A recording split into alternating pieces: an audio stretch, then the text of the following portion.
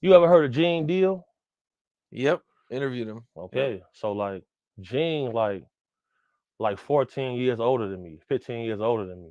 You know what I'm saying? But he was a probation officer. So he operated a little bit different. I was in the street full time, bro. You feel me? Like I was outside in the field. So like, you know, you would hear Gene say when they got a threat on their life, Diddy told him, I'm not trying to hear that shit, Gene. Because it's your job to be gangster. It's your job to get wild with people. That's what you're getting paid for. So when you see people like that coming out, it's because they know for a fact like it's things that's going on they don't agree with, but they not man enough to say, you know what, I'm not standing for this. So a lot of love me because if I see some guys doing something crazy to a female, hold on, boy, not in front of me. So that'll lead me to get like, oh, we ain't gonna hire him no more because he's not gonna allow this. So that's how like I ended up like whenever Imana called me, I'm immediately coming because like he not on this strange shit y'all on. You know what I'm saying? That's why like if I don't want to say his name, I'm still on the contract with him. Let me be careful here. Let me be careful here, man. Let me be careful, cause You better be hmm, careful. that stuff about Diddy real, bro. What do you think about the Meek Mill accusations? Oh well, you say this stuff about people. Okay, now I used to bodyguard Rocky Fresh, who was signed to Rose. Yep. All right, now Meek said he wouldn't do a song with Rocky because Rocky wasn't street. Right. So little things that take place, and people will expect certain things out of him. But now with some of this stuff's coming out, if you look at his body of work, it's been strange things in his history. So then you go on this Twitter page, you click on his likes, bro. You see things that he's liking. That's questionable. Would you come up in here with a matching shirt with me? Hell no. Hell no. Ace, would you pop out with a matching shirt with me, bro? Styles, put that on something. You gonna pop out with no, boy. It's not going like that, bro. Would you let me call you daddy? Hell no. No, bro. I've been saying this for years. I say, man, these boys strange, bro. The things they into is strange. I've seen so much. I've seen a lot, bro. So like with him, look how he responded to the situation. Not one time did he come out and say these things are a lie. Did you see that? Yep. He didn't say that. He didn't deny it. That's No, he didn't deny nothing. Because if he deny it, what's gonna come out? Footage, mm. You think Diddy has footage on Meek? for sure. He got cameras through his whole crib. Every millionaire, billionaire I've been around, bro, they got. So I know what's going on. So if I go into the bathroom, I'm gonna cut the lights off, cut the flash on my phone, and look at the mirrors. If it's got that little hollow circle at the bottom, there's cameras in there. It's all they're gonna be all through the crib. That's why most times I'm gonna chill in the car. Call me, text me if it's getting dangerous. I'm coming in demonstrating. Point blank. Period. This the facts, bro. I've been saying it for years, bro. For years. That's why I stopped just going by myself. Cause I be having my own money. You know what I'm saying? So like you can't just tell me anything. So I'm like, okay, me and phone I'm pulling up here. That's all. I'm not gonna pay for all your friends. The guys got cheese. We go to the club, we're gonna buy our own bottles. We're gonna stand right here and make sure don't nothing happen. But when it comes to that camera stuff, people not denying it because they know they was there. What's up? This is Cam Capone. We got more content like this coming soon. So hit that like button. Oh, Our team found the best seamless solution for high-ticket coaches and consultants to generate leads automatically without the need for cold calling, constant social media posting, or sending endless DMs. Imagine if you could harness the power and speed of AI. What's up, fam? This your boy Cut to the Chase TV. Be sure to hit that like and subscribe button, and be sure to share this video. I got some news for you Negroes today. It is being reported that Lil Rod has officially put the nail in Diddy's coffin after he gave a recording of Diddy admitting to crimes and bragging about sex acts with different celebrities. Now, if this is true, it's over for Diddy. His ass going to jail. First, his son got caught on audio. Now his ass is on a recording bragging about all type of illegal activities. It is clear as day that Lil Rod has outsmarted Diddy. Now Lil Rod didn't have more money than Diddy. He just had more brain power than Diddy. And sometimes that's all you need to win. And let's be very clear about this. I'm the first person who called out Lil Rod. I'm the first person who said Lil Rod lawsuit sounds sketchy. What the hell you mean you're a grown-ass man that was sexually assaulted by another grown man for a whole year? You couldn't fight the nigga above you? That's what I said when I first heard about Lil Rod lawsuit. And I'll be honest with you guys. I never knew what Lil Rod looked like until today. I finally seen a picture of Lil Rod. I was very surprised. Because you hear the name Lil Rod. You hear the name he's a producer. You thinking he gonna be some thugged out nigga. But Lil Rod looks sweet as hell. He looks sweeter than Project Kool-Aid. Oh, Smacking his lips, rolling his neck when he talks, snapping his fingers. I'm like, damn. I thought you was Lil Rod. I didn't know you was Lil Rod. So I'm like, damn. No wonder why Diddy was trying him. He could keep Diddy off his ass. I'm going to show you guys a picture of Lil Rod so you can get a sense of what he looks like and what Diddy was up against. Let's take a look at his picture. Boom. That's a picture of Lil Rod. That's the man who claims Diddy assaulted him 4 different times in 4 different locations. He said it happened in Miami. He said it happened in Los Angeles. He said it happened in the Virgin Islands. And I'm looking at his physical appearance. And I'm looking at Diddy's physical appearance. It's an even matchup. Lil Rod should have been able to defend himself better than that. If you can't defend your own ass, how you gonna defend your kids? Because he said he got kids. And I'm looking at Lil Rod. What you mean you got kids? You can keep Diddy off your ass. How you gonna defend your kids? Right? And let's be honest about Diddy. He's like a short, pudgy nigga. He looks slow, slow-footed, 2 left feet. We all see the nigga dance. He can't really move like that. So I blame Lil Rod too in some of this situation. Because the first time Diddy tried you, you should have said, hey, look, nigga, it ain't that type of game. That's all you had to say. Be stern with him. But nah, I don't think you were stern with Diddy. Diddy undressing in front of you in the studio, allegedly. He making you work around him while he take a shower. If he didn't handcuff you to that bathroom, if he didn't handcuff you to the doorknob, how's he forcing you to watch him shower? You can easily get up and leave. yeah. You chose to stay there. That's all I'm saying. And I'm going to tell you the real reason why I think Lil Rod filed his lawsuit against Diddy. I'm going to tell you where Diddy fucked up at. I'm going to be honest with you guys. Oh, yeah, we're going to break it the hell down. So follow me on this. I think Diddy undervalued Lil Rod ass and overvalued Young Miami. Let me explain it to you guys. Put yourself in Lil Rod's shoes. He's hanging around Diddy.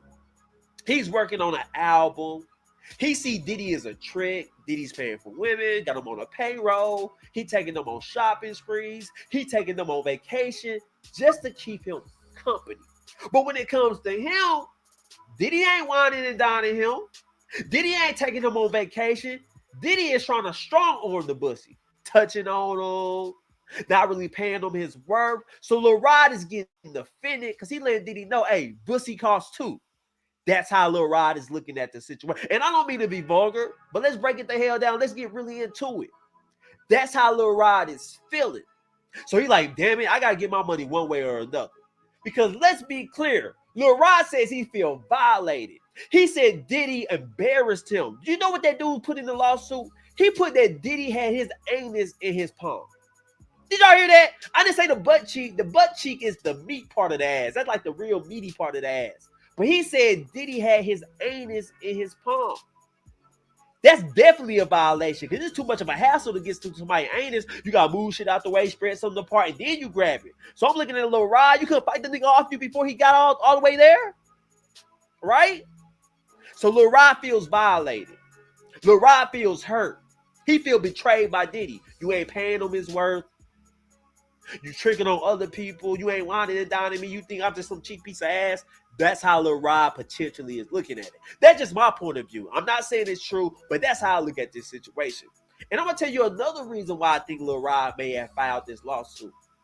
I don't think he feel like he was getting paid correctly by Diddy for producing the album. I think he feels slighted in pay.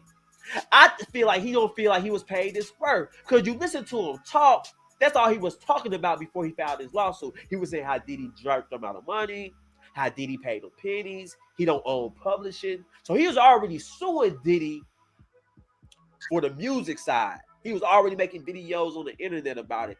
Take a listen to this Lil Rod video of him explaining why he is suing Diddy due to music. Let's go. Some of you may know me or may not. I'm a music producer who's a writer and musician. Been working on an album. I took a year off straight working on this album. That album is the Love album, Off the Grid by Diddy. And it's Grammy nominated right now as we speak. I should be celebrating, but the truth is I'm not. You know. Let me say this. Congratulations to Lil Rod. It was a great album, that last Diddy album.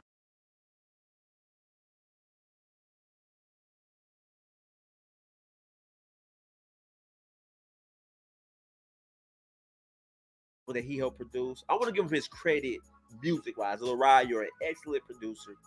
You did excellent work. And I know it's nominated for a Grammy, and you should feel happy about it. But you say you're not happy because you're underpaid. You feel like you was working for free. You said it was times that Diddy didn't let your ass go to sleep. I'm like, damn. That's why he played you like that. How you gonna let another man tell you when you can go to sleep and lay your head down? I don't give a fuck how much money it was. When you start letting men do you like that, they'll start taking advantage of you in other ways because they feel like you sweet. Yep. They feel like you a punk, literally. But let's hear him talk some more. Let's go. Diddy will request certain works to be done and tell us don't go to sleep until it's done. And the truth is we'll be up for days trying to accomplish that. I've tried to get my business straight with them on this album, but the truth is they're not playing fair. The contract that they give me and the offer that they gave me was just disgusting. The producer fee, pennies. And on top of that, these guys are trying to steal my publishing. Taking my publishing or stealing it I'm not gonna let that happen. You hear that? You see why I'd say Lil Rod is suspect? Because months before he filed a sexual assault lawsuit against Diddy, he was already talking about suing him over music. Yep. He was saying he couldn't afford a lawyer. So who's to say he's not just doing this to get his money one way or another? Yep. Y'all feel me on that? That seems kind of suspicious to me. You already had a gripe with Diddy. Months ago, you were just talking about the music side of things. You ain't never seen Diddy touch your ass. All of a sudden, Cassie come out, she get paid, and then you Lil Rob mixed lies and that shit on the real. And look, he probably was getting down. He's saying all that shit. He probably fruity. Well, he probably was doing that. come out with a lawsuit talking about all the things Diddy did to you. You see why we ain't really rocking with that? It's either one or two things. It probably didn't happen, or some of that stuff may have been consensual. That's all I'm saying, all right? I'm not saying you lying about everything, but this is real sketchy. That's all I'm saying. But anyway, let's get to this article of Lil Rod saying that he has a tape of Diddy admitting the crimes and bragging about sex acts with different celebrities and other shooters as well. Let me read you guys this article. Let's get into it right now. Digital agencies, listen up. Duda introduces the power of website building, AI, and SEO combined. For the first time ever.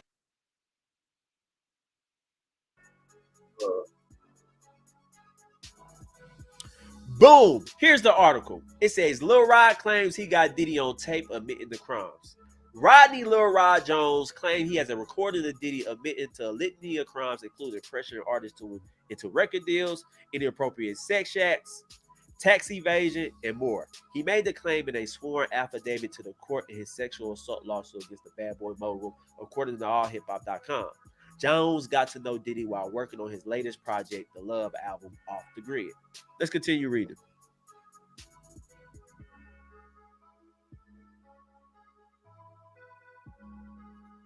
He shared how he would get things by force, Lil Rod explained. This included record deals, signatures on contracts, sex acts from women and men, as well as the women of his enemies. He bragged about departed attorney Johnny Cochran's savvy legal skills and ability to pay off the witnesses through private investigators and other third parties. So let's be clear about this. Because we all heard about Diddy sleeping with 50 Cent baby mama. And we know 50 Cent and Diddy has. For some reason, I know dog lying about shit, Lil Rob, but for some reason, I think he telling the truth about Meek Mill now. For some reason, he mad. He's mad. I'm telling you. I feel like he telling the truth about Meek Mill because he mad. He got mad. He got mad and he telling on the real. I like Meek Mill music and shit like that. I was defending Meek Mill, but I feel like, and dude put some lies in this shit. Yes, he put lies in this shit about Diddy because Diddy tried to take his publishing and shit like that. You know what I'm saying? So of course he put some lies in there because he's trying to get his money, but I think he telling the truth about Meek Mill. I'm telling you. That's like a little light beat. That's like when a bitch get mad and she run off and she get to telling the truth. You know, he mad.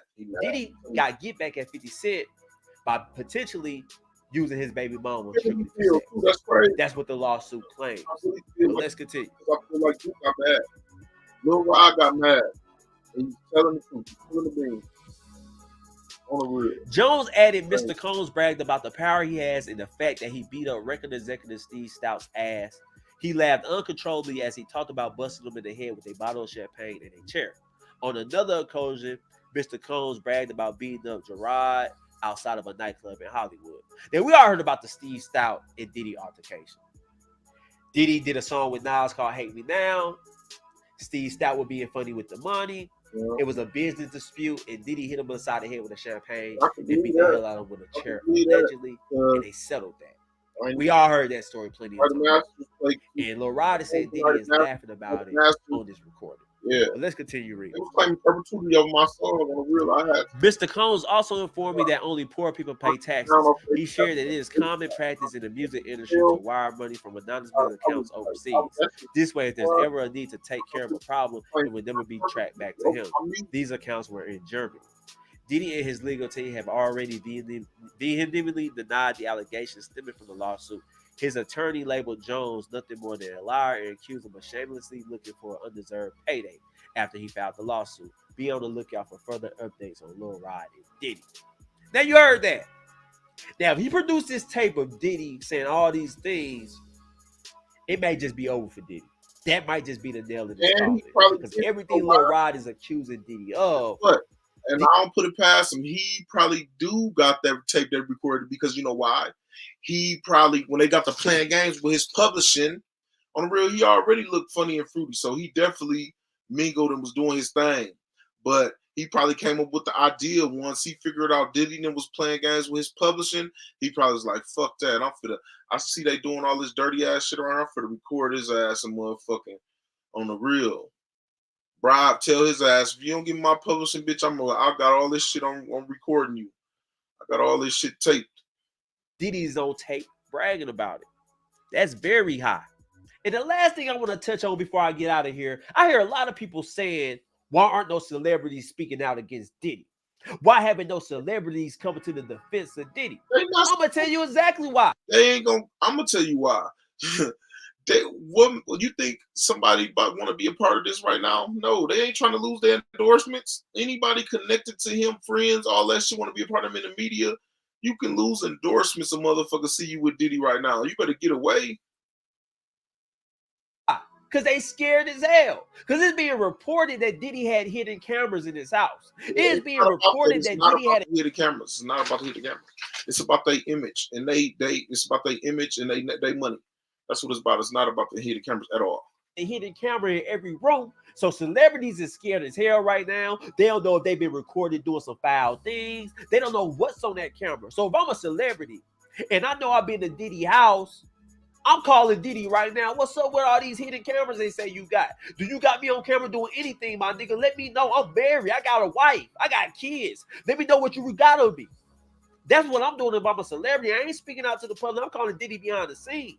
Because you better believe. I'm probably definitely thinking about that, but at the same time, ain't nobody trying to be a part of that shit.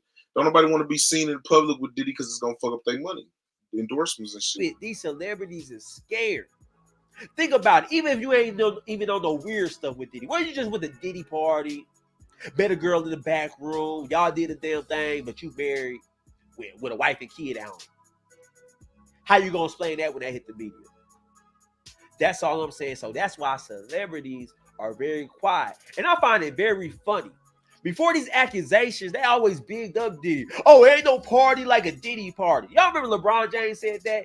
And I always kind of wondered to myself, what's so special about Diddy parties? Y'all are rich.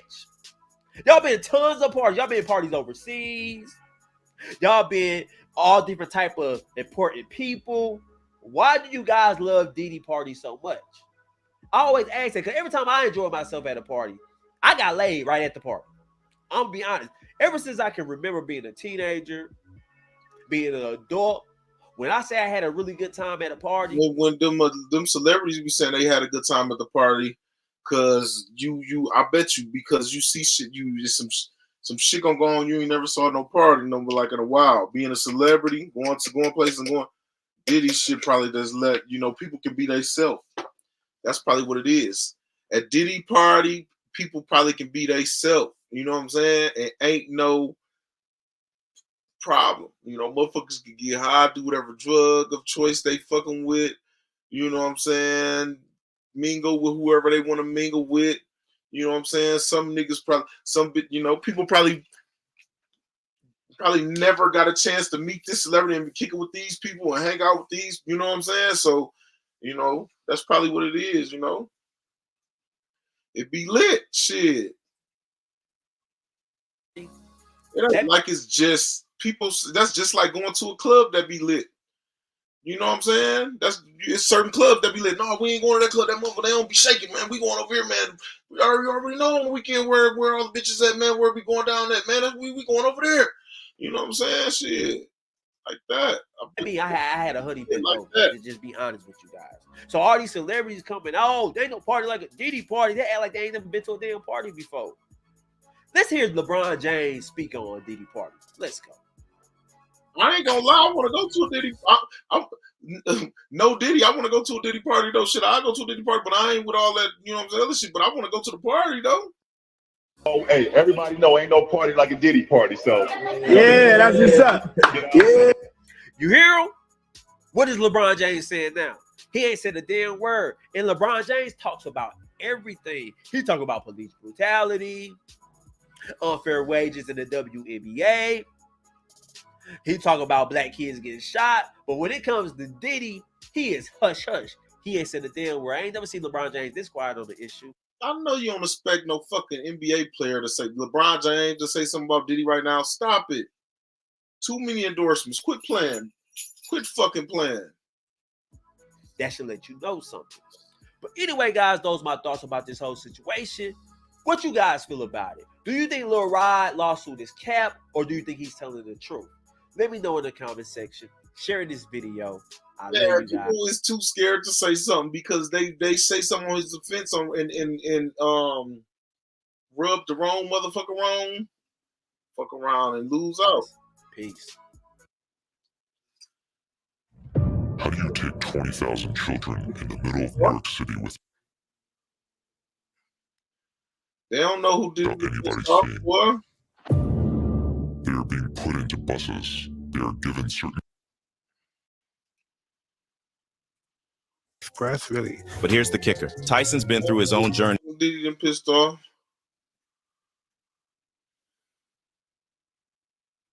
That shit, what the fuck going on with my shit? of self-discovery. He's talked openly about his past struggles with self-hatred and how he's changed. He even admitted that at one point in his life, he was like Boozy, spewing hate without really knowing why. And let's not forget the drama with Diddy. You know, the whole thing about him possibly being gay. 50 Cent's been stirring the pot, as usual, claiming Diddy's fruity and all that. You're doing it, I'm going. I ain't gonna lie, this shit shouldn't even be this motherfucking. Why is everybody worrying about Diddy being gay, man? That shit's so silly. What the fuck, dog? Like, if he gay, let him live his life, man. What the fuck? That ain't even no shit to be Motherfuckers need to just get to the bag. What the fuck? Puff was like, yeah, like first he was in. That ain't even nothing to worry about. Fuck, but as long as he ain't, make sure he ain't motherfucking trafficking young girls, which I don't think he is. I don't think Diddy that stupid. I really think they putting that on him right there. He ain't trafficking no fucking young girls or no shit like that. He got too many bitches, man. He got too many women he can get. Too many women he can get to be. Come on, man. That don't even make sense. And I'm not on Diddy side or none. It just don't make sense. You got too many women. Fucking billionaire. You got too many fucking women. It don't make sense. Quit playing. But him to Too many women. Then he got all these daughters and shit, man. He ain't fucking trafficking no fucking kids, no young. stop. Then he was like, yo, he's like, yo, so yo, when we gonna get the chance to, you know, to kick it? Like we can just hang out. No, he definitely got aggressive with his women and shit like that in an argument or some funny ass, you know what I'm saying? Like that shit goes on. That shit go on, man. That shit go on. You could be hanging out with a girl and she get mad or something and lie. She could lie and say, oh, he raped me. You ain't motherfucking rape or nothing. You know what I'm saying? Your ass to go to jail just by her lying. Like in real life. Out, nigga, we gotta kick it. This is Paul. Okay. You're telling me we gotta kick it. He's like, yo, why don't we like go shopping? I mean, like I pay for it. And I was like, I got the way. Could have went out on a date with a girl, had sex with her, and she can lie and go out on a date with her, have sex, and she asked for something and you say no, and she can get mad and wake up tomorrow and say you raped her and you just had sex with her and everything, and they will, man. It's fucked up. I was like, this nigga just tell me he take me shopping. And this is goes on. So there's your little fruit pile. It's a fruit pile. Trust me. You see these little weird ass and shit like that out there, sitting out there for no reason. You don't see accident pictures of me like kissing niggas. Like that doesn't happen by accident. You know what I'm saying? Like, I'm telling you. I'm telling you. Look. Even I ain't gonna lie, 50 Cent got some pointers there saying that, like, Puff that didn't make, ask him go shopping and shit like that, but at the same time, Puff Rich is a bitch like God, like, you know what I'm saying? Like, I know your average nigga ain't gonna ask nobody to take him shopping and shit, but you know what I'm saying? Like, if you a good person, a good motherfucker, and you know, it ain't nothing biggie, you know what I'm saying? Even Wendy Williams has jumped in on the gossip train, hinting that there might be more to Diddy than meets the eye. But hey, Diddy's never confirmed or denied any of it. Guess we'll just have to wait and see if he's ready to spill the tea or keep us guessing. And as for Tyson, well, despite all the rumors, he's been married 3 times. So who knows what's really going on behind the scenes? All right, let's break down the recent developments. So Daphne Joy, caught up in a custody battle with her ex 50 Cent, threw some serious accusations his way after he teased her about being labeled a worker in a lawsuit against Diddy. But 50 was quick to shut that down. Now let's talk about this lawsuit from Diddy's producer, Lil Rod. It's a massive 105-page complaint full of shady claims about Diddy and his crew. Drama's been brewing since February, and it got an update this This AI tool will take your idea and create a complete book, complete with design, images, layout, everything. And week with some major raids at Diddy's fancy pads in Holmby Hills in Miami. The feds are poking around into Diddy's business over some heavy trafficking allegations, and it's sending shockwaves through the industry, pulling in everyone from Diddy's son to big shot record label bosses to even Prince Harry. The lawsuit spills some juicy details, claiming Diddy was splashing cash on a bunch of women for some shady business. They're calling out names like Daphne Joy, Young Miami, Diddy's ex, and Instagram model Jade Ramey as the ladies getting paid. Lil Rod's not holding back with his $30 million harassment lawsuit, pointing fingers at these women as part of Diddy's sketchy dealings. But hold up, Daphne ain't having it. She took to Instagram to clap back, saying she's deeply hurt by the lies in Lil Rod's lawsuit and slamming the claim that she's a worker as 100% false. She's lawyering up and ready to throw down against Lil Rod and his attorney. I am deeply hurt by the lies in Rodney Jones's lawsuit. The claim that I am a worker is 100% false and character assassination. Daphne over there looking. I am retaining an attorney to explore all legal remedies against both Rodney and his attorney. And as for Diddy, well, He's standing firm, denying all the allegations flying around in that lawsuit, along with a bunch brought by 4 other women. His lawyers calling it all complete lies. But wait, there's more drama. Old rival 50 Cent couldn't resist stirring the pot. He hopped on Twitter, dropping a cheeky line. They don't come like that unless they got a case. And he didn't stop there. 50 threw shade by posting what looked like a sneaky paparazzi shot of his ex with Diddy, trolling Joy by calling her a little worker in the caption. Classic 50 move, right? He even used one of Combs' many aliases. Now it's not Diddy do it, it's Diddy done. They don't come like that unless they got a case. You moved a mile away in hopes of having another baby with me, but I was busy. So you moved back, and then you started receiving money from Brother Love. Now here we are, little worker. Joy came back swinging though, but let's backtrack a bit. See, back in 2013, 50 Cent showed up in court, pleading not guilty to some serious charges of domestic violence and vandalism after a heated incident with Joy. It was messy, with allegations flying and restraining orders issued. So Joy's laying it all out, saying she made the move to New York to give Jackson a chance to be a real dad to their son. But despite being practically neighbors for 2 years, she's claiming that the rapper barely showed up, only making about 10 visits. She's not holding back, calling out Jackson for dropping the ball on his dad duties and throwing some heavy accusations his way. She's accusing him of some serious stuff and physical abuse. She's had enough of the facade and says she's putting her faith in higher powers to handle him from here on out. But wait, 50 Cent's not taking this lying down. Through a spokesperson, he's coming out swinging, denying every single one of Joy's claims. He's hitting back hard, saying these allegations are just her way of retaliating because he's seeking sole custody of their son. He's making it crystal clear his kid's his top priority, and he's dead set on keeping him safe. Fast forward to now, Joy's hitting back at 50's trolling. She's calling him out for putting her safety at risk and accusing him of neglecting their son. She's not holding back, throwing some heavy accusations his way, but 50's firing back, denying all her claims and focusing on protecting their kid. And that's the latest from the drama zone, folks. Buckle up, because it looks like things are heating up even more. In the midst of all this drama, one thing's for sure. Tensions are running high between Joy and Jackson, with accusations flying left and right. But as they duke it out, it's important to remember that there's always more to the story than meets the eye. And hey, speaking of eye-opening revelations, let's not forget about that bombshell dropped by Mike Tyson, who recently leaked footage from Diddy's CCTV cameras. While we're left scratching our heads over what that could mean, one thing's clear. In the world of celebrities, scandals and surprises are never too far away. So, as the dust settles and the gossip mill churns on, let's keep our eyes peeled for the next jaw-dropping twist in this saga. After all, in the world of...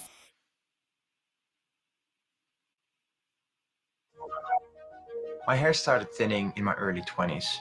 I was genetically predisposed. I tried everything, and nothing was really working. We needed to find a...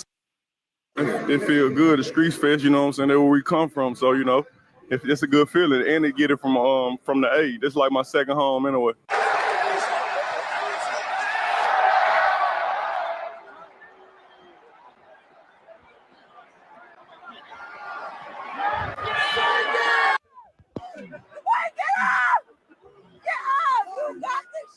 Get up! Get out the way! Get knock rap out. Get up, rap. Get up. Situate him. They rock. Kill him, rap. Kill him. I don't know. But just join and be out there with him. They got me liking this. Oh!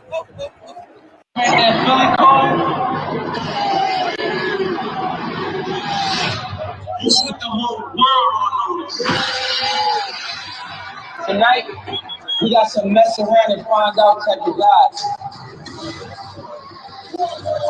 Straight up code breakers. So if you come for the bloodline, you best not miss. We've been showing out for 40 years. It's a big boy.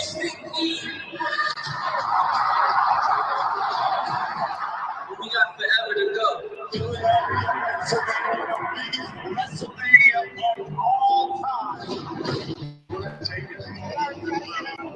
And it's about to be legendary.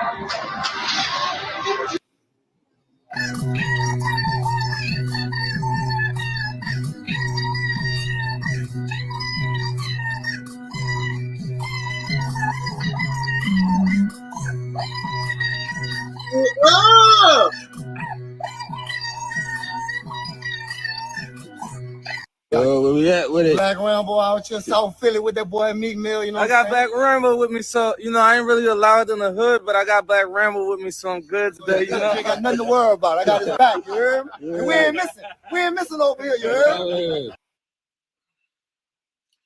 Get up. That nigga said, get up.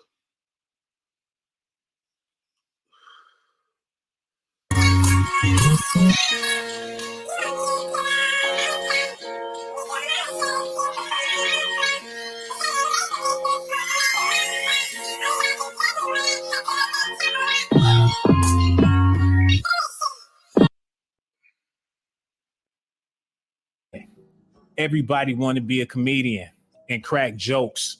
I did it too. Call him Cheek Mill with the doodoo chasers and all that. I thought it was funny when it was funny. But now I'm here to let y'all know this situation ain't funny no more, because Meek Mill's 12-year-old son is confused about not only his father, but also about himself. He old enough to connect the dots. He can see why it was strange for his father to stay the night with Diddy and go to every last one of his parties. He knew the energy was off. They supposed to be from Philly. You figure if somebody picking on him in school, they supposed to bang it out. But how you gonna bang it out when your father got banged out? And the stuff he's saying in the news is very pause-worthy. He living in the gay world. They calling him everything in the book, man. And his son is feeling the pain. And you figure, why would his son be confused if he know that his father is a real one? If his son ain't had no doubts in his mind, this wouldn't be affecting his child, regardless of what anybody else got to say about it, man. That's what's making this fishy. Meek Mill said, I don't believe no. He 12 years old, man. He probably don't know how to deal with that shit, seeing that shit on social media. He 12. Fucking 12. Diddy story. Once they can't expect him to deal with that shit like no grown. He's seeing all these people calling his dad. You know what I'm saying? He's 12. He's young. He's lied about me now. Anybody try to sexually assault me, it will be a bang out on the spot. Hold on. Pause, bro. Pause. A bang out on the spot? No Diddy. Soon as you realize he ain't got no belt on, it's gonna go all the way down. We about to talk about this, but before we do that, y'all need to hit that like button, subscribe to the channel, put some respect on Meek Mill's son name. I don't want to hear nobody in the chat talking about the doodoo chasers or Cheek Mill or none of that corny stuff, man. We gotta quit these jokes because this young man confused about his father. They said he went to the bus stop with a full dress on, and that's because of y'all. He don't know what to think about Diddy, his father, or none of that. Yo, let me give y'all the shout out real quick, yo. David Ogilvy, otherwise known as the GOAT of advertising. His multi-million-dollar campaigns convert decades pure bullshit. Who we got up in here? All my members, y'all get shout outs first, man. We talking about Detroit's finest in the building. What it do? Maya Ray. Who else we got? We only got 2 members, man. Back to this Meek Mill situation. And shout out to the people watching. Y'all got to see this. And y'all need to listen good. Listen at this, y'all. If you're dealing with somebody for a long period of time, it don't matter if I left or you left, you can have a celly. Nah, you got a celly for 3 months. That nigga cried when the celly left. Pack it up, go to new jail. You're gonna feel like you just lost a chick. You know how it is. It's just you're gonna be hurt about it. You felt like that? I'm not going to never lose your celly and feel like He said he lost his celly and felt like he lost. No Diddy. Now, I didn't lost the celly. I mean, you know, is your celly gonna leave and shit like that? You know what I'm saying? And you know what I'm saying? You don't feel like you lost no fucking chick, my nigga. But you know what I'm saying? You don't be fucked up, but you know what I'm saying? Now you back in that shit bitch by yourself. You know what I'm saying? A new motherfucker coming there, you probably ain't gonna need like this motherfucker. You probably ain't like be cool with him or nothing. Y'all might get into it. You know what I'm saying? But it just be like one of your homeboys, you know what I'm saying? Like you chop like you ain't like one, you know what I'm saying? One of your homeboys gone or some shit like that. It ain't like you lost no fucking chick though. You that nigga compared it to that. Lost a chick. So how he feel about Diddy being in the news for all these allegations? Is he hurt? Is he worried about Bay? Like how he be worried about his cellies when they get sent to another prison? He come in the cell, boo-boo gone, and he feel like he lost a chick. The lawsuit named Meek Mill, the doodoo chasers, and everybody else in his squad. And Rick Ross ain't got nothing to say about it. He'll get on IG real quick and floss his chains and all of the new stuff he bought, but they don't never want to talk about where they be getting that money for real. These rappers ain't even selling no albums like that. So how is they collecting the bag? Rumor on the street is they got these high-powered sugar daddies that'll pay to play.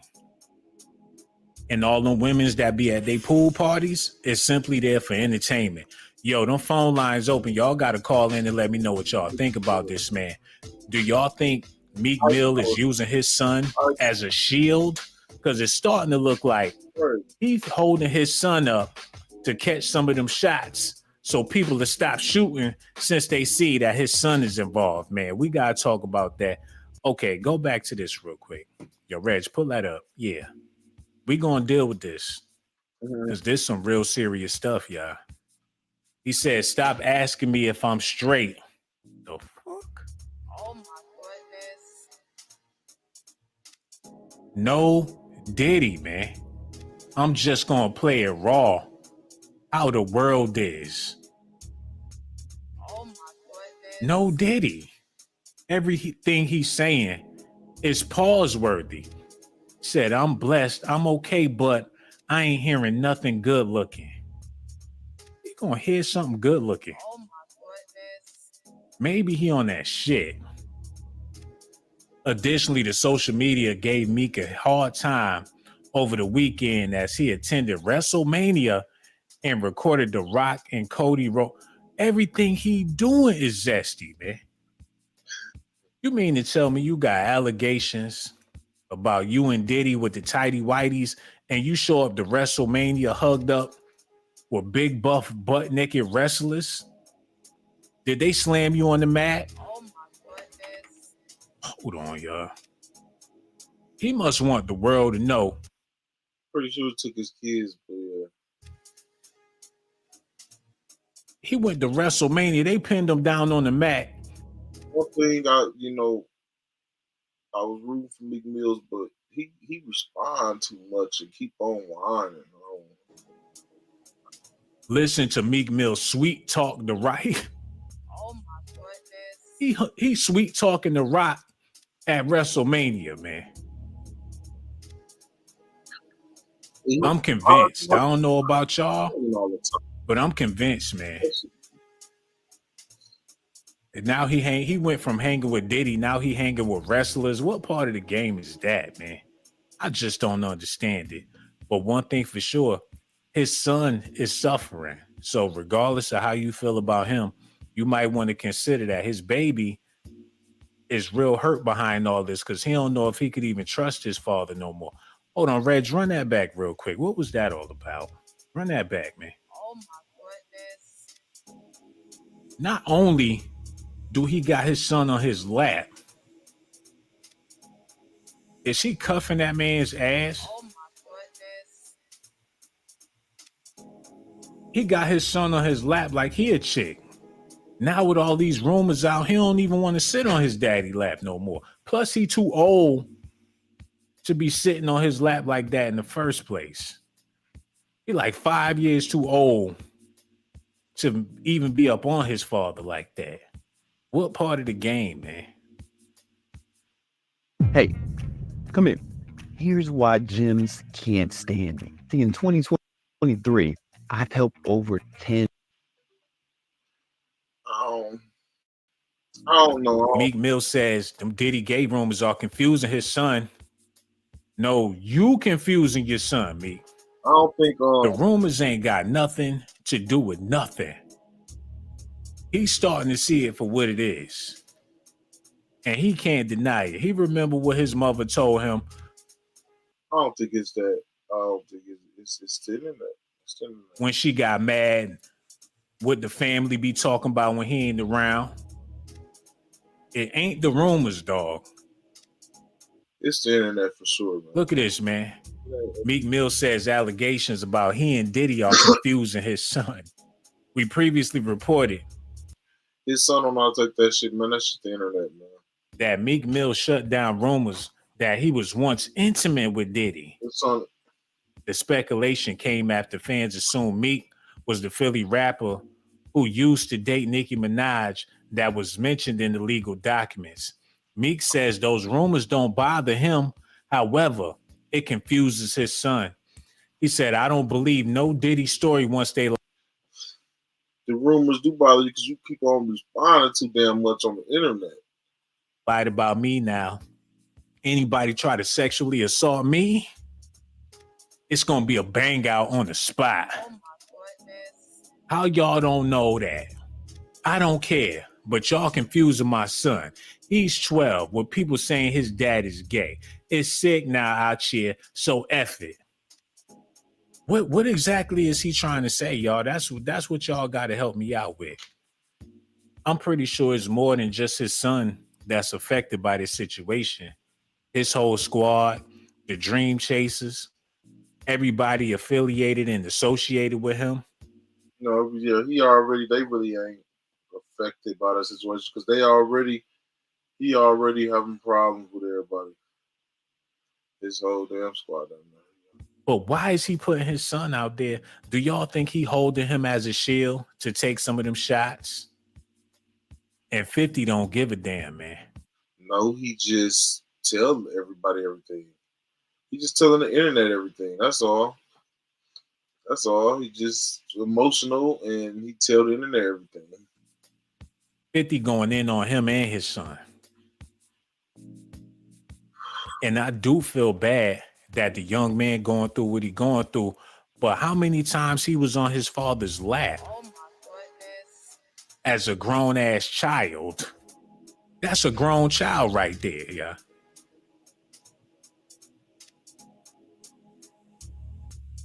He grown enough not to be in between his father's legs. I know that much.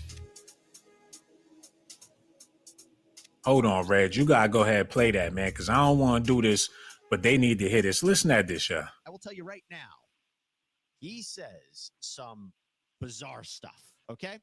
After talking about various kinds of conspiracy theories, Adi asks this one thing out of the blue. Hi, guys. Oh, goddamn. Why they playing with me? Yo, y'all hit that like, subscribe to the channel. Yo, Reg, bring that back. All right, here we go.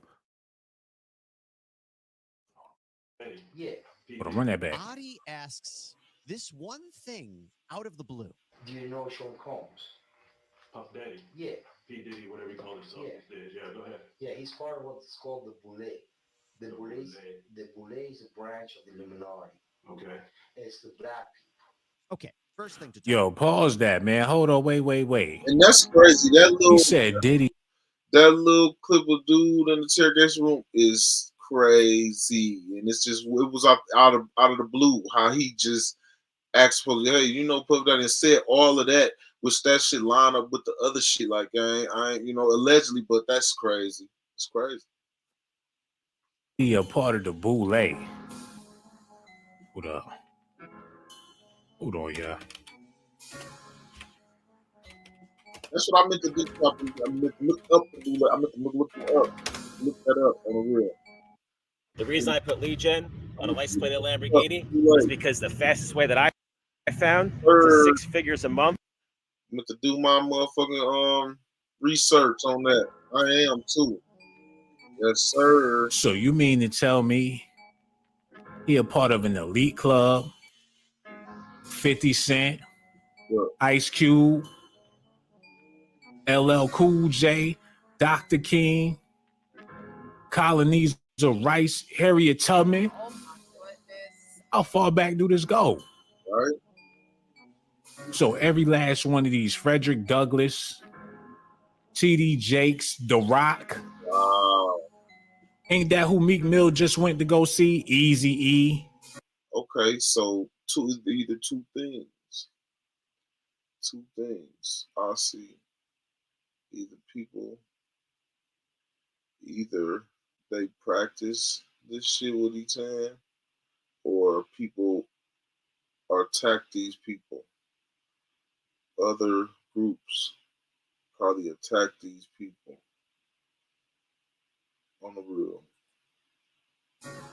All of your black legends. So it's an elite club of black people that try to keep the So you got to think about it. Wealth within their own little circle. Yeah. It's an elite club of black people who try to keep up. So you got to think about it. It's definitely going to be people that attack these people. It's definitely going to be people, other clubs that's going to attack these people because it's competition. You gotta think on the real. So some shit ain't gonna be valid, but at the same time, these clubs are just like, what are they called? Frat, college frat, and you try to, you get in a sorority group. You gotta do shit to get in. And Diddy just so happened to be one of them, man. Dave Chappelle. Shit, I ain't surprised. Barry Gordy. Quincy Jones. What y'all think about this, man? Do you think there's a fraternal order of elite blacks? Yeah, it is. He said it's go all the way back to Harriet Tubman. That's in place to keep other black people down, man. I don't know if they're in a place to keep black people down, but at the same time, I know it's gonna be people attacking them, and they're gonna be attacking people. So, you know what I'm saying? You got to think about it. If this is a group of people like that, it's gonna be people that's attacking them. It's gonna be competition. So it's gonna be people that's gonna be attacking them with lies, with money that can push it in the media. At the same time, they gonna be they probably practicing weird shit. You know what I'm saying? They probably practice weird shit in between, in a sorority, in a coat, and they, you know what I'm saying, or whatever it is, Because that's what old boy said in the interrogation room. And if that's the case, Meek Mill is a part of their program. They saying LeBron James with it, Mike Tyson, Stevie J. In the real, in the shit they said, like that means that there must be some powerful people that's running that shit. If that's the case, that means we all been come to mind right now. Some just came to mind right now, but I'm not gonna say nothing right now. Fool. That mean that Jay-Z a part of their fraternal order. I've watched what I say too, John. I might speak on it later, but she be coming to my she be coming to my mind. On the real, I'm not gonna say nothing about it right now, but I'm definitely gonna say something about it. You know what I'm saying? Because I don't hold shit in, but I ain't gonna say nothing about it right now. It's coming to my mind watching this like new shit. Order. On the real, like wow. R. Kelly, Beyonce, Nick Cannon. One day. What y'all think, man? Because do y'all think they on some spooky shit and they all get together and do rituals and things like that? I'll be studying. Look at this, man. I'll be doing my homework, but no, y'all need to see this right quick.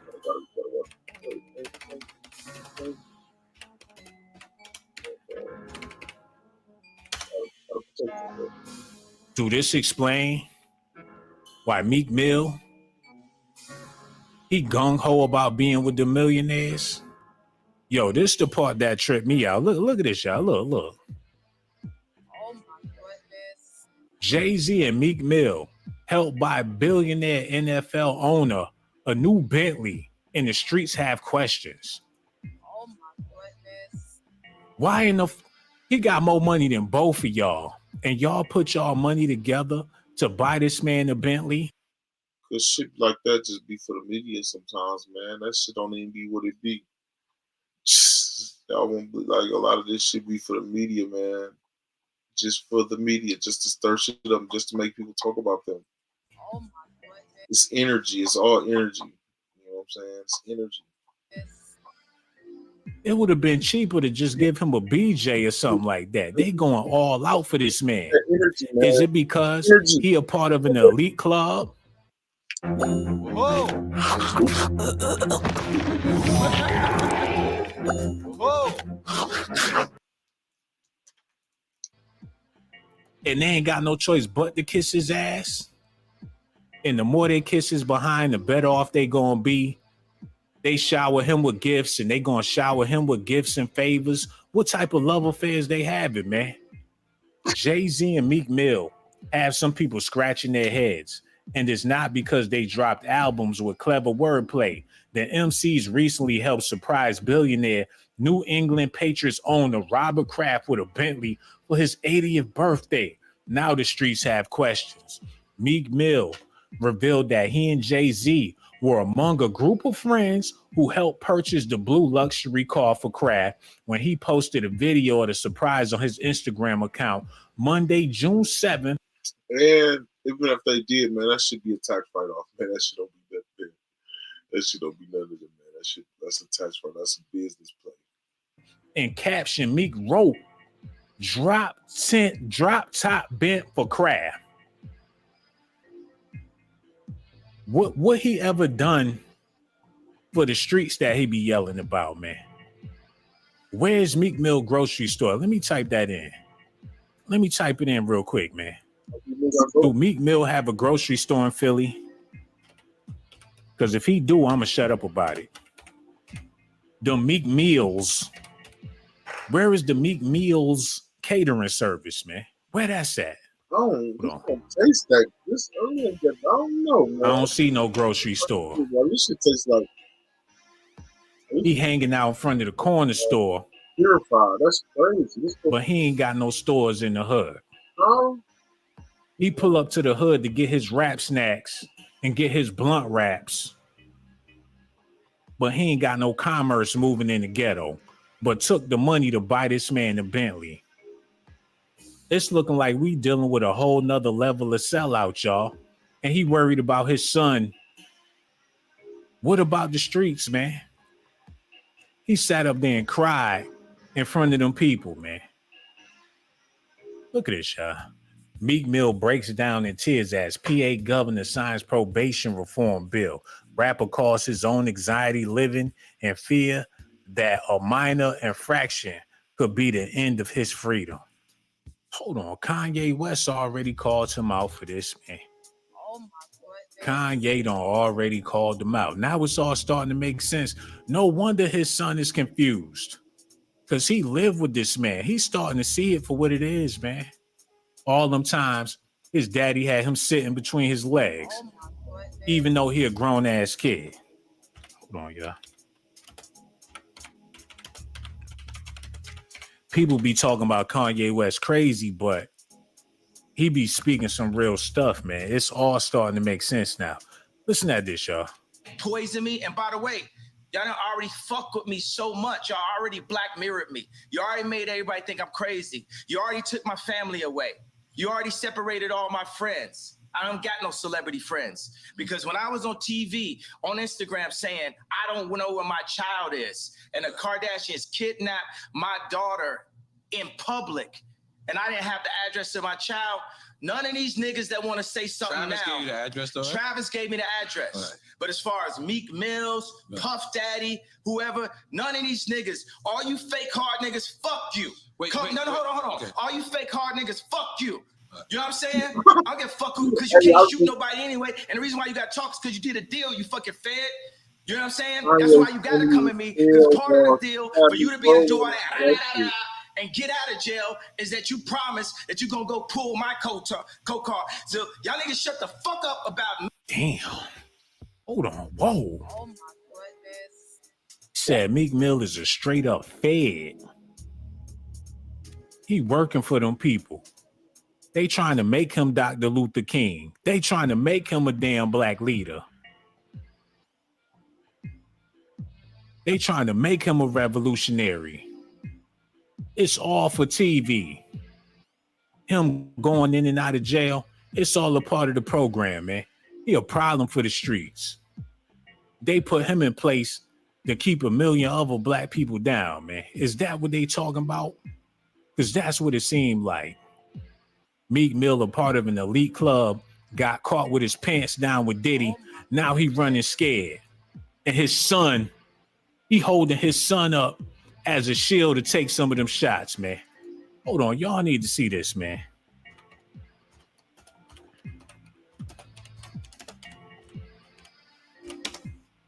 Hold up. Pull that up. He don't Nino Brown the whole situation, yeah. Oh my goodness. Everybody busting shots at his zesty ass. He gonna grab his son and hold him in front of the damn bullets, man. How many times we seen this happen before? We thought he was the man. Come to find out, he would use his own child, to stop the heat. His own baby boy. People ain't even know who his son was. People ain't even know he had a son. Now everybody know about his son because he brought him to the news. Instead of trying to clear up his shit and explain what's going on and provide the receipts and get a proof that he ain't do none of that stuff with Diddy, he'd rather put his son in the line of fire. What part of the game is that, man? Y'all gonna have to help me understand it. Do y'all feel bad for Meek Mill? Do y'all feel bad for his son? Is this what he deserved for perpetrating the fraud? No, that's what comes with the internet. It's the internet life. That's what comes with this internet now. And his son is 12 years old, so now he probably on the internet, you know what I'm saying, seeing shit, probably got a little page. And people is, silly as hell on the internet. People probably saying all type of dumbass comments on his son page. You know what I'm saying? Like, yeah. This whole damn time, when you see a rapper with pearls around their neck like Elizabeth Taylor, Oh my goodness.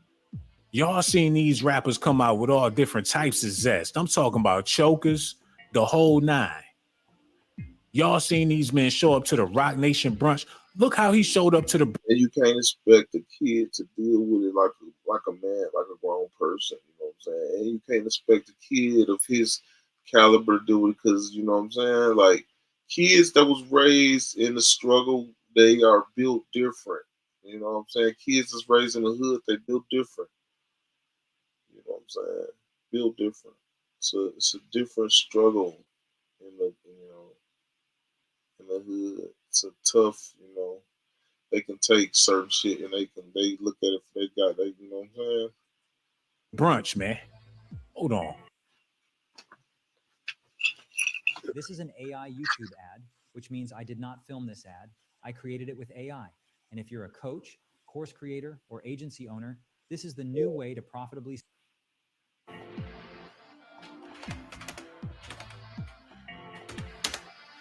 Y'all gotta see this, man.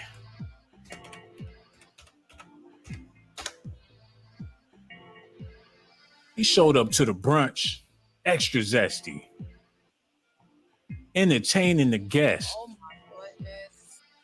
with a pink suit, a bright pink suit that was real tight. What is he doing for them?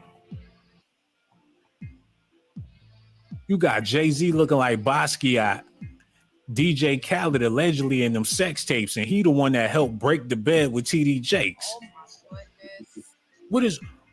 When did men start having brunch? Oh my goodness. Explain that to me. When do men get together and have brunch? I ain't never heard two men talking about let's have brunch. This a Hollywood thing. Yeah, that's some rich shit, man. And Diddy was there. Some rich shit, man. That's some rich right there, man. That's some rich shit, man. They got too much time on their hand. They can do that. Now they act like they don't want to be around Diddy no more. When he was the life of the party at every party they ever threw. Now they running scared and don't want to have no associations with him, man. And I feel like Meek Mill, if you really want to clear this up, You gonna have to explain what the hell this is, bro.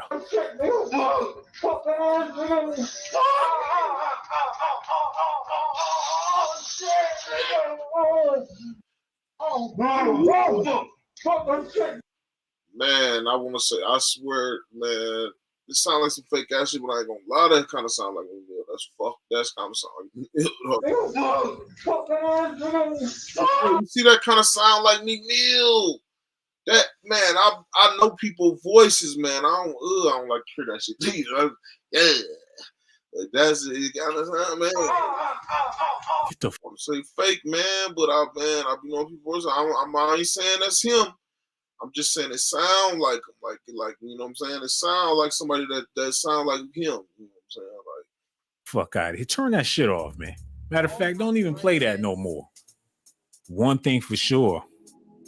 One thing for certain. That was definitely Meek Mill, and that was definitely Diddy. Right? That was definitely, it sound like him. That's so fucked up. Like, man, I don't know. It sound like a man. It sound like Meek Mill. Like, if you listen, man, sound like him. Allegedly. We heard them dudes on records plenty of times. We know what they sound like. We know the vocal cord. That's what I'm saying. That's what I'm saying. That's what I'm saying. We heard him on records plenty times. We heard him on records plenty times. You know what I'm saying? And you know one thing about that, when you hear some shit, that shit, man, it get registered in your brain. It get registered. The sound get registered in your head. You can hear any rapper, entertainer that you watch all the time, one of your favorites, and you know what I'm saying? You can hear their voice. You could be in a store and say you hear them in 2 hours over. You hear one of your favorite singers just talking. You know what I'm saying? 2 hours over in a store. You're gonna be like, that's such and such, you know, that's my favorite. I know that's that, I know that voice. You're gonna be like that shit crazy. Boards. We know how Diddy be sounding. We seen countless interviews, done heard countless songs. So you can't tell me that wasn't Diddy, and you can't tell me that wasn't Memphis. I don't know if that really, but it definitely sounds like Meek Mill. It's Bleak. I mean, Meek Mills. Man, definitely sounds like Meek Mill. Sound a little bit like Memphis Bleak too. Y'all gonna have to let me know, man. Yo, let me shout out my members one more time, man. We got Gage Gore kicking it. What it do, homemade? We got QS in the building. Cassie Hepburn is here. Detroit's finest. What's up? Who else we got, man? I know we got one more member up in here, man. And shout out to everybody watching. Detroit's finest. Tracy is here. What it do, Tracy? I see y'all over there kicking it, man. Yo, so much love for y'all and all the people watching, all the people that hit that like. Like I said, the phone line's open. Y'all can feel free to call in if that's what y'all want to do. But now, I got to break something down for y'all, man. I got to break something down for y'all that I didn't want to do. But we got to do this. I was rooting for Meek Mills on both sides, you know what I'm saying? Like, I'm like, I ain't gonna lie to you. When I first heard the audio, I was like, that shit fake, man. But, man, I heard it a couple times, man. Because we got to get to the bottom of this, man. Because if his son really affected by this, it must be AI, man. And it's up to us, the older people, the older generation, to bring a stop to this madness. So we're going to do it like this. Reg, take it from the top, bro. Take it from the top.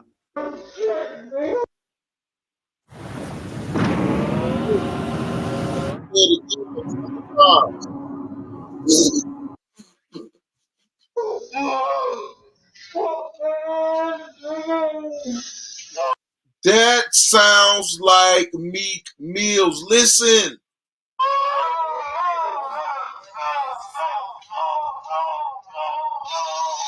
Watch this.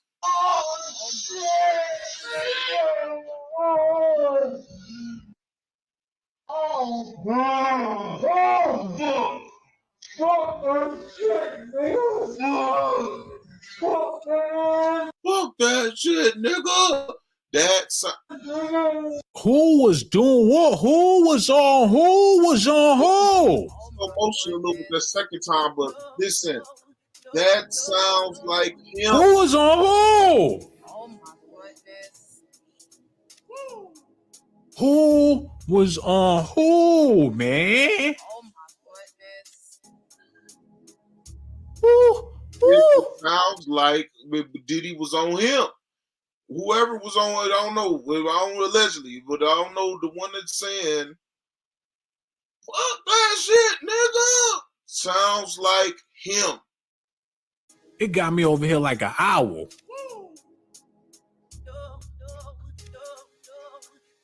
Who? I was like, that shit fake. When I first heard him, that shit fake. Man, that shit fake, man. I heard that shit. I said, what the fuck? That sounds like Meek Mill. That shit gotta be AI or something. Was it a double banger? It was a double sleaze burger. How did they do that? It sound like they were smashing each other. Hello, who this is, man? Hello, this Cookie from Memphis. Oh, what it do? We got Cookie from Memphis in the building. What's on your mind tonight, man? No, I just really listen want to to it. say You gotta really listen to it. You're gonna understand it's it. really You like you say, who doing who? understand it. You understand. I don't have a clue, man. It sounds like they both was putting each other through aggravating pain. No, the one that sounds like Meek was saying, "Fuck that shit, nigga. Fuck that ass." Oh, and then you hear the other voice supposed to be Puffy. You know what I'm saying? Mm-hmm. It's really messed up all the way around. It's all the way messed up, man. Do you think Meek Mill? Definitely, I swear, the one was saying, "Fuck that shit, nigga. Fuck that shit, nigga. Fuck that ass." That sounds like, man. Is using his son as a shield because he all in the news talking about, oh, my 12-year-old son is confused. Y'all saying all this stuff about, like, he want people to quit talking about him for the sake of his son. But they can get AI, you know, they got shit, you know. You can get the clone shit, man. You definitely can get the clone. They can clone people's voices and they can make them, they can make that shit. You know what I'm saying? Like nowadays, you can do that shit. Y'all know damn well they can do that shit. They clone people's voices, put them on music. They definitely can clone people's voices and make it say this shit. You know what I'm saying? So y'all know they can do that shit. No, his son ain't got nothing to do with this. That's him. He a grown ass But, man. you know what I'm saying? If it's, and I'm not on Meek Mill side of none of that. You know what I'm saying? You know, I'm saying that to say, if it's real, it's gonna come out. What happens in the dark definitely gonna come shine in the light for sure. So if it's real, it's coming out. Motherfucker gonna see. It's gonna unwrap all the way. Where he ain't gonna be no. Well, why would he do that? Why would he even mention his 12-year-old son and all this? Now people Googling to see who his son is. Where it's gonna be. You know, everybody gonna have to have a scapegoat for something. There ain't gonna be no people gonna be. That's messed up, man. That's like if somebody was saying that you was a lesbian or something, and you like, oh, y'all confusing my daughter, and you put a picture of your daughter out there for the public. Mm-hmm. Well, first of all, I'm never gonna do nothing like that. Real talk. And I would never put my kids in nothing that involves me. Yeah, man. But do you believe it though? Because people make up rumors and they say stuff all the time to get clicks and views. But in your heart, do you believe that Meek Mill has something strange going on with Diddy? Yes. And why is that? Is it based off of the stuff that you see in the blogs, or is it a feel that you get when you think about them two together? I don't know. I can't answer that one. I don't know. Because it'd be a shame if you just going based off of what they say, because they could put anything out there in the media. Exactly. But if you could feel it in your soul that something ain't right. Anything in the media right now, and they can make AI. They got AI. They can make that shit. You know what I'm saying? If it's real though, it definitely gonna come out. Right. Just by looking at a picture, because you could see people's energy or they body language and stuff. Do you see some kind of strange with them too? Yeah, I do. I can't say that. Yeah, I do. Damn, man. Hey, it is what it is, man. According to you, Meek Mill and Diddy a couple of cupcakes, man. And I can't argue against what you feel because that's how you feel about it. Right. Everybody got a opinion. They just like ass, so everybody got one. Okay, no Diddy. See, you talking about booty holes and stuff. You might be zesty. I'm gonna say did he them dressing the same though? That like if he can get Meek Mill to do that, then I don't know what he do. Before all we know, why you talking about Meek Mill? But one thing for sure, we appreciate your call. Don't be no stranger. Get you to dress like them did. I don't know what. You know what I'm saying? You probably, you know what I'm saying? Call back next time. Real talk. So much love for her. I appreciate her phone call. Yo, hello. Who this is, man? Because nowadays, yo, got 100. That is how many appointments I can get you every single month in the same style but different color. You know what I'm saying? Hey, this is all the way down. Hey, what's going on, Z? How you feeling over there? I am feeling good, but I do have some comments about all this stuff going on. I feel like, well, first of all, who am I talking to? Yo, this the one and only Sean Blazerton, man. We over here on YouTube right now talking about what's going on with Diddy and Meek Mill because Meek Mill is talking about his son is affected by all these rumors that's going on out here. Okay, well, I feel like his son should be affected because Meek Mill went out there and he did this stuff. So what he do out in the public is going to come into the house. So at some point in time, no matter how his son gets the information, it's going to be something that has to be dealt with. Yeah, I figure, anything could come out in the news, but for his son to be confused about all this stuff, he must know something that the average Joe don't know about his father. It's just the internet. And it could be a part of that too. I mean, of course, we try to protect our children, especially if you're in that type of limelight. You don't want your kids, feeding into a lot of things that are going on in social media and across the news or whatever. And you want to be the first to tell them something that is serious, that is actually true. Mm-hmm. But at the same time, if he was so concerned about his son, then why was he participating in alleged things? Yeah, that's why he got a lot of explaining to do. Him mentioning his son being confused is not explaining a damn thing. He need to have a sit down interview with somebody and put it all out there on the table. We will respect that, hearing it from his point of view and how his relationship was with Diddy. That would clear up a whole lot of shit so his son wouldn't be so confused about all this. We all confused. He shouldn't have brought his son. We are all confused. He honestly should not have even mentioned his son. He should have been talking to his son one-on-one and keeping that personal as far as any questions his son had, or anything his son might have been hearing out here in the world. He should have kept that all personal, and he shouldn't have even made a statement like, oh, my son is confused and, this and that. Like, the world don't care nothing about you. Like, y'all don't care nothing about what y'all doing to other people. But now you want me to be concerned about your kid that you never should have brought up to begin with. Yeah. That's real, man. Like you said, he could sit down and have a one-on-one with his son. Like, look, you know me all your life. Have I ever gave you any inclinations to, he could really have a one-on-one, regardless of what them kids talking about in his school, what he reading on the blogs. He could shrug that off like, hell, I know my father ain't with that shit. At the end of the day, it's what they were saying in the beginning. I really feel like he might talk too much. And I'm just getting into all this drama. But now that they done got me into it, I do feel like Meek Mill be talking too much. Like, somebody need to tell him, like, be quiet. Yeah, real talk. And Don't leave your kids say out of a this. word. This grown man business, you ain't got no business bringing that little boy into this. Yeah, I mean, even with an interview, I don't think that's good for everybody.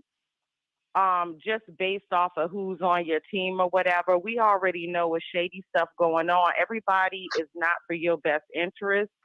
So at the end of the day, he might just need to play back some of the stuff that's been going on to decide whether or not he do want to like have an interview with somebody. But I wouldn't recommend it just because he has a tendency to go from one extreme to the next. Like, for real, just chill and take it all in.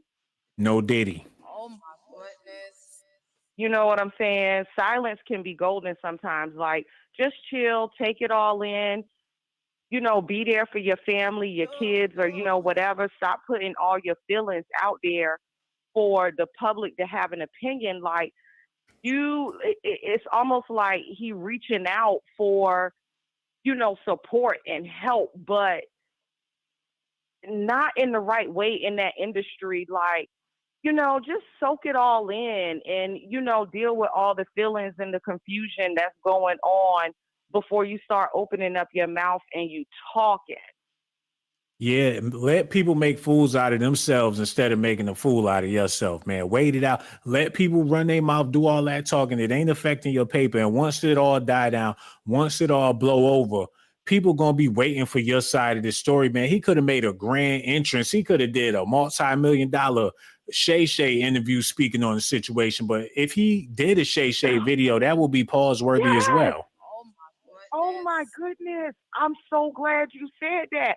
And people ain't even checking for him on interviews like that because, like I said, you go from one extreme to the next and you just worried about like having something to say to get the better get back at them than what they threw out about you. And I don't even know who comment you really addressing at the end of the day. Like the other week, it was about him and Wale, and I'm like, in the wrestling match, and I'm like, why are you entertaining that?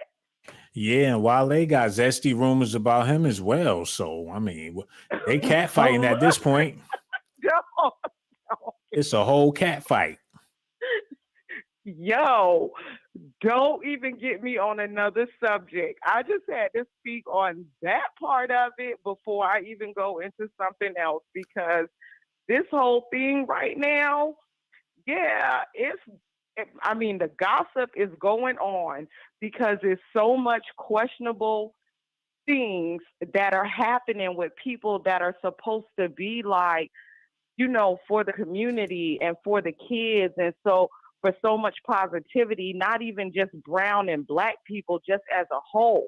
And then, you know, at the end of the day, y'all, for everybody, like you got to have everybody.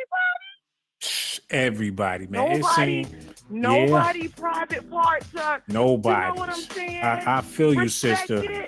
And we got to figure out how we going to bring this to a close because people going to be talking about this for years as long as he keep fanning the fire, man. But one thing for sure, we love the fact that you called in and we don't want you to be no stranger neither. So the next time when I go live, you definitely got to call back. So much love for you, Ma. We going to holler at you later. Real talk, man. She said a whole lot that got me over here thinking real hard. Like, yo, Meek Mill, the more you talk, the worse this gonna look, man, because it already looked bad.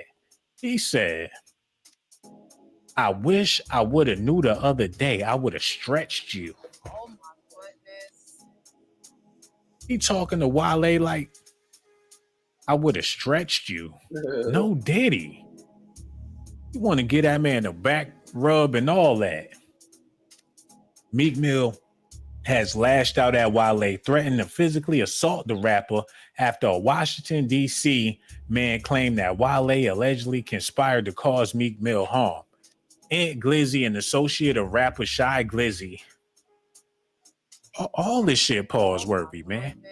A nigga named Shy Glizzy. Yo, hello. Who this is, man? Hi, Sean. How are you?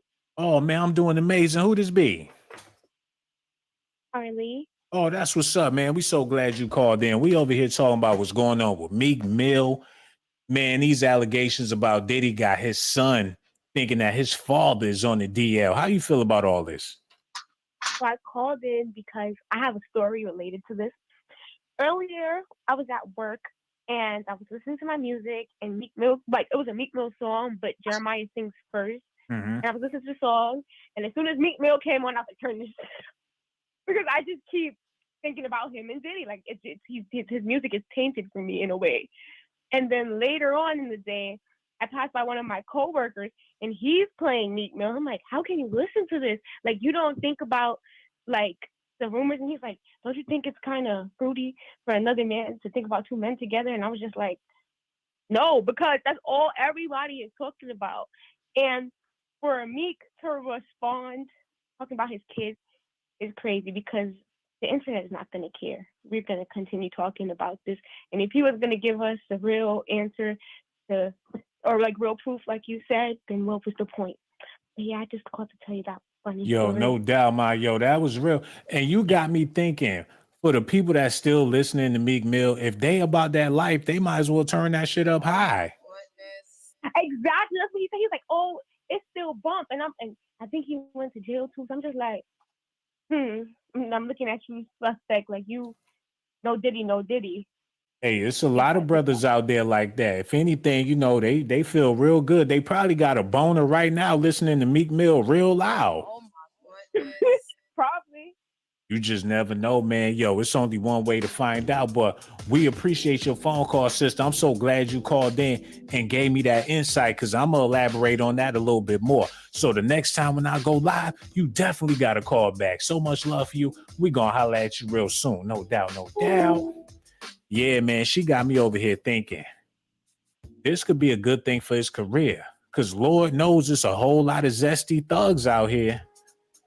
It'd be the loudest one in the room.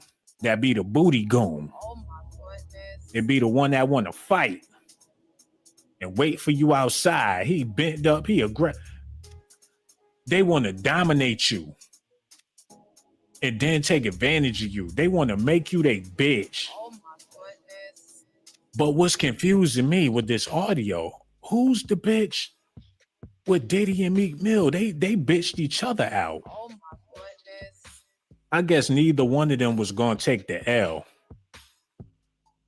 They plugged each other at the same time. Oh my goodness. They was trying to kill each other up in there. Like, who gonna be the top dog? They was gonna die before one of them submitted to the other, man. Yo, hello. Who this is, yo? Yo. Okay, y'all need to get it together. Yo, hello. Who this is, man? Yo. I don't know what's going on tonight. But like I was saying, who was the alpha male in the situation, man? Who was the alpha male? They sound like two dominant brothers fighting for supremacy. Yo, hello. Who this is, man? What's good, man? Oh, what it do, bro? How you feeling? I'm doing good, man. I'm just listening to the allegations on Diddy and Meek Mills, man. I'm like, damn. Yeah, it's a trip, bro.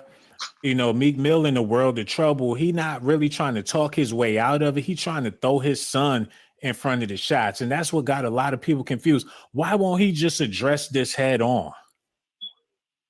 Yeah, that's what I was thinking. Like, me as a man, if you gonna be doing something like that, why don't you just address it head on, just hide behind, because it's gonna come out anyway eventually. Yeah, if he want to speak his mind, So then I'm speak just your like, mind. damn, I'm like, man, Mm-hmm. you throw your son in this, and like you said on your YouTube channel, you could have just easily got one of those podcasts and came out on there and told what was going on, you know, just to clear his name. But as more as he keep tweaking and doing little certain things, he just messing it up, man.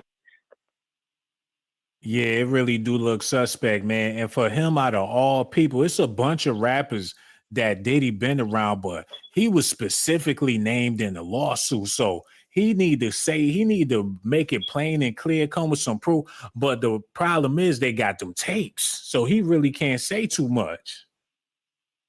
Yeah, now see, I know back in the day, I know when I was going up for making another band because I sang myself. And when I tried out for doing the role and things like that, I was hearing some stuff then. I was like, man, no, that ain't what's going on. But at that time, it wasn't exposed to how it is now. So when you was auditioning, you was trying to get in the game, people was letting you know that it was some funny business? Yeah, I even got invited to a party out in LA, and they was doing when the girl was talking about pricking and stuff like that. That stuff was going on then, and I was like, wow. I was like, man, I ain't with none of this. I'm like, I like to sing, I like to do my thing, but I'm not finna get down like that. I don't. Yeah, man, it's a lot of people that go to them parties, and once they see what's in there, they never go back. It changed their whole mind about trying to be a singer, entertainer. I'm talking about some of the most talented people out there. They go to them parties for the first time, be like, nope, this ain't the life for me. Yeah, and that's what it did to me, because I was popping, doing my thing in 2012. You know what I'm saying, getting out there, just trying to get my name heard, and doing R&B music and recording, producing. And when I noticed all of that stuff was going on, I was like, oh no, I wasn't raised up like this. I can't put myself on nothing like that. But see, what they do is they'll tell you, they'll expose you to it, and they'll give you an ultimatum if you want to, you know what I'm saying, what you think about it. Do you like it? This and that, you know what I'm saying? You can let them know, hey, I ain't with it, or I'm gonna ride with it. And that's what a lot of these guys been doing. Yeah, man, it's like a lot of them people, they got to be with it, man. And when you go to a hip hop concert, the way they do they set and scurry off the stage, it's sort of like. No lie, I feel like they sent 2 stylists at me. Like, you know what I'm saying, on my Instagram. 2 stylists, you know what I'm saying? Like 2 stylists, like 2 different stylists on the real, really, on the real. Really came at me, really, you know what I'm saying? I'm like, what? Really asked to, you know what I'm saying? Suck my dick, you know what I'm saying? Like, man, stylists, like, oh my, like what? I showed my family and everything. I tried to, like, you know a motherfucker like feud, you know what I'm saying? So you try, you like you don't want to get, you know, like gay bash somebody or none of that, you know what I'm saying? Like, you ain't even like that, but you try to be nice to people, you know what I'm saying? And then they just go all the way, like they just there ask you.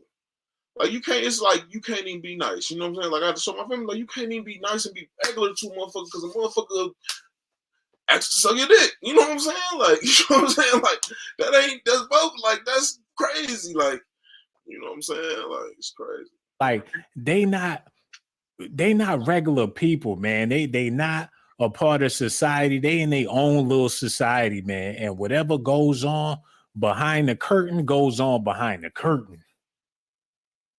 And to me, that's what I see. Like, it's kind of, to me, like, with, you know how you had these fraternities and sororities, and they do the hazing and things like that. Oh, motherfuckers were really acting. Now, I feel like he just took it upon himself to do how he wanted to do it, because somebody did it to him, which is Diddy. I forgot the guy name that was over him. I forgot his name.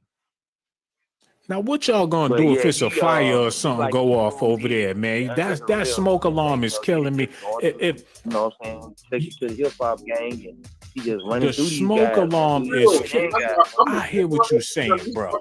But this video is hot, and your smoke detector going crazy. We don't want these flames from the Sean Blazer show to blow up your whole house and all that, because that smoke detector ain't gonna save y'all, man. Change that battery. And I don't mean no disrespect. I love you to death, man. And make sure you call back the next time we go live. Real talk, but I can't take it no more, man. That alarm is killing me, my brother. Oh, it did it again. I gotta go. I can't do it, brother. Lord have mercy, man. Sound like he over there in the band.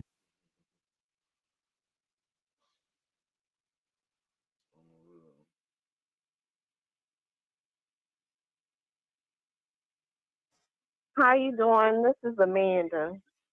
Oh, I thought you was about to say this is a man. You said this No, Amanda. Amanda. Okay, yeah. Amanda, I'm so glad you called in, because we talking about Meek Mill. He got his son in the situation now. Instead of dealing with this like a man, he got his son in the mix of all this, talking about his son is confused now because everybody calling his father gay. What you got to say about this? I just feel really, I have compassion. Like, I'm from Philly, so I have some compassion for That's what I'm saying. I have some for him too. Meek Mill, and I'm gonna be on on his side, but anybody's side. I feel like whoever released that audio, that was the most despicable, disgusting, lowest thing you could ever do. Yeah. That man who did that, he wasn't thinking about the fact that Meek Mill, has children. It's evident that, Puff Daddy's kids already knew. They're adults. They already knew what his father was into. But Meek Mill's children didn't know. And really, people have been gay since the beginning of time. She said whoever released that audio, because that fucking audio sounds like Meek Mill's, like it's so fucked up. Because I was on this side too. Like, I didn't even believe the audio when I first heard it. I was like, I didn't even really pay that much attention. I was so much when you on somebody's side, you can hear some shit and your brain already registered to you defending them because you already on their side. So even if you hear the audio, you won't even really hear it. If you understand what I'm saying, until you really listen to that shit. If you really listen to it with a fair ear, you're gonna be like, what the fuck? What the fuck? And given the state of Philadelphia and where is that, the financial situations and everything here in Philadelphia, this is a very working class city. It's poor and you got to work 2-3 jobs just to have anything. You saying this Meek Mill situation is messing up the money in Philly? No. I'm saying that people that get out of this situation here in Philadelphia, they're pretty much, it's some people that'll do anything. They'll get with Diddy and do the freak off parties and all that just to get out of Philly? It's people, what you mean? Yeah, the state of how Philadelphia is, like I just said. That brotherly love, huh? Yeah, the brotherly love. And I'm not saying that. What I'm saying is, in this industry is so grimy, dog. They will see people coming up. You know what I'm saying? And they got their ID record labels. They got this shit locked the fuck down. You ain't getting in without them letting you in. Like, you know what I'm saying? They will watch your ass and block your ass. You know what I'm saying? Until you get in that mode. Till you, you know what I'm saying? Till you ain't got nothing else to give but that ass. I know this is your talk show and it's entertainment. But what I'm saying is that guy who leaked the audio tape, he was wrong. I don't want, me personally, I like men. If I'm in a relationship with somebody or, my ex-husband, the last thing I would want to hear is an audio tape or see a video all leaked on the internet about my personal intimate life, whether I'm gay, bisexual. No, sister, forget the audio leak. This nigga booty was leaking. So what the tape leaked? Meek butt leaked, if these allegations are true. So you saying that it would have been best if he was still in the closet, if they would have kept him in the closet? They should have left it. Yeah, they should. That was real low. They should have left it alone. People have a right to do what they want to do in private. Whatever they do in private, whether they gay, bisexual, whatever, straight, he shouldn't have did it. That man got kids. No, he should not have leaked that audio. But Meek is an influencer, man. He got people believing that he the real deal. He convinced the world that he's the total opposite of what he is. So if he representing and leading people astray, he need to be called out for that. It's not like he putting out positive imagery out there. He'll be better off being the Fruit Loop. At least he'll have positive content. I get what you're saying, but I mean, he sold his soul to get that money, and he obviously, from the way the audio sound, he actually sound like he like it. So he's gay. He's bisexual. He like men. And you would rather the world not know that. That's nobody's business what somebody does in their bedroom. No, that was wrong. He should have never. So you mean to tell me, I don't know if you got kids or not, but if your kid's teacher was a straight up freak, even though Mr. Johnson, he a good teacher when he in school, but when he go home, he a zesty dominatrix. Would you want would you want your kids in his classroom learning from that man? Just as long as he's not a pedophile. He's definitely a pedo. Just like Meek Mill, definitely a weirdo. Would you still want your kids in his class? No, if he's a pedophile. I then. That's the same situation. People ain't got no business listening to Meek Mill for real nigga music if he ain't that. I see what you're saying, but I still feel like entertainment is entertainment. Just like, for example, back in the day, Puff Daddy used to rap or whatever and talk about how hard he was, and that motherfucker graduated from Howard University. So, I mean, entertainment is entertainment. It's not real culture. They just be telling stories, fictitious stories. So that means it's okay when them kids picking on Meek Mill's son now because his father allegedly zesty. It's all right because it's just entertainment. Like your father's a fairy. He a fake gangster. He posing as a gangster. Your dad's a Fruit Loop for real. Is that okay? No, they shouldn't be teasing him. That's why it should have been left in the closet because he has children. You know what, sister? I see where you coming from. They should have just let Meek be zesty in the closet while people out here murdering, killing in the streets, trying to be Meek Mill, and come to find out Meek Mill ain't even Meek Mill.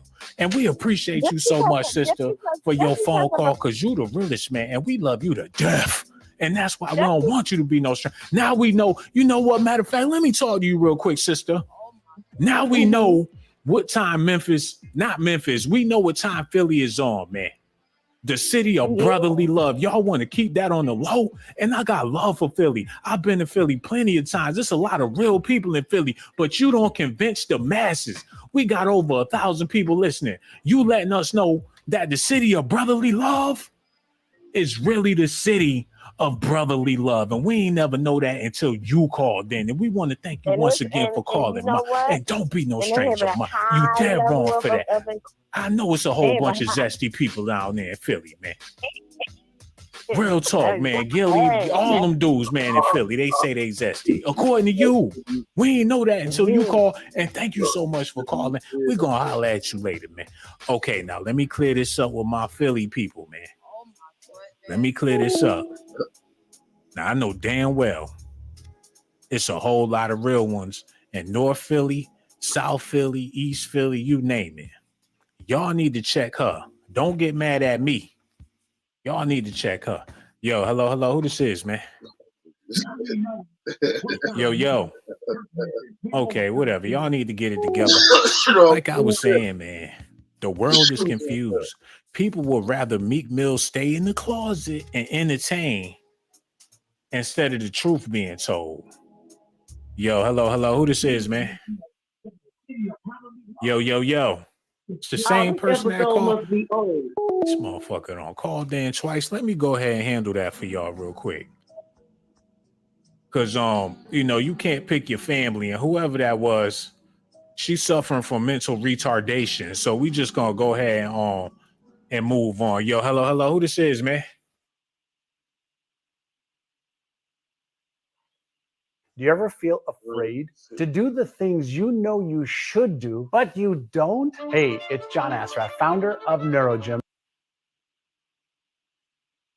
Yes, this is Larita, and I'm calling in to talk about Meek Mill. I don't think that he's gay. I think P. Diddy raped him. That's what I think, and he needs to be punished. You feel like Diddy took advantage of Meek Mill?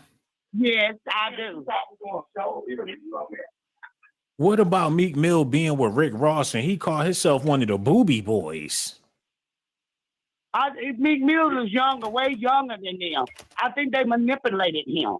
That's how I feel. I don't believe he's gay. I think he's a real rapper. They took him, Rick Ross and P. Diddy, and all of them should be locked up because they ain't number full of the devil. So when he signed to the booby boy, the man with the tig old bitties, that's when Meek Mill started being zesty? That's what you saying? I don't believe it. I think they took advantage of him. I do. And I feel sorry for him. And P. Diddy should be punished, and Rick Ross and all the rest of them down there. Hey, man, it is what it is, man. So you saying that the reason why Meek Mill signed with Rick Ross is because Rick Ross got double D titties? Yeah.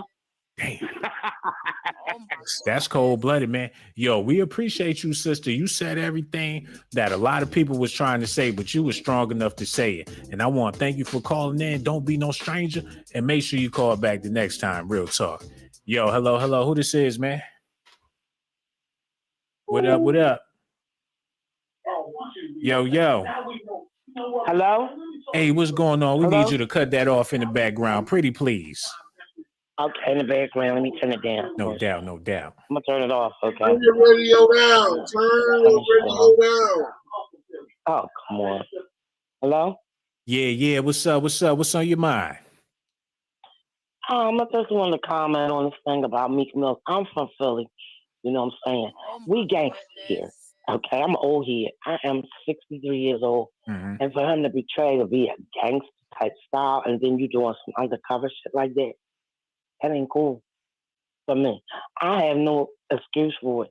They've been doing this for years. The singers, the stars, that's their thing. They've been doing this for many years, each group of stars. This came out strong, just like Teddy Pendergrass shit came out back in the day. Well, you from Philly, and you know how influential he is in the streets of Philly. I mean, he the king of the streets. People, y'all celebrate Meek Mill when he come to town. No. Or we got it twisted. That's not the case. No, they celebrate him. Mm-hmm. He got a lot of people looking up to him. These young boys, and it's like, but it's in the Bible. Men will be lovers among themselves. All this shit is going down. It ain't like a five, not to me. Because I read my Bible and I know what's going on. It ain't just him because he's Meek Mill. He got that name. That's why. But there's a whole lot more others. They in jail, betrayed. They out here betraying to be that gangster, that dude. But when they get behind bars, they all got lovers. Okay, there's no secret about it. So you saying when them dudes, because he who his name is, he's a celebrity. You saying when them dudes go to jail, because Meek, he all about that prison life. So you saying they be living like that when they be in there, even though they gangster and all that shit, they still with the fruity stuff. Yeah, they betray to be gangster on this side, but when they go behind that bar, you damn right. I seen something he was talking about missing a celly. He just made a comment about missing a celly. Yeah. Like, what? Like, really? He's like, you feel lonely, you miss your celly. What the fuck is he saying? Some things are better unsaid. I think he should just shut up. Really. Totally leave that shit alone. Some shit is better unsaid. The more you talk, he's, saying this is his thing. If you listen. But it's crazy. It's real crazy. That is crazy, man. And you just opened my eyes. I ain't know that Meek Mill was living like that. According to you, when he go to jail, he live in a world where he find men attractive. That's what you let us know, man. And we want to thank you so much for letting us know, man, because you dead wrong for even speaking on Meek Mill like that. And you from Philly, but you done exposed everything about him. And we want to thank you so much for calling, man. Don't be no stranger. And we know who you is, and we going to tell Meek what you said, man. Thank you so much. We going to holler at you later. Yo, hello. Who this is, man? It's Jonah from Philly, man. Uh-oh, Philly in the building tonight. Yo, what's on your mind, bro? First thing I'm going to say, this is Joe. I'm going to say, man, I did some research. The word puffy in England means homosexual. Damn. So I looked that up on the screen, man. You got to pull that up. The word puffy. Oh, that's too zesty. I don't feel like doing no zesty investigations right now. Meek Mill already enough. Meek Mill is super zesty because he let us down, man. He let us down, man.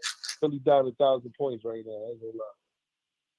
So what you thought about Major Figures when they came out and they was rapping like Cash Money?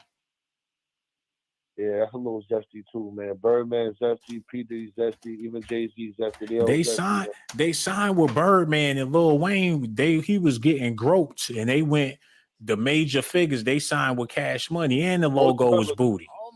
Always remember Gilly used to be with R. Kelly, man. That's a bad look back in the days. You gotta remember that. Hold on, Gilly was rocking with R. Kelly real hard. You never seen that picture on his page? Gilly. Hold on, that was Gilly the Kid the whole time? That was Gilly the whole time, man. Yo, you can't be lying on gangsters. Gilly is a real gangster. And Philly, y'all respect Gilly and Wallow. How could you even be speaking on Gilly like that? Okay, but I gotta tell the truth, man. I live in Miami now. I gotta tell the truth, man. I'm from Philly. I want to see Philly grow. So you think Gilly was on that time with Birdman? They all selling out for that money, man. That money makes you do bad things. The fake power, but guess what? The long time just now, guess what? It's all gonna come out like Cat Weaver said, 2024, they all gonna get exposed. So do you think Gilly had a relationship with Lil Wayne? Oh my goodness. I think he did, but I think it's a weird relationship because he never speak on it. So why you scared to speak on it if it's just about music? They never really talk about it. They keep it behind the scenes, so I find that kind of weird. You said Gilly looked like RuPaul without the makeup on. Yo, you can't be talking about people like that from Philly, man. I got love for them dudes in Philly. And you say you from Philly, you in Miami, you think it's safe, huh? You think you could just talk about Gilly the Kid and the major figures and all that when they signed with Cash Money, talking about Gilly the Kid look like RuPaul without the makeup on. That was disrespectful, my brother. Yo, North Philly ain't playing them games, man. And we want to thank you so much for your phone call, but I will not allow it, man. I thank you so much for your phone call. But when you said Gilly the Kid looked like RuPaul without the makeup on, that's what made me want to get off the phone with you, man. I will not tolerate this no more. You ought to be ashamed of yourself, brother. When we gonna holler at you the next time we go live, man. What's wrong with him, man? I dare y'all be disrespecting people like that, man. Especially not Gilly the Kid. That's my favorite rapper from Philly, man. Hold on, y'all. He better not be RuPaul. That's all I know. He better not be RuPaul. This nigga Gil, hold on. He got some explaining to do.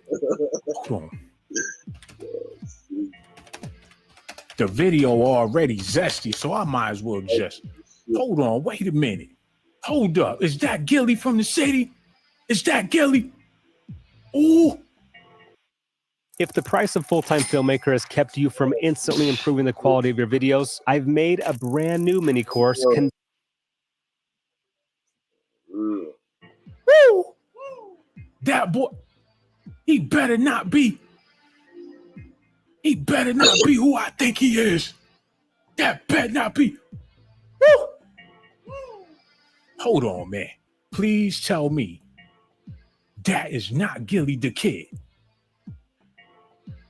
Philly, y'all got some explaining to do. Yo, hello. Who this is, man? Yeah, what's up, Sean, man? I'm a listener, man, and I was just tuning in, man. I'm from Chicago, man. Oh, that's what it is. We got people from Chi-Town calling in, too. Whatever's on your mind, bro, we all is. Man, you just made my day, man. I just want to say that, man, Meek should just stop it, man. Diddy gatekeep the whole hip-hop industry from late 90s to now, man. So Meek ain't his only booty victim. I just want to state that.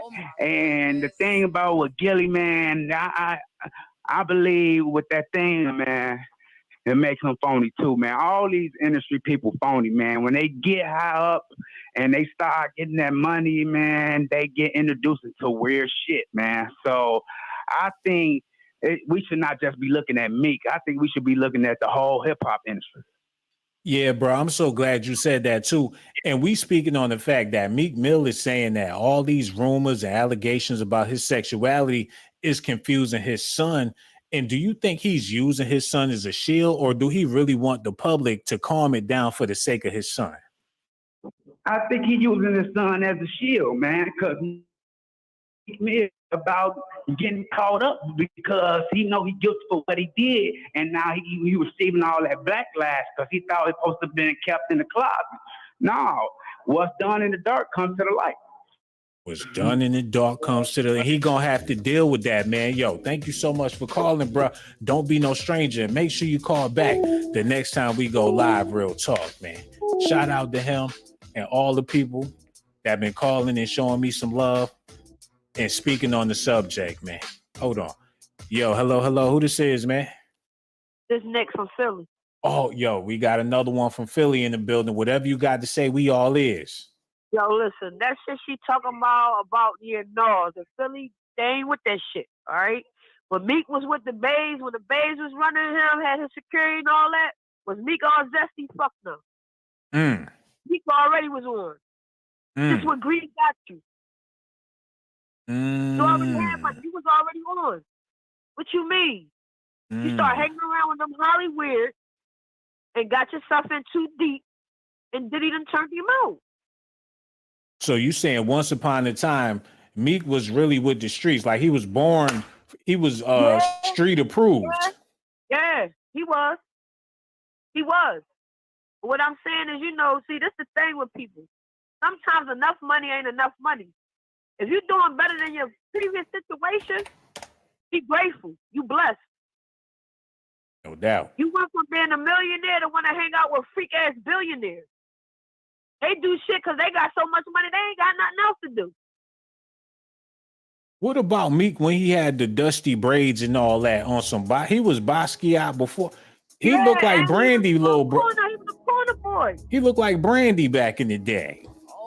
He was like a little corner boy. Like he never was no tough dude or nothing, but he was hang out in the corners, always fuck with them bikes. Never was no soft, saucy dude. So, I mean, he wasn't the toughest nigga, but he wasn't never no saucy dude. No, we ain't trying to say he was soft or none of that, man. Look, if you from the mean streets of Philly, it is what it is. Right? That little nigga survived from South Philly to North Philly, right? Mm-hmm. You go out there with these fucking weirdos and you transform. Look at him over the last 3-4 years. Look from the beginning to now. You starting to see the transformation. The colorful clothes, the tight clothes, the breaking of the wrist, like you start seeing it. Come on, ma. He already looked trans back then, though. With the Whoopi Goldberg shit on. I mean, yeah, that's, but what I'm saying is, this right here, that shit weird. That shit weird. That shit don't speak for the whole Philly. It is niggas in Philly that go to jail and be on that boy life. That ain't predominantly the niggas in Philly. We confused just like his son right now. I see why his son confused. Because this man, he looked like he was already on that time back when he had the braids. No, he just was a dusty little young boy. That's all. How you gonna talk about Meek Mill was a dusty little young boy? Don't you think that's disrespectful? I'm saying though, if you look at the braids, you said he was dusty. His braids wasn't fresh. That's why they look like that. You see what I'm saying? So it wasn't like when you in the street, when you in the trap, ain't nobody worrying about no hairdos. Do you think a They female? about money, they ain't worrying about washing their heads. They in the trap. Do you think a female did them braids or a dude in jail did them braids? No, I think originally a female did them. He just had them a little longer than he should have had them. Where that chick that did his braids if it was a female that did them? Why she ain't do them again? I don't know, but like I feel like this. If it was a situation, I think what's wrong with our culture is I feel like Meek was taken advantage of, right? But with our culture, instead of him coming out saying that, then you still around him. So it's like you at a conflict because boredom fucked you over. You can't make that make sense. You see what I'm saying? But it's like the culture don't allow a man to be a victim. Yo, man, you absolutely right about that. The culture ain't gonna stand for that. Because if you listen to that tape, that sound like he was getting taken. Not somebody that's gay and enjoying sex. You feel me? Like, keep it real. Yo, that's some real stuff, man. And real shit. And I was arguing with my brother about it. I said, yo, everybody like, oh, gay meat. No, that shit not cool. The culture not cool. Even in Philly, the gay shit they ain't with it. But my thing is, I really believe that boy is a victim. That man is a victim. But he ain't gonna say that. He ain't gonna come out and say that. Yo, man, it's only one way to find Meek. You need to come out. You got the streets of Philly confused. Like, he need to have a talk. If he just be real. Listen, it wasn't supposed to happen. Diddy's zesty all the way. All the way. Diddy is super zesty. And your conversation is on point, man. We want you to call back the next time we go live, Real Talk. She said a whole lot of real stuff, man.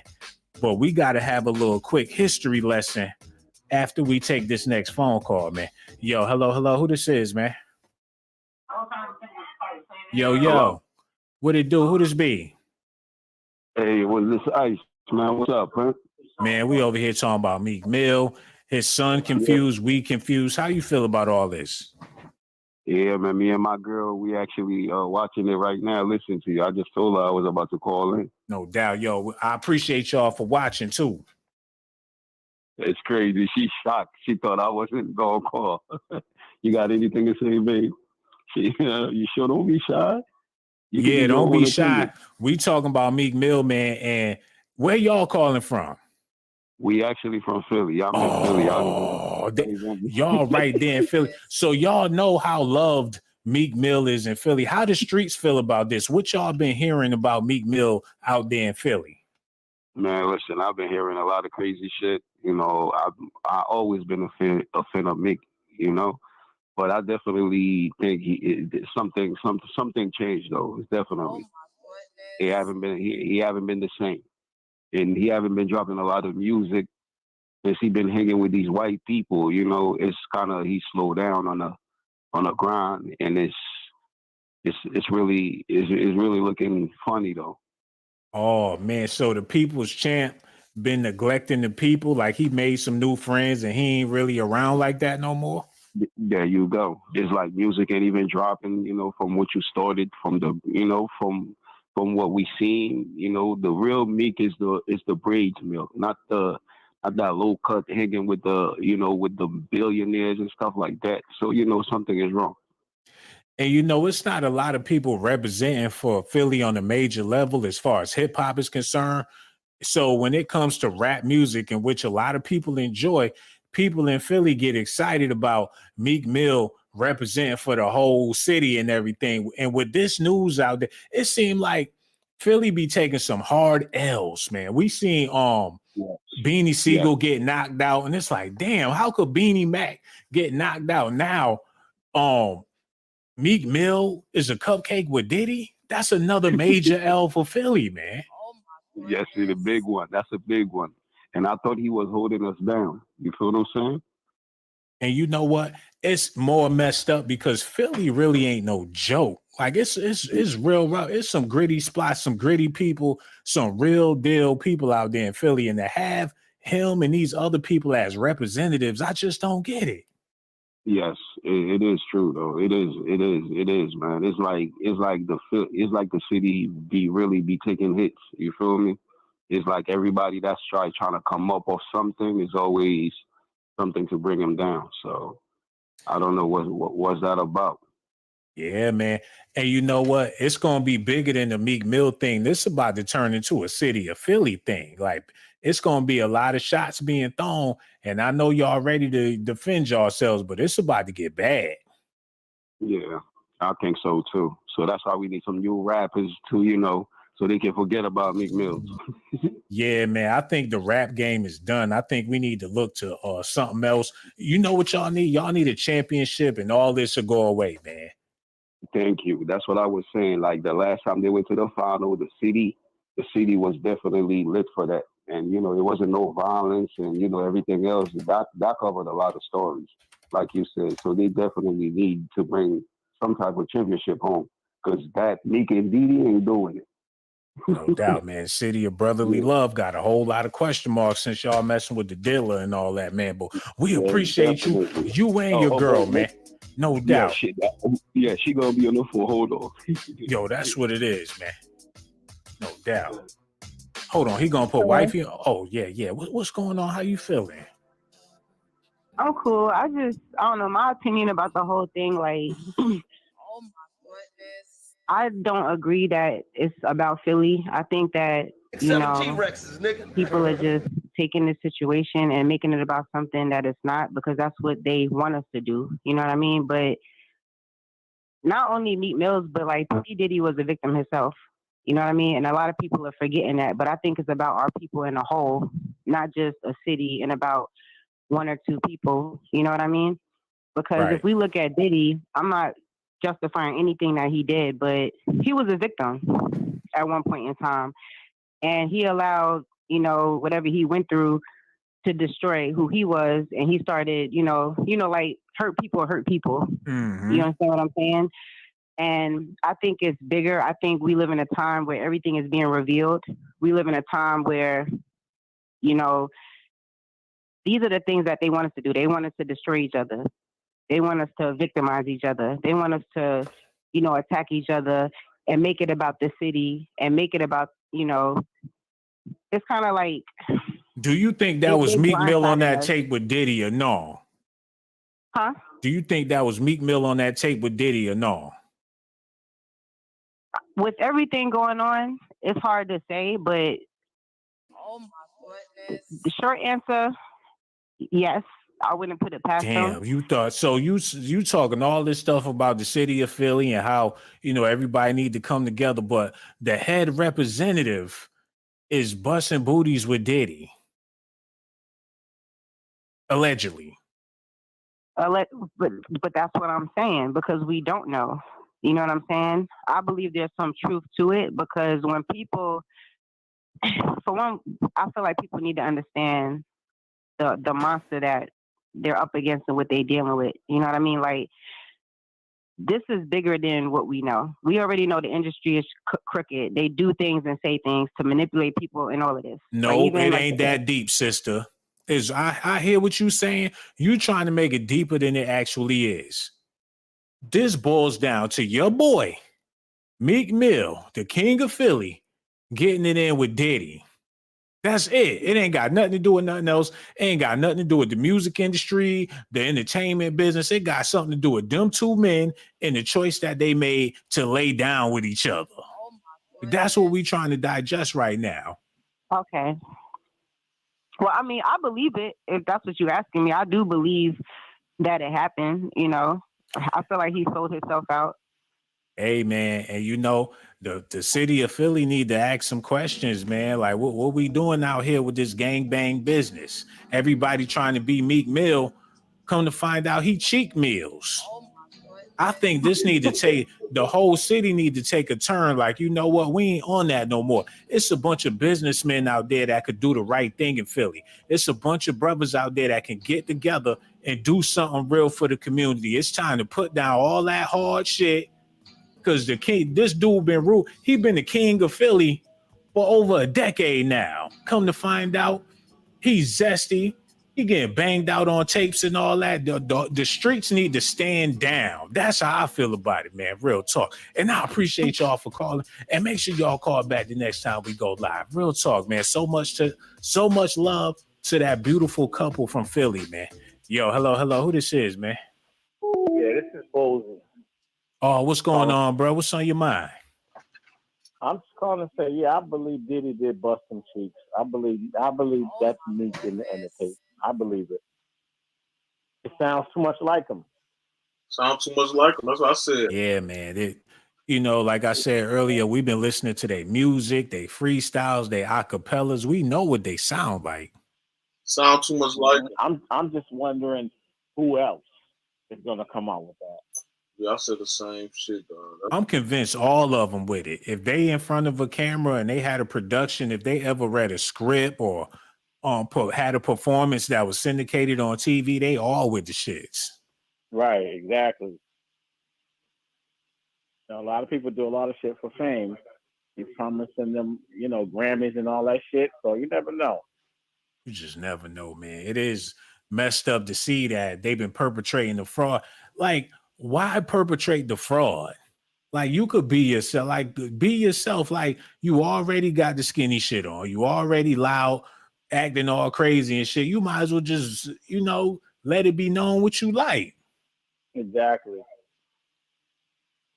Point in hiding. If that's who you are, that's who you are. That's who he is. That's who he is, man. And I don't know if that's who he is, but that's what they making it seem like. This could all be a lie, but we need for Meek to come out and let us know that it's a lie, man. And we thank you so much for your phone call, brother. Don't be no stranger. Make sure you call back the next time we go live, man. Yo, hello. Who this is, man?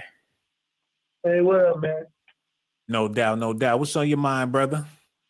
Hey, I was talking about that Meek Mill shit, man. What's up with that, man? No doubt. Yo. Hello. Who this is, man? Hey, this Lisa. Oh, Lisa, what's on your mind? We need you to cut that off in the back, though. Okay. No doubt, no doubt. Yeah, we over here talking about Meek Mill. He said that his son is affected by these rumors. His son is confused because people speaking on his father's sexuality. How you feel about all this? Listen, I want to start off with this. I know Meek Mill, and I'm not from Philly. I'm from Florida, by the way. Mm-hmm. I'm watching you though. But Meek Mill came from the bottom, and I feel like he did it, of course. If anybody come from the bottom and they want to get to the top, they gonna sit there and do what they got to do to be up there. And he was with Diddy, and Diddy, Diddy got all the money, so they gonna sit there and do what they need to do. So he busted open for him. That was him on the video. And the son situation, definitely. He has to find a cover up. So with that, he needs something to say because it's out in the public. So he's going to use the son as I shouldn't have did that. That wasn't me. The public making me seem like making it seem like it's basically it's false. Yeah. You get what I'm saying? Yeah, I get exactly what you're saying, man. He put his son out there like, hey, not only are y'all hurting me, matter of fact, y'all not hurting me, but y'all hurting my son. He's using his son as a shield. Exactly. Knowing damn well he did it. We all know it now. The sound is in the pudding. The proof is in the pudding. It's out in the public. And there's others out there that did the same thing too. But he just out in the eye view. That's it.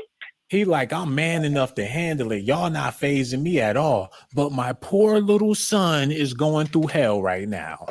Right. And he's trying to make people feel sorry for him. Child, don't nobody feel sorry for you. You know what you did. And just own up to it at this point. Yes. We over it. We know what it is. You dragging kids into your fight. If that's not a cowardly thing to do, I don't know what is, man. Mm-hmm. You right about that. Yep. That's sad, man. He worldwide with it now. We worldwide, and we all talking about it. That's a damn shame. And we want to thank you so much for calling. We're going to holler at you real soon. Real talk, man. Yo, hello. Who this is, man? How you doing? Just back here. Oh, what's going on? What's on your mind tonight? No, I'm just sitting here watching a couple things on Meek Mill. Real talk. Okay, and the question was, we need you to cut that off in the back. Because we can't even hear what you talk about because the TV too loud. Oh, okay, I'm sorry. Yeah. I just was saying, it said, do we think that he was using his son as a shield? And I just want to say that I thought that it was being used, or his son is being used as a shield, actually. Yeah, man. And that's the sad thing when he could have a grown man conversation. I mean, there's so many podcasts that would love to have a sit down with Meek. I know they calling him, hit him up like, hey, Meek, come clear this up. Radio stations all across the country. How come you think he just won't sit down and air it out? Because he's embarrassed and he know he did what he did and the proof is in the pudding. So by now he's just scared to come to the light. Scared to come to the light, man. And him and Rick Ross, they recently had a project they put out talking about Shaq and Kobe, and rest in peace to Kobe, but that relationship was dysfunctional as hell. So why would they even want to compare themselves to them two dudes? Because they're not here to defend themselves. Yo, man, I feel you on that. Everything you said was nothing but facts. Matter of fact, what you just said was a golden nugget. And I'm going to go ahead, take that, fry it, and share it with the people, man. We want to thank you so much for your call, and we're going to holler at you later. Real talk. Yo, hello. Who this is, man? Hey, what's up, man? What's going on? Who this be? What's on your mind? Man, this is Chi-Town. This is Chicago, man. You all know what's going on with Meek Mill. That nigga needs to stop bending down for these niggas, man. Oh, my goodness. Why I get the feeling that you're not even of the culture? How you say that? It's your voice. We can hear it. It sounds like you fronting right now. Like you couldn't tell me not one Meek Mill song off the top of your head without Googling it. Now Googling it. I'm a DJ, bro. You said you a what now? I'm a DJ, bro. You a DJ, so you play old school or new school music? do house music. We produce. You said, did you just say house music, my brother? Yes, sir. I knew it. You're not even of the culture to be speaking on Meek Mill like that. House music. If I made a song about Radio Rat or one of them dudes or Eminem or one of them technotronic singers, then I could see you calling in, man. But you do techno trance music, you do go, you do the damn the raves and all that, and you speaking on Meek Mill. No. House music got nothing to do with raves. That you do that shit. I ain't nothing like that. That's what I'm just speaking on is that brother, being who he is, he stepped down instead of stepping up. You know what I'm saying? Yeah, he stepped down instead of stepping up, man. I feel you on man. that. I mean, he really made Philly look bad, man. Real talk, he made Philly look really, really bad, man. And you know what? You just never know how this gonna turn out. Will Meek come out the closet? Will he show up at the parade this summer with the tight tights? You think he gonna show up to the parade with a pink thong on? I wouldn't doubt it. I mean, that's the biggest parade in the world right now, right?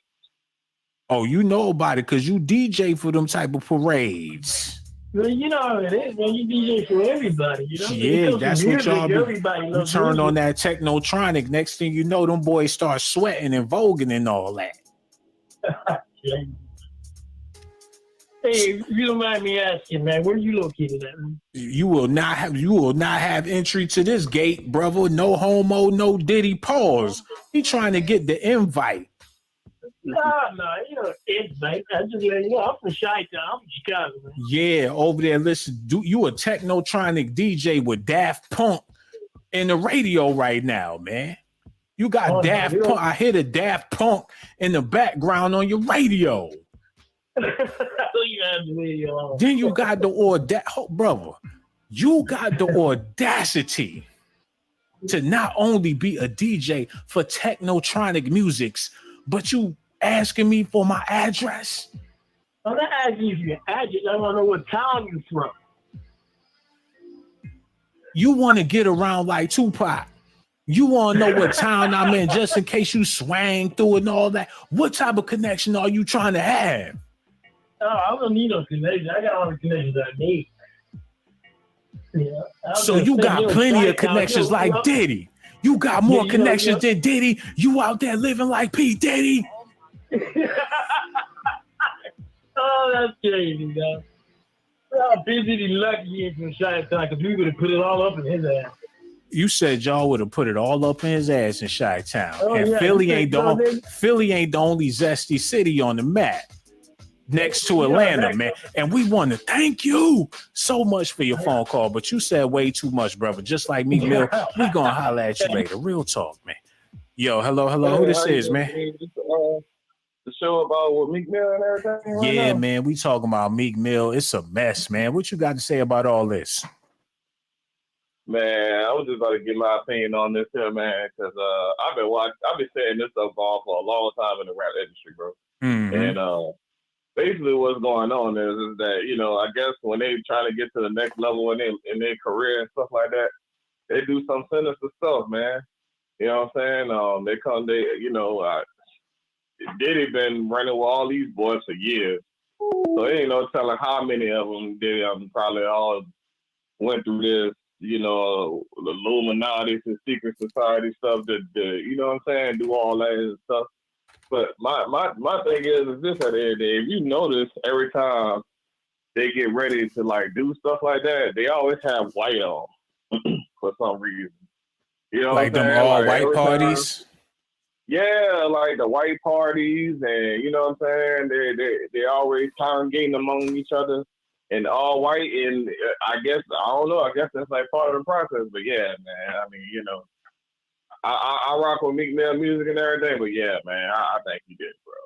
But we talking about an industry that groom young artists, man. So when Usher said he went to Daddy's house and Diddy's camp, they was grooming Usher. So Meek Mill came in the game as a young man. So who do you think grooms him into the industry? Well, you know, when it comes to a process, man, you know what I'm saying? And You know, I just feel like at the end of the day, you know, what you sell, what is your soul worth to you? You know what I'm saying? Is your soul worth, you know, that amount of money that he about to give to you? And then down the line, you know what I'm saying, all this is gonna be on TV.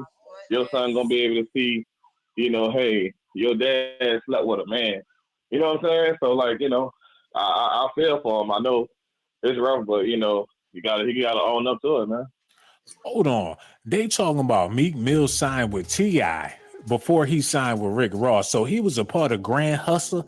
He signed with Shouted Tip, T.I.P. He was on the roster for T.I. How you feel about that? Man, I ain't gonna lie. That boy was with Meek Mill now for a long time. You know, who's to say he could have had his publishing rights to T.I. and them, you know what I'm saying? Because, you know, they making money off each other off the back end, you know? So Yo, it's just like, how many polices can you be with at the same time, man? This man had the tip line, T.I.P. tip line. And then Rick Ross, he a whole corrections officer. Now he doing the prison reform and Kanye West calling him a fed. So did they get him in some after school program, some prison CEO, prison rap shit? man, listen, they when they got money involved on this stuff, man, you know, these boys looking at their old life and they say, damn, if I don't do this here, this is somebody that could get me in the industry and blackball me, completely destroying my career. You know what I'm saying? And it's like basically they selling their soul, man. You know what I'm saying? They selling their soul. That, you know, hey, you gonna reap the consequences later. Yo, you absolutely right, man. They selling their souls and they gonna have to reap them consequences later. And it look like that's what Meek Mill doing, and he can't even handle the pressure, man. Yo, we gonna holler at you the next time we go live, bro. We want to thank you so much for your phone call. Real talk, man. I want to thank y'all so much for all the love y'all showing. Real talk. But y'all need to see this real quick. Reg, go ahead, play that. Hey, what's happening, y'all?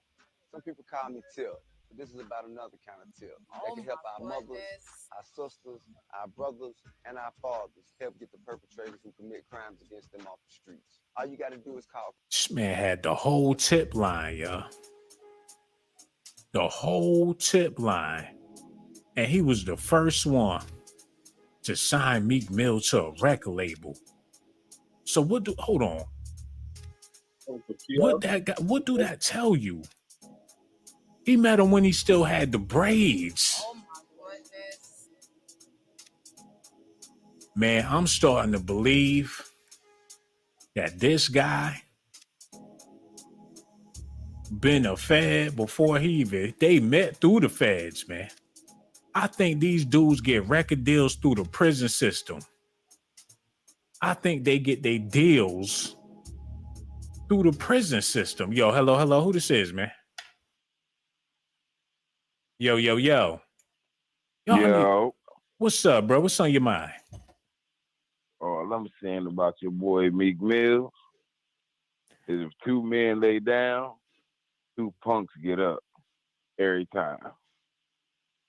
And you say that to say what, my brother? He getting his back beat in. He getting his cheeks clapped. Oh my goodness. Why am I under the impression, my bro? And no disrespect to you, but you too jolly to be speaking about these men having intercourse. Is this like a subject that you the most interested in? Like, you need to explain to us what's that all about.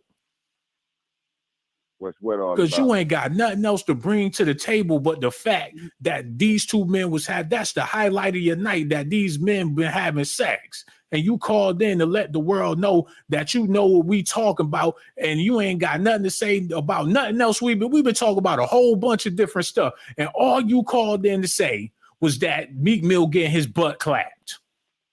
I thought that was the topic of the conversation. It ain't the topic. The topic is right there on the screen. Do you think Meek Mill is using his son as a shield? You go straight into the booty. Oh my goodness. What's that all about? That's the last thing I heard from you, dog. So you just want the zest. That's what you like. That's why you watching the video. That's why you called in. You over there and you engulfed in the zest. What's that? And you want me to have a dookie booty conversation with you for at least 25 hours just so you could get your rocks off. I promise you it ain't gonna happen. The zest. What's that? The spice? It be the main ones talking about somebody zesty that be over there living zesty. Zesty. That's a new term for me there, big dog. But you know all the time, huh? Big dog. That's what you like, a big hot dog, big Twinkie, big sausage. Oh, yeah. That's I'm just a big dog. The big dog. That's what you said to me. You want me to be the big dog. This ain't nothing but Diddy and P. Diddy. This ain't nothing but Diddy and Meek Mill all over again. This ain't nothing but Diddy and Meek Mill all over again. And I want to thank you so much for your phone call, brother, but I will not be entertaining this fruitiness, man. And I thank you. We don't do that girly gossiping and spilling tea. We only spill Hennessy on this channel, man. And we gonna holler at you later, man. I dare him. Try to have a zesty conversation with another man. Yo, hello. Who this is, man? Hey, what's up, Sean? This Diane. Oh, what's going on, Diane? How you feeling? I'm good. I'm watching you tonight. Oh, man, yo, I'm so glad you watching. Yo, let us know what's on your mind, because I know you heard some things and you got to comment on some of this stuff. So we're going to let you do that. Yo, it's just so embarrassing. To me, it's embarrassing. It's like, you know, we put some people put them on pedestals, and, you know, we like to see our people doing good, and this is disgraceful. It's like there's no amount of money to make a person go out like this. For real. Yeah, I mean, and it's sad. But a lot of people doing it. Well, you know, we come from a time to where the only time you seen a celebrity was on TV, and the only time you heard them was on the radio. Back in the day, these people was really like gods and everything. Now, since shit normalized and your everyday person could be a celebrity in their own right, we can actually look at these celebrities and critique them and see them for who they are. Like, the facade is fading away. Like, it ain't there no more. A superstar ain't shit no more because we got too much access to these people. It's not. It's this Meek Mill thing. This is embarrassing, man. I worked in the jails. I retired from the correction department. I was in New York City, worked on Rikers Island and all of that. And I know at one period of time, it was that was the thing. It was the homo housing and the so-called thugs, you know, doing their thing, and they didn't have no shame with it. So it just was what it was in them gritty New York jails? Yeah. No. Damn. And you figure New These York. people, they just need to come out the closet. Just be honest with it. Be honest with your partners, and just, you know, be free. So you know firsthand how it goes. You was working them jails, and like you say, yo, shout out to my people in there, especially the ones that's listening. You know, we just speaking from the outside. We on the outside looking in and everything. But you was actually on the inside. So you saying on the inside, like it was no thing, like that's just what it was? Yo, let me tell you, there was some guys, right? Nice looking guys. Any black woman would want to talk to them. They would have punks on their lap in the day room. Oh my goodness. And that's just what it was. And they admitted to it. So it is what it is. You mean to tell me them goons was in there with dudes sitting on their lap? And I wasn't used to, like, when I went over to C-73, I wasn't used to the homo housing. And I walked in there, and I'm like, I'm seeing them sitting with guys on their lap. And some of these, all right, them trannies, some of them were pretty. We ain't about to do that because you trying to go down the Dookie rabbit hole and all. I'm not interested in the slightest and all that. It is what it is. Yo, shout out to them dudes hold your head up in there, man. All y'all hold each other heads or whatever up in there, man. It is what it. We ain't about no Diddy, man. No Diddy. You trying to be weird and all that. I could have swore this was Missy Elliott when you first called in. Ha ha. Tell Timberland I said what's up. And we want to thank you so much for your phone call, but you getting too zesty tonight, and we ain't having that. We don't do that girly gossiping and spilling tea, man.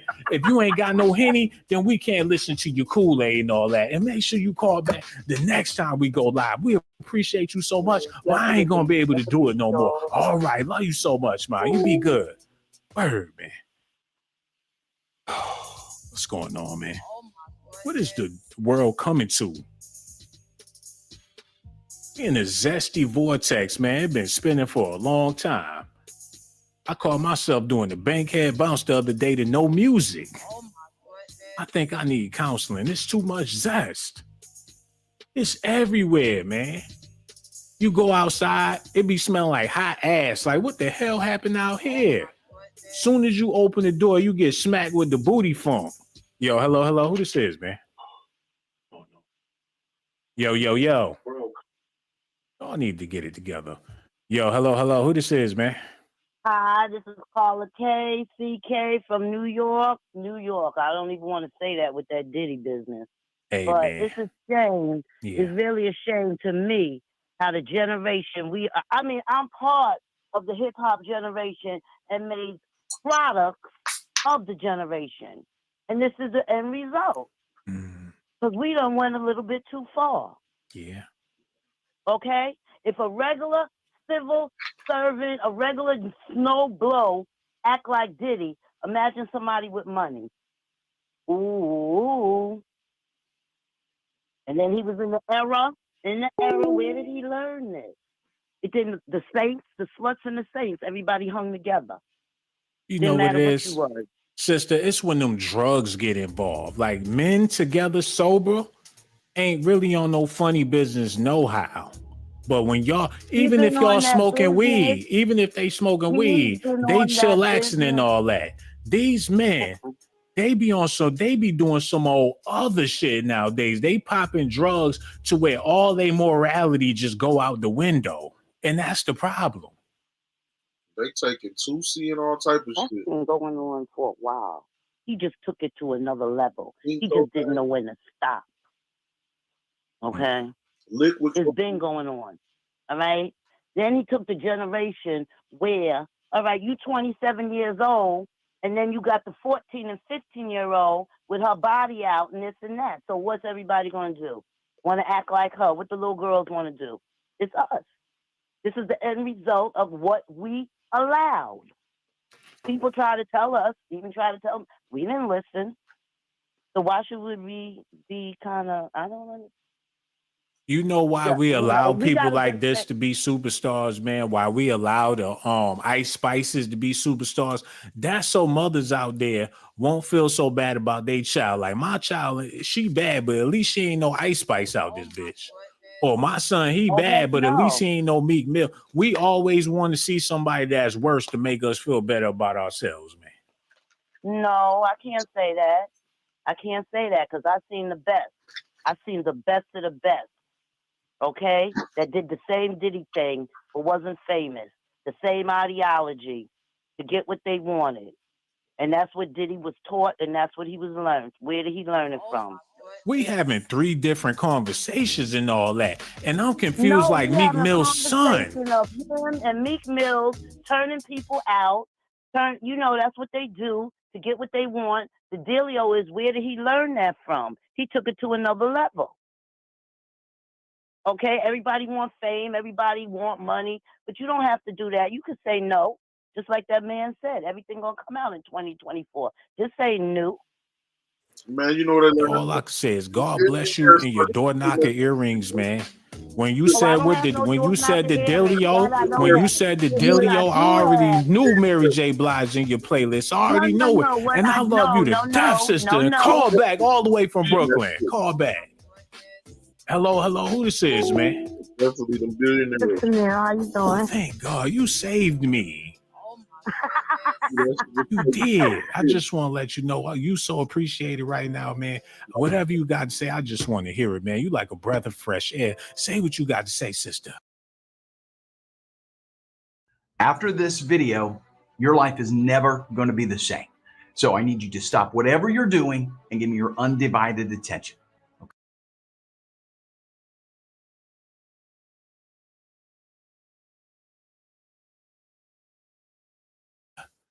Oh, dang, man, so good. I've been watching you and I've been listening to you. So cool, man. You keep everything smooth and collect. No doubt. But I do have my opinions and my thoughts about this Diddy crap going on. Man, it's like he's just like the whole hip hop thing is just like it blows my mind. Like I didn't know this was going on for that many years. So now these young generations want to go to love hip hop, and now I'm so scared for my son, and he be listening to that music and stuff. I'm like, oh my God, I just want to take it away. But it's just bad. It's just pure bad. And I hope they do something about it. I really do. You know what? I blame the sisters for this, man. And I hate to be the one to say something like that, but I do. I blame my beautiful queens for Meek Mill doing what he did with Diddy. Oh my goodness. I do. I blame my sisters because y'all know damn well before Meek Mill was hot, it wasn't no chicks looking in his direction. It wasn't nobody trying to throw him the whopper. He out there rapping with them. He couldn't get a girl if he tried. Oh, shit. And if he did get a chick, he probably was in there. He was struggling, man. He ain't getting no love from the chicks. And when he got money, he probably feel like forget them chicks now. Like y'all ain't want me before. Now I'm high. He probably despised women at the end of the day. Yeah, cause I danced with a guy about him. He got bought with. I'm like, oh shit. Yeah, man. Look, only time gonna tell. But one thing for sure, your conversation is so intellectual. I gotta cut you short because my brain cells are starting to connect, man. And once I do that, I turn into a computer. And I love you to death, man. We're gonna holler at you later. Real talk, man. No doubt. Like I was saying, man. Look. Do y'all think? Look like Brandy, little brother, and all that. Like I wanna be down. What you going through? He sing your ass to death on a battle rap. He be like, you boy, you boy, you boy. Oh my goodness. Let me tell you something right now. Hello, who this is, man? Yeah, brave, this from Jamaica, but I'm in New Jersey now. Sean Blaze, keep the fire blaze. Man, look, the way you said it is the way everybody needs to say it, man. What's on your mind tonight, bro? You know, some day I call in a good while now, but I listen to the lady, I have to time it. As the lady for come off, I have to say thanks for talking to you. I have to call. But I've been doing that, but I'm frightened. Never expect I was going to get you. Hold on. For the people out there that don't understand what he's saying, try meditating when he talk. It worked for me. I heard every word. You got to meditate because these brothers, they deep. And you ain't going to get it on the lower you got to join the Rasta Mountain frequency to understand. And I don't mean no disrespect, but they on the higher level with what they be saying, man. So if you having a hard time understanding him, take my advice, close your eyes, hum, and listen, man, because he just said some shit that would change your soul. It'll change your frequency. Matter of fact, brother, y'all shut up and meditate and go ahead and say what you got to say, bro. All right, good night. And I like the heights where I was. Yeah, man, I saw life for the situation, man. You see the eclipse, see the earthquake, and you see the eclipse? Okay. But anyway, still. We are Jamaican, as Jamaican, certain things, the straight one them. Because you have lean up Jamaican and you have straight up Jamaican. They are the straight one them. They have that feedback coming at them. Them will come out brawling, right? If I feel social media, interview after interview, brawling at people's face. Oh, yes, me do this. Yo, prove this. My voice, all right, this, that. You know, brawling them will come out. You know, want to say certain things on the internet still, you know. Yeah. but me no want to go too raw. So they might come out from explain, look how long this, and Meek Mill no come out, Puff Daddy no come out. And when you play it since night again, come they on your life and listening. I two of them voice, I suggest and break down something else. You know them music and how them voice sound. And nobody can't tell me saying I two of them that. How comes, if that come out, you should have come out, come talk the next day or down more in the evening or in the night, come out, come talk, say, yo, nothing like that. That's too long. This is not true. Hold on, wait a minute. I got my African Americans making fun in the comment section. Y'all listen when Jamaicans talk to y'all, man. They more in tune with the earth. They more natural. They more in tune with my mother nature and all that. You listen when the Rasta man talk to you. I dare y'all disrespect this man. I'm hungry as hell. Man, I'm coming. I need to get some jerk, man. We need to get some jerk. Man, look, we about to eat. And the next time we go live, you definitely got to call back. And I'm going to take care of these rude-ass Americans don't respect that good Jamaican talking, man. I'm an artist, Boulevard, so you can check out my channel. Yo, Boulevard. We checking out all your channels, trying to clout chase on the Jamaican vibe. What's his problem, man? I don't know nothing he just said. But I know I want me some jerk chicken. Then he had the nerve to try to put a plug on my...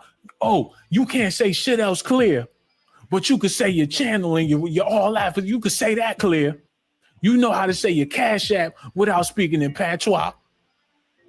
The nerve of that wannabe Rasta man, Shaggy calling in here, faking all on my video, man. I will not allow it or abide it. I wish somebody else called in here faking, got my stomach growling. Think about that good jerk chicken, man. Hello, who this is, man?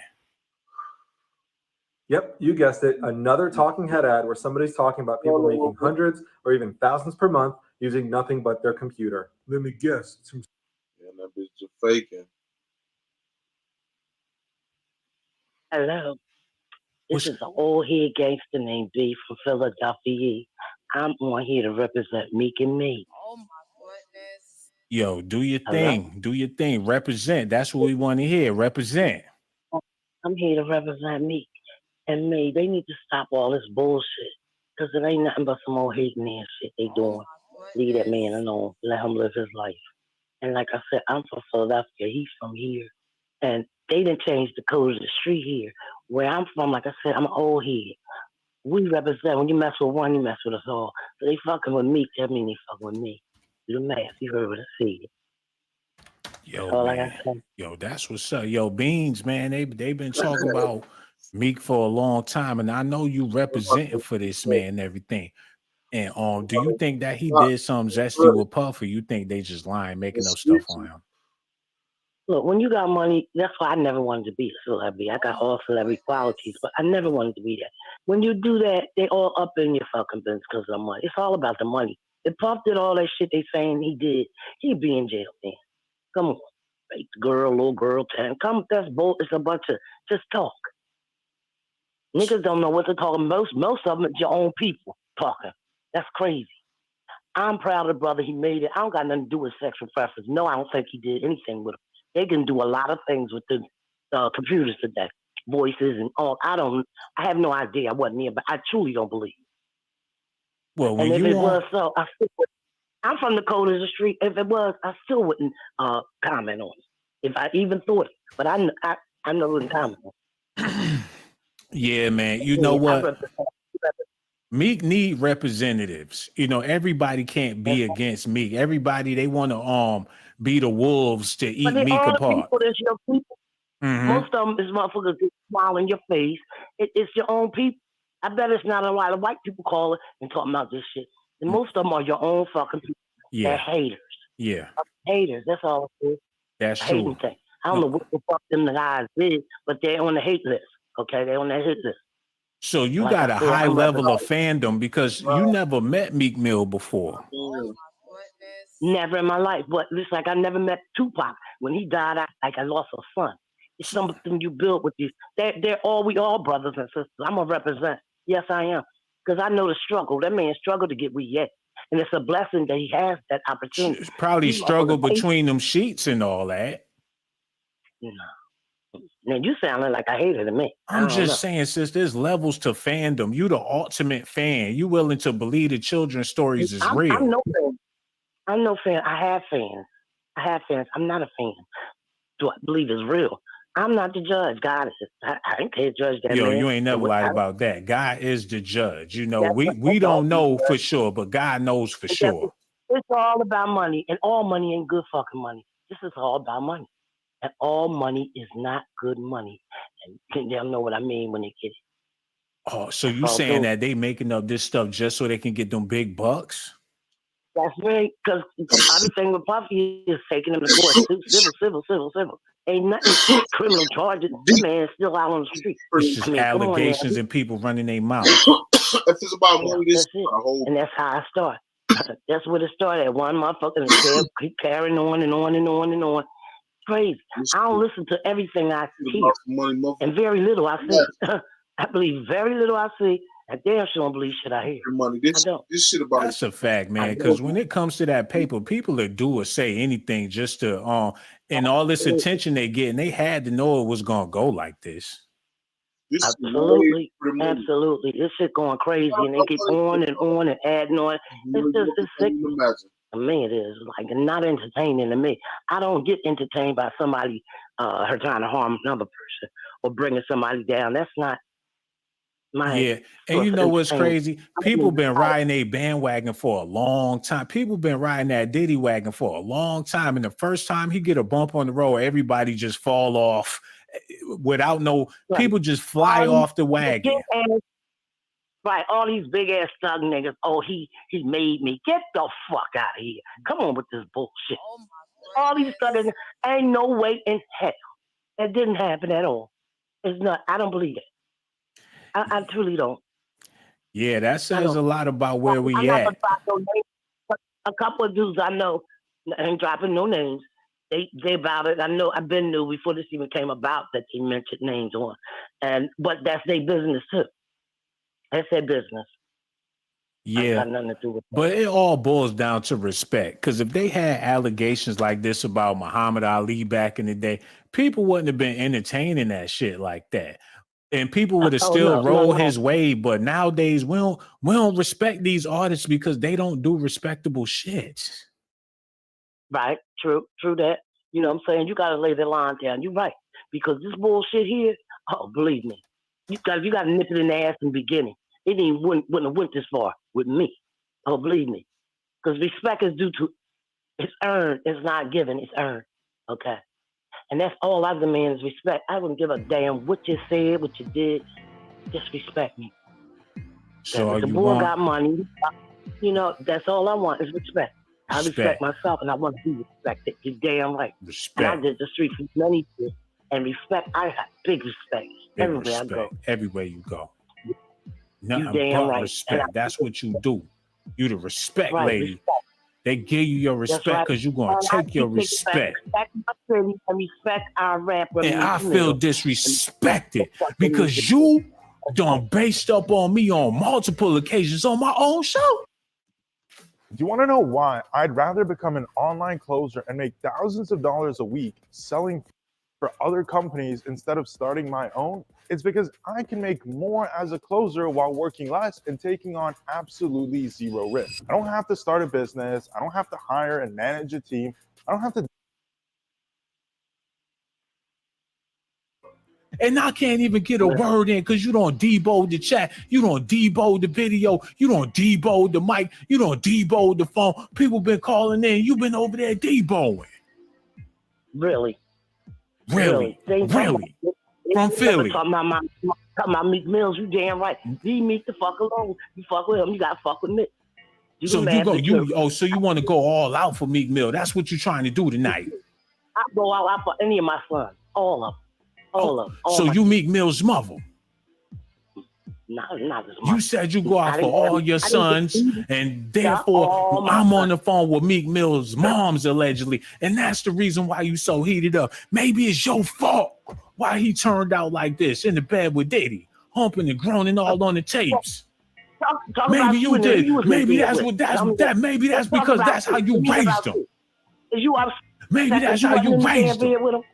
You Maybe just that's let the wrong world with know you. that Meek Mill is your son. Am I wrong? Am I No, wrong? I actually think You could you need son to him. take a look at That's your yourself. son. I'm not your son. That's your son. I'm not your son. I will not take this type of disrespect. Oh, and I bullshit. want to thank you so much for your phone call, Ma. Don't be no stranger. Make sure you call back the next time we go live. Stay Real blessed, talk. baby. Love you to death, baby. And stay No on doubt. your No doubt. You be good, Ma. Real talk. Yo. She said she was Meek Mill's mom's. Now, I don't know if she slipped up and said that, but she did sound like she could be Meek Mill's mother or whatever. And I ain't trying to talk about that man moms, his kids, his none of that. Meek Mill, he a big dude out here. No Diddy. Sound like he a big dude. The way Puff was screaming and fighting for his motherfucking life. They was killing each other in there. Like they refused to be bitch. They was bitching trying to make each other a bitch. Puff almost gave out. Meek almost gave out. They just trying to dominate each other. Like take that, take that, take that, take that.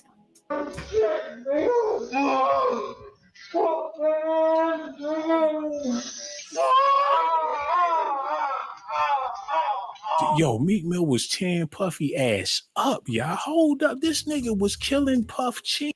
No, you listening to it wrong. Meek Mills was the one saying, fuck that ass, nigga, fuck that ass. Cheeks. Cheek Mill. Puff couldn't take. Listen to it, you would know. Is Meek Mill's the one, Puff, whoever, allegedly, or Puff that is, it definitely sounds like Meek Mills. It sounds like Meek Mill saying, fuck that ass. Get that ass, nigga. Listen to it. Take it. Nigga, Puff face was in the pillow. Oh, nigga. Listen to it. You gotta listen to it. No, it sounds like Meek Mill. Meek Mill trying to hold out. Puff like, let it go. I know, and I'm saying that because, and I'm not bad because I'm a Meek Mill's fan and I listen to his music, so his shit is registered in my head. I can hear his voice. Yo, when you listen to people's music, this shit registered in your fucking head. That's how it works. Like, when I first heard the video, I didn't give it no. I was like, man, fuck that ain't Meek Mills, man. So I ain't listened to it with that. I listened to it with a defensive ear. And when I really gave it a fair ear, I said, what the fuck? What? Let it go. Nigga, let it go. Meek just refused to let it go, man. What type of bullshit, man? I don't know what the world, what we living in today. Oh my goodness. These young kids got to grow up and see this shit. Look at his son traumatized. That little boy listened to the tape over and over and over. Oh my goodness. He know his father's voice. He been knowing his daddy voice when he was in his mama belly.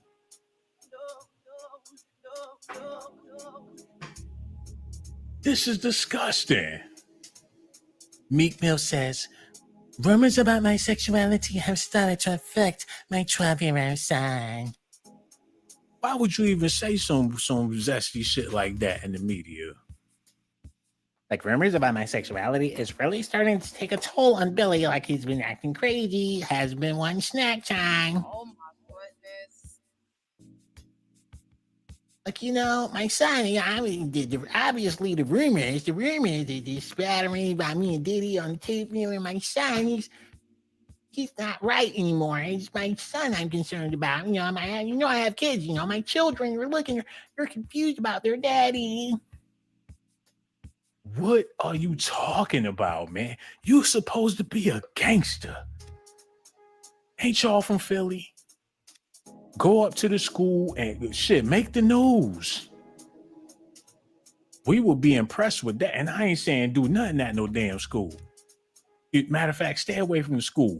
But if you went up there acting an ass and it just so happened to make the news. Like, I don't play about my son, nigga. Talking about my baby, no. Talk about they daddy gay. Nigga, daddy ain't gay, nigga. Your daddy outside, nigga. What? Who playing with my kid? Do a video standing on the school bus. Nigga talking shit about my kid in my city. Nigga, I ain't gay. Wear a belt that say I ain't gay on the belt. Do it for Philly, man. Oh man, he done picked up his son and threw him in the line of fire. Look at this, y'all. No, what I put in earlier? Yeah. Nino Brown, his own son. Look, they taking shots at Meek. He went back and grabbed the baby and put him in front of the bullets. Why in the fuck would he do that? Like, oh shit, let me get my son. Hey, no, not me, my son. Y'all hurt my son. Now people don't want to shoot no shot. Now don't nobody want to shoot no shots his way because his sons is in his feelings, man. A human shield. It's the sickest thing ever, yo. But I feel like it's a lot of men out there that really, really like the fact that Meek Mill and Puff. Now they feel better about themselves. Like, we rule the world. It's a bum. It's a bum walking down the street right now with his shirt off, feeling mighty fine about himself. Oh, it's no Diddy. Yeah, P. Diddy represent for men like me. Look at me, baby. They out there loving the zest. All they cousins that be calling them zesty, they're like, what y'all got to say now? Oh, wasn't your favorite rapper Meek Mill? Y'all outcast me from the family, but y'all go to Meek Mill concerts. Oh my goodness. He justifying a whole lot of people's zest. All them Diddy fans that swear up and down they just metrosexual because they fans of Diddy. Oh my goodness. And no, baby, I'm metro, P. Diddy, P. Diddy, smooth, suave. Got men from Africa to Australia trying to get their Diddy on. Every dude that look like Diddy. Oh my goodness. Getting their Diddy on. I know about 5 of them. Look just like Puff with chains and some Timbos on. And quick to tell you, take that, take that, take that. All the dudes that look like Meek Mill representing Meek. Oh my goodness. From here to Tobago in Montego Bay. This is a mess, man. Y'all hip hop fans, when y'all gonna wake up and realize that y'all losers? Oh my goodness. It is what it is. You listen to people that don't even know what they be talking about half of the time when they be rapping. Don't even put that much thought into it. Yo, y'all need to see this real quick. For all the people watching, y'all need to see this, man. This is going to be the part that's going to have you scratching your head. Yo, Reg, pull that up, man. Y'all need to see this. Because we yeah. The reason why I respect these niggas is because on some real shit is because that shit ain't a fad. This is niggas' culture. I don't respect niggas that's rappers running around and you from a city where that ain't even your culture and you throwing up a red rag or you throwing up a blue rag. Man, y'all niggas is faker than a motherfucker, man. Faker than a motherfucker. Niggas don't even know the code. Nigga got a red rag on what the left side. Come on, man. And videos, man. And promoting that shit to the kids like that's what's up. And that ain't even your culture. I can respect LA niggas. I can respect niggas that who cities that's what they embrace. That's what they grow up under. That these niggas pretty much ain't got no choice. If you grow up in the 60s hood, nigga, you a 60 nigga. How you gonna tell them about their hood and you from Philly? Oh my goodness. How you gonna get them a history lesson from where they come from? He in they circle. He act like he more Compton than they Compton. He act like he more slossing than they slossing. Oh my goodness. He in they hood. Oh my goodness. Damn, where the shine box? He shining they shoes. They gangster. You ain't got to remind them. They know what time it is. Rep Philly. Oh my goodness. He out there repping the West. He repping the West for the West, in front of the West, while the West in front of the West with the West, while the West was with the West, man. It's part of the game is that. Now you got Cheek Mill out here busting booties with Diddy. Oh my goodness. Damn. Yo, I know it's a lot of real ones in Philly. I ain't saying Gilly ain't a real one, but damn. This is legendary, man. You did this in front of Saint Nip. They always gonna remember that dude from Philly that was talking crazy with Nipsey. They always, this man is a deity. And you in front of this king acting like a gesture. That's not a good look, man. And for Meek Mill to even do a deal with T.I., the king of the South. Hold on, yo. That's two Philly dudes that signed with some down South dudes. Oh my goodness. Why they do that? Don't they know y'all supposed to have more pride than to do a contract with a country boy? Oh my goodness. Y'all from Philly. That's like in the movie Life. They go down from New York and sign their life away to some country boys while they got gold teeth eating chicken wings with a toothpick in their mouth, man. What part of the game is that, man? It should have never happened. Look, I'm gonna show y'all something real quick. Look, let me show y'all something real quick. Oh my goodness. This is why Pimp C was mad. Because Jeezy went up to New York and got a deal with the diddler, man. Jeezy the Snowman. Ha ha. Him from BMF. He went up. He got a deal with the diddler. And Pimp C was livid. Because what part of the game, all that wealth down south, all that money, you got Rap-A-Lot, you got all these record labels, black-owned businesses in the South, and y'all take y'all talent up to New York City and sign with the diddler? Oh my goodness. Pimp C was disgusted. Then you got Boosie with y'all go from the bottom. Back in the day, they ain't even want to hear y'all rapping. Back in the day, y'all still doing deals. Y'all ain't got to deal with the diddler or Fat Joe or none of them dudes. And they got rid of the pimp for keeping it real, man. And while Pimp C letting it be known that shit ain't all cool between the South and New York, which is true. This is what Meek Mill did, man.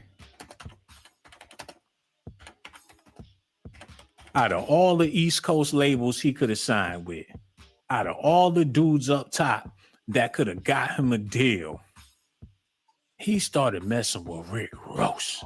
Oh, that Southern flavor, swagger jacking like a mother, all on they tip. That's how people feel about it, man. How y'all gonna go to the dirty to get a deal? A Philly rapper with a down south deal. How do he even fit in on the roster? Is they recording in Miami or no? Oh my goodness. Is they feeling him like that? What is this all about? Is they Milli Manilli for real? Oh my goodness. Because if he a real Florida boy and he a real dude from Philly, how the hell they gonna mesh? Especially to be meshing this long. Well, what's the business? You like calling him your CEO? The Florida guy, the dude from Florida, and you from Philly? I'm just being real. Look at this, man. And I'm gonna stop talking about Gilly. It's a whole bunch of people. Look at this. No, I'm putting it in like this. Man, sometimes people that ain't from where you from see your talent before the people from where you from, man, you know.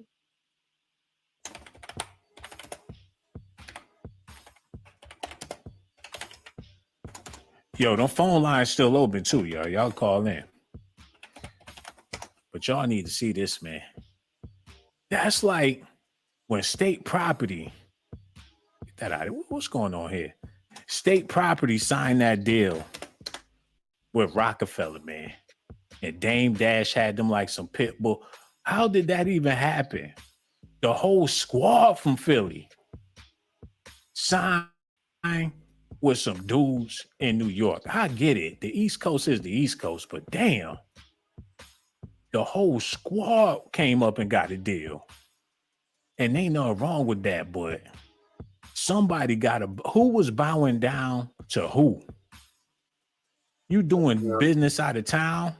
That should be you like, got to be willing to bow down. It's just that simple. It must be. If you doing business, I would say it must. It's I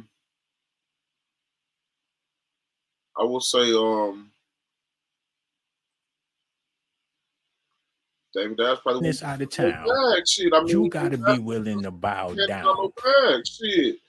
Most likely, you got to think about it. When shit like that occur, it be about some money. You know what I'm saying? Shit, they all one got a deal. Shit, he obviously didn't want giving them all the deal and handing them the money because they went over there. Now, if it was a Philly thing and they blew up on some, how come Philly ain't got no major record label? What's the major record label coming out of Philly, man? If we gonna talk about Meek Mill, we got to talk about the whole Philly.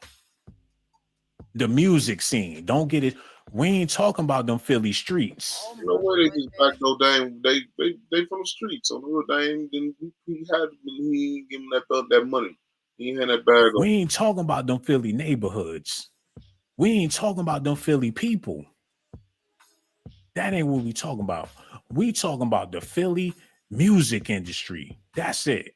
So if you in Philly and you taking offense, we talking about the music industry. We ain't talking about your neighborhood or none of that. So when it comes to the music industry, where's the state property? Where is the major record label? New York got plenty of them. Atlanta got a whole lot of them. LA got a whole lot of them.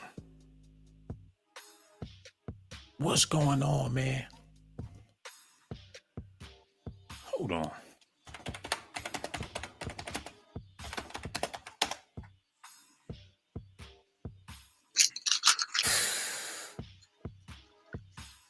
He gonna double back.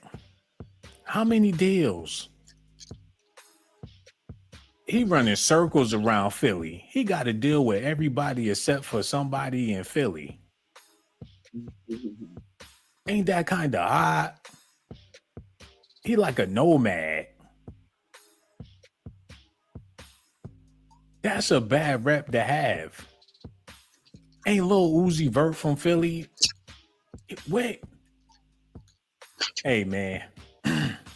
I know this sound bad, but the truth of the matter is, if he willing to float, then anything float his boat. Oh my goodness. If you willing to float, he been floating. He all over the place with his. He in everybody's pocket.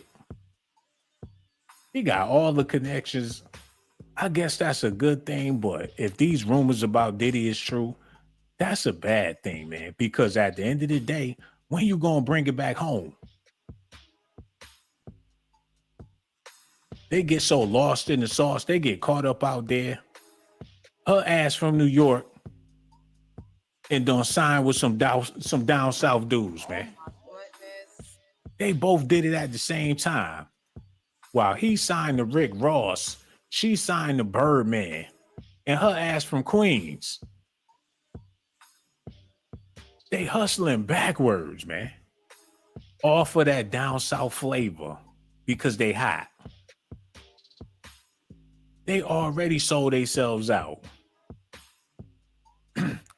I'ma do it for the down south Philly niggas. Oh my goodness.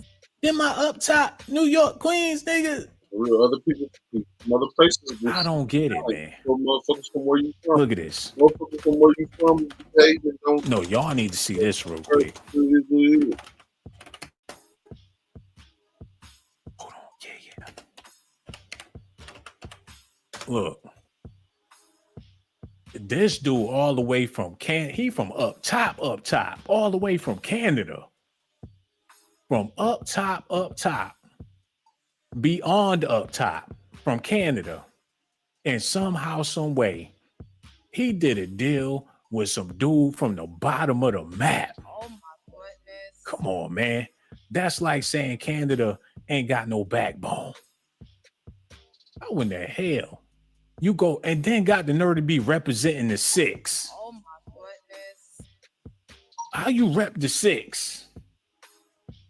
And you sign to some dude in Texas, and then you turn around and sign from some dude from Louisiana? Oh my goodness. If that ain't the bottom of the map, I don't know what is. They get far out of their jurisdiction and then want to do business. Oh you gotta be a fraud. Why he so far out of his jurisdiction doing business, man? This shit is off balance, man. Back in the day, if you was a down south artist, a lot of times you were part of a down south or a record label that do southern music. They taking care of their family. It's all over the place now. And it ain't about no unity. I could see if it was about unity, but it's not. They just willing to participate with some strangers. You not native to these dudes, man. It probably was on some mob ties. They grew up around they know each other history. They probably was on some unity shit, man. People from where you from don't be seeing your shit on the real though. They act like they don't see it. They act like they don't see your talent and somebody somewhere else fuck with tougher. Way tougher. Come in from Canada.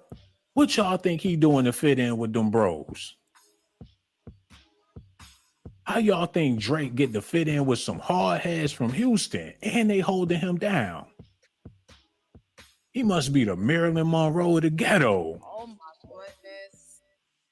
That's how I feel about it. He got to be Marilyn Monroe in order for them to hold him down like that. And that ain't just Drake. Look at this, man.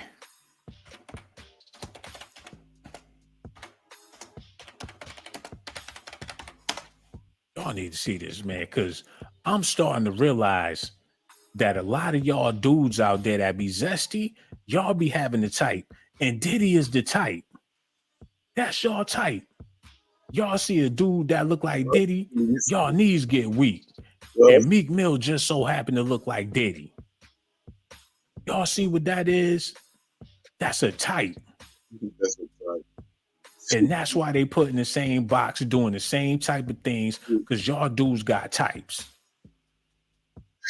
Because they the same type black, same type mustard, same type, they the same type everything.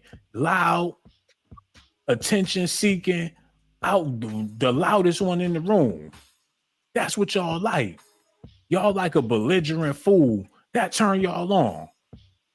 A loudmouth, knucklehead, a bad boy, man, like Tupac. Yeah, you sound like you talking about himself, man. They the thug passion, the thug life. That's the type. And they got it zesty from day one, but gangster. Look at this, man. Y'all love a thug ass. And rest in peace to Pac. But y'all love them thug ass niggas, man. And them be the main ones that had a tutu on a couple of years before they started thugging. And a lot of times the reason why they be thugging is they got to prove their masculinity. I'm not scared. I'm not a bitch. They all in your face with it. Like they got a deep secret that they trying to hide and all that. And I ain't talking bad about Pac. But y'all done deified this man. And every artist to come out since him, they trying to be Pac. From Meek Mill to Rick Ross to all of them. He basically ghetto Jesus. The same dude, people worship Pac. Hello. Who this is, man? Hi. Oh, hold on. Let me mute this. No doubt. Oh my goodness. Yeah, I'm watching you. You still on live, right? Yeah, we live. We talking about this Meek Mill. He talking about his son is influenced by all this stuff that's going on. What you got to say about that? Man, I think that is so funny that he even feels the need to come out and be like his son feels some type of way about it. I think that's so hilarious. But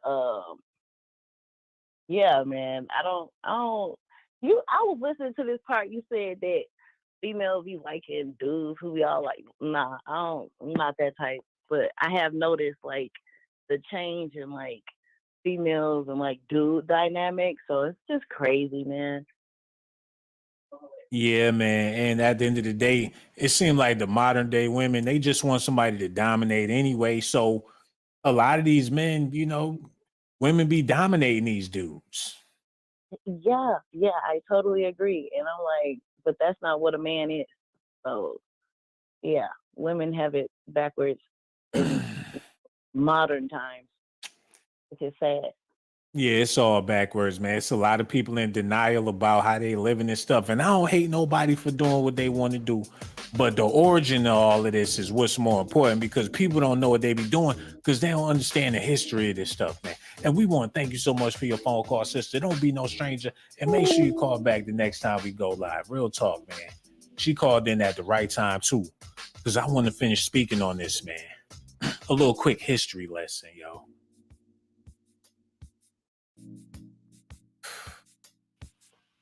This is the worst thing to ever happen to black music, man. Tupac Shakur.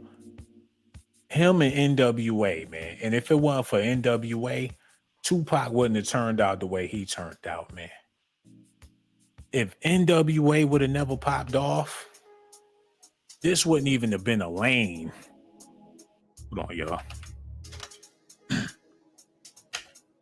This shit was a comical joke and people took it seriously and they had to live up to the hype.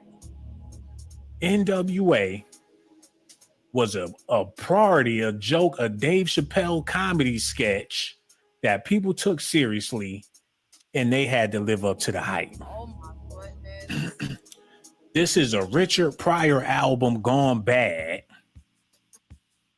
that people believed, as fictitious as it was, it sounded like a black exploitation movie on steroids.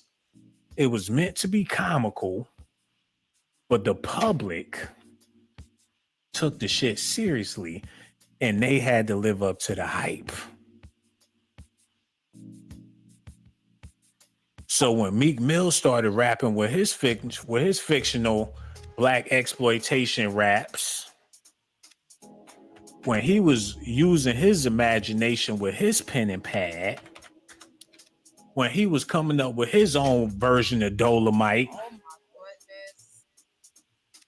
when he was inventing his own Nino Brown, it sounded good on that damn notepad.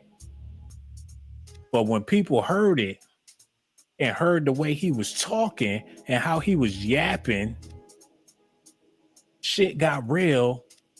And that's how his persona, He got to uphold his fraud. All because of the words he spoke through his pen, man. That's what's going on in the music. You put yourself out there a certain type of way, you got to live up to the hype. A lot of stuff going on in the music right now. A lot of these young, ain't that. There's a lot of them doing stuff, but a lot of them ain't did nothing. They get into this shit and not knowing that how real it's gonna get. Come on, man. I'm connecting the dots, man. If Meek Mill gay, ooh, excuse my language. If Meek Mill zesty, guess who else zesty, man? Guess who else? Look at this, y'all.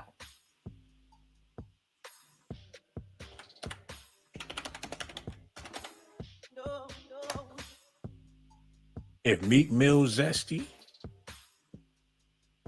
go up. You got to come to the front of the line too, sir. Oh my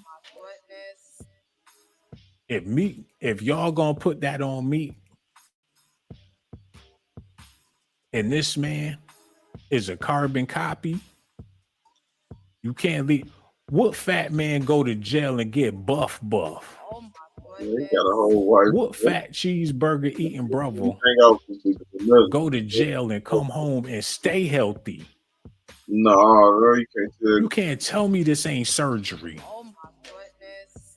Where the fat rolls, the jelly rolls go? Can't tell me that ain't surgery. He came home a fitness that ain't how the hell that's gonna be Gucci unless he was worried somebody made him change his mind. Look at him. Oh my goodness. Where he go shopping at? Look at the shit. Come on, man. Y'all can't do that to Meek Mill alone.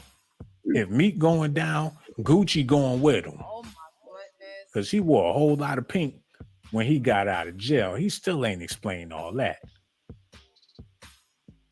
Pink couches his chick, face full of makeup and all that. Look at his chick. Oh my goodness. She probably even put makeup on her man. She put makeup on everything. Makeup on the chain, makeup on her hair, makeup on the clothes, makeup everywhere. It's everywhere. You can't tell me she ain't tried to doll him up a little bit. Like, babe, I promise this gonna help. It's gonna work on your face. It's gonna get you right, baby. I promise. Yo, hello. Who this is, man? Hello. What's going on? Who this be? I ain't got time for it. You know what I'm saying? Back to why I was having a good time with myself, man. Intellectually masturbating, and she interrupted me. But nothing. How in the hell is that the same Gucci? He ain't even got the same demeanor. This Gucci a Bama boy. He'll hit you over the head like bam bam. Oh my goodness. It's a whole nother Gucci. You could feel the streets. The down south Jadakiss. He was the down south Jadakiss. He ain't even got the same. Where is this Gucci? Where he at? Y'all see his face? That's the real Gucci. Look how his nose, look at Gucci nose don't do that no more. Where Gucci nose go? Yo, hello. Who this is, man? Hey, how you doing? Oh, Real man. quick, you can see Gucci Man is a straight sissy la la. Stevie Wonder can see that. P. Diddy, I believe he's been with P. Diddy. I believe he's been with the Meek Mill, DJ Khaled. They all did each other. What you think? Oh, just call you just looking for an opportunity to kick some dirt on the brother.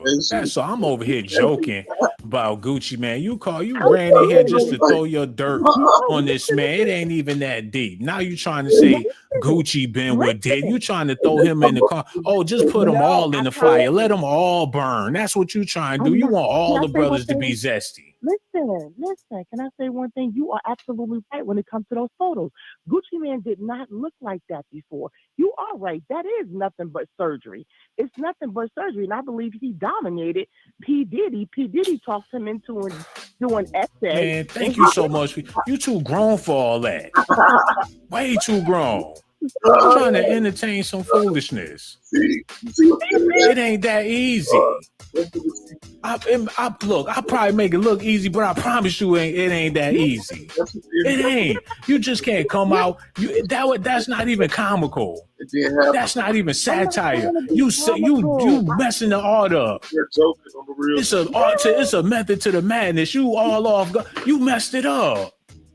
It ain't even, and you old, you too old. And thank you so much for your phone call. We gonna holler at you later, man. Disrespecting my art like that.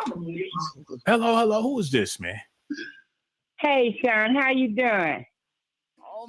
I'm doing amazing, even more better now that you called in. What's on your mind?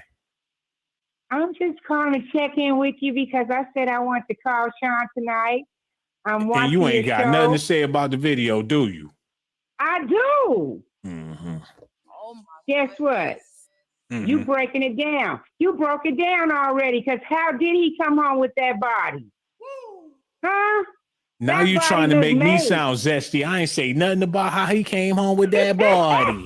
You trying to be funny. I ain't even trying to have no conversation about that man's body and all that. I ain't say that's what you say. You need to clear that up You made first. a good point. You made a good point about how did he come home with a body like that, and he used to be a I ain't never cheeseburger said man. now you try to make me zesty in front of all of my viewers out there.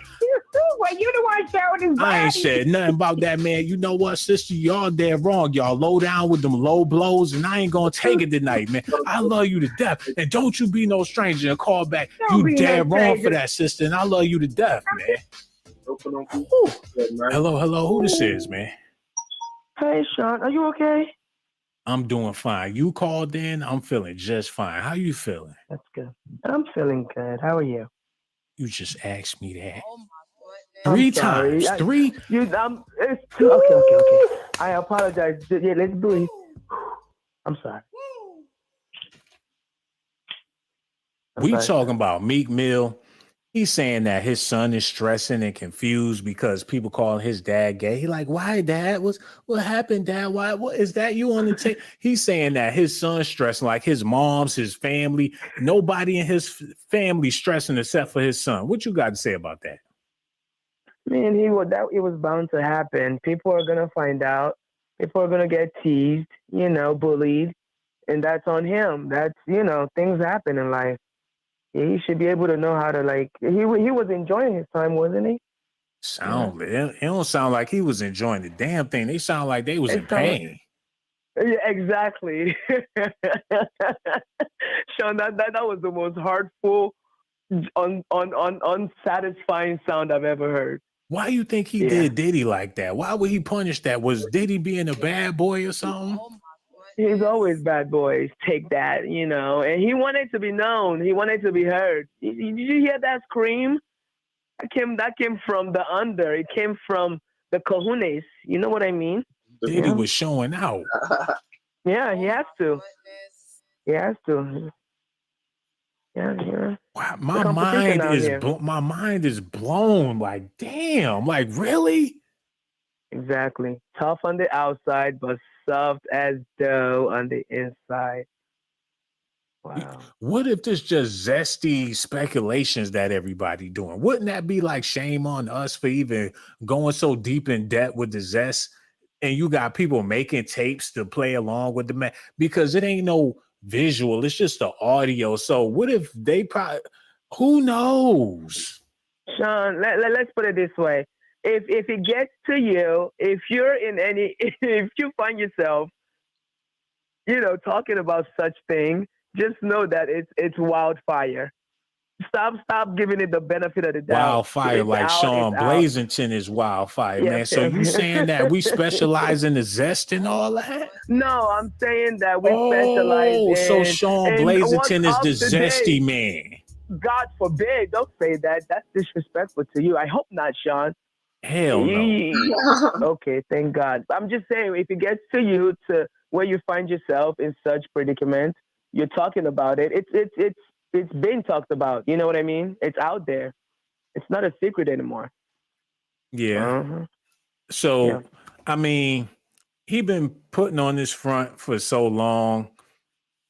How could he actually explain it to his fans that that's what it is? Like it's looking like he don't want to put up the fight for the front no more. Cause we had people from Philly calling in like he ain't been dropping no music, he ain't really been around. So maybe he done with the whole hip hop culture. He with billionaires and stuff now. Maybe he on another level. And Sean, if you hear that tape, if that's him, his career is over. How about that? It's over. So he just he needs to hang with Diddy, go shopping, party, keep partying until I don't know, the wheels fall off. But it's over now. It's you can't go back from that, Sean. Well, you can't go back from that. That could be a good thing because it's like Flavor Flav, man. How long you gonna keep the clock around your neck? He probably ready to take off all that shit and just go off somewhere and live his life. And in the future, they be like, oh, that's Meek Mill, but he on a whole nother time, man. Maybe it's his time to give up the facade. Well, hey, wishes do come true. Okay, we're talking about it, so it's time to give it up. Hey, Sean, nice talking to you, man. It was nice talking to you too, man. And don't be no stranger. Make sure you call back the next time we go live. Real talk, man. Thank us so much for a phone call, man. But this got me thinking, is that what the Dream Chasers is all about? They just out here, they got them dreams in their eyes. Oh my goodness. They wishing, they hoping, like they want to just, they opportunists of the future. You see me, I'm chasing my dream. I'll do anything. Anything. You see me, I'm chasing my dreams. Holla at me, nigga. Jay, I'm willing. The Dream Chaser, wishing. Make sure y'all tap in. All my links and Instagram, all that shit on my YouTube. On the star. I can tap in. All that on some fairy tale Peter Pan type of shit. Look around, you know what I'm saying? All links on my shit. Like I have big dreams, and I will not stop until I get.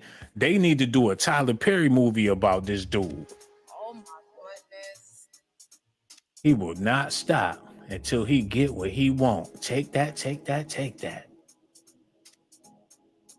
Like that's the man I need to talk to? Well, let me holler at him. Hey, yo, Hope, let me holler at you. Dream Chaser for real. What's your phone number? Put your number on my phone. I'm gonna holler at you, and maybe your friends can get with my friends, and we can do this every weekend. Oh my goodness. A Diddy in his own right. Come on, man. How he turned into a baby boy? He went from being a thug to turning into mama's baby boy. Oh my goodness. Why his cheeks so rosy like that? He do the thug diet. Look, like time to start thugging again. Get back in the streets. My album get skinny and hungry. Time to get skinny and hungry and put on my album and get back in the streets. Like it's whoop time, whoop season now. Put away the donuts. Put away the chicken nuggets and get back in the gym. And then after he sells some records, he put back on the pudge. Come on, man. Now they calling him Cheek Mills. Can't even look at him the same no more. The way his neck arched with his shoulders, that look paused with the way his chest poking out with his chin and the bubble lips. Come on, man. Yo, hello. Hello, Sean. Yeah, we need you to cut that off, pretty please. Hey, I think. Man, we can't hear you with all that on in the back. Okay. It's bootleg. We trying to do a 5-star presentation. Okay, is this better? No, it ain't. It's a 5-star. It's too good for that. You want me to settle for less. So you can say what you, the stage is pearly white. You come in here with muddy shoes. Oh my God. Okay. Well, at least I'm going to live in my truth. I came in with muddy shoes, but I fixed that. And I called to say that I feel all these rappers should just live in their truth. But they would have to pass up on so many opportunities if they did that. Oh no, it's a new world today. It's LGBTQ and open. Everybody has their identity, she, him, her. Why can't, the rappers go ahead and say, yes, where you gonna play that? Where you gonna play that music? Like each other. Where you gonna play that music at? It damn sure ain't gonna be at the barbecue. Where we gonna congregate and play? All the clubs. Who? They're gonna put a techno sound behind it. It's gonna be a fight if they playing that all night in the club. No, it'll be less violence. It'll be more love. That's why his name is Brother Love. So you ready for that? Hey. Your zest is on a whole nother level, sister. And ain't nothing wrong with that. If that's how you living, that's how you living. But do we all have to live like that? Because you want the clubs to be packed out with zesty music? No, but I just want people to be able to walk in their truth and not be exposed and just be honest about who they are and not be able to shame each other and like get each other in vulnerable situations and take advantage of each other. Just be who you are. Hey, man. Well, I mean, if they did that and they all just came out with the zest, I mean, they might as well because the music's zesty anyways. It is. Yeah. They only like each other anyway. They don't really like too friendly to the female or the opposite sex. So they should just go ahead and like hold hands, wear matching shirts and sweatsuits and kiss and make more songs with each other. Damn. And then when people stop buying the shit, then what they gonna do? She said that. And you still listen to the music? That's like the death of disco. Remember that? Like it was all discoed out. One day they just said, fuck it. And they literally destroyed disco at a baseball stadium or some shit. Well, this is not what authentic rap is about in the first place, but to each his own. As long as the music is still going, what they do, I don't know. But yeah, they should still live in their They truth. had banners up at the damn football game that said disco sucks. They went crazy. They bought all their disco records and took it in the middle of the field and stomped them bitches. And they went down in history, the death of the day disco died, man. I can't wait until they do hip hop like that.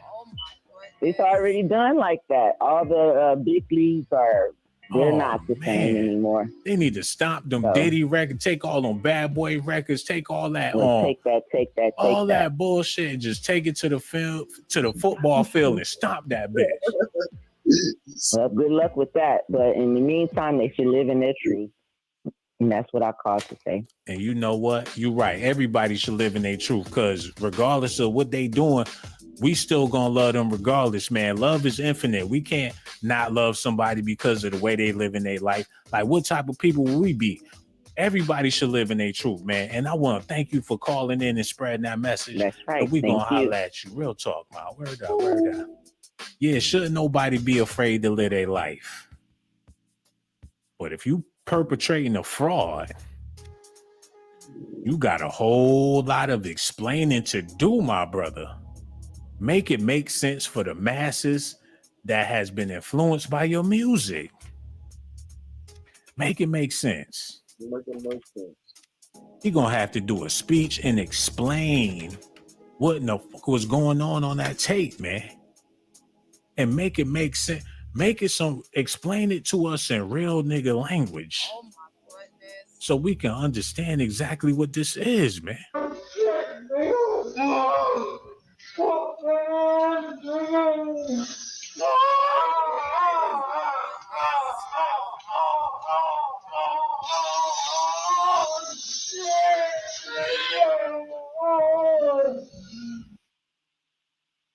my goodness.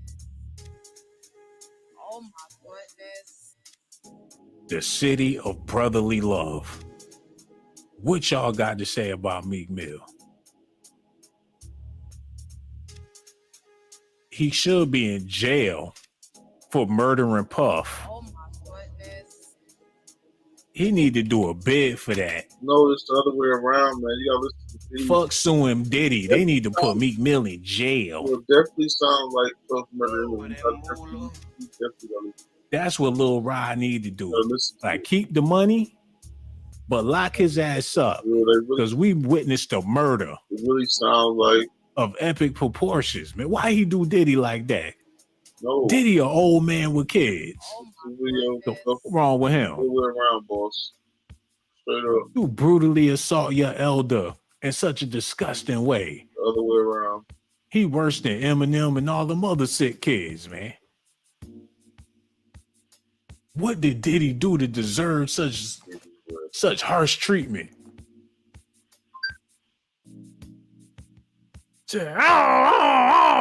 Oh, shit, nigga.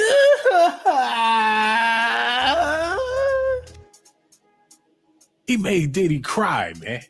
That should make Mace mad enough to call up Jadakiss, Styles P, and Sheik Luch and go put hands on Meek Mill, man.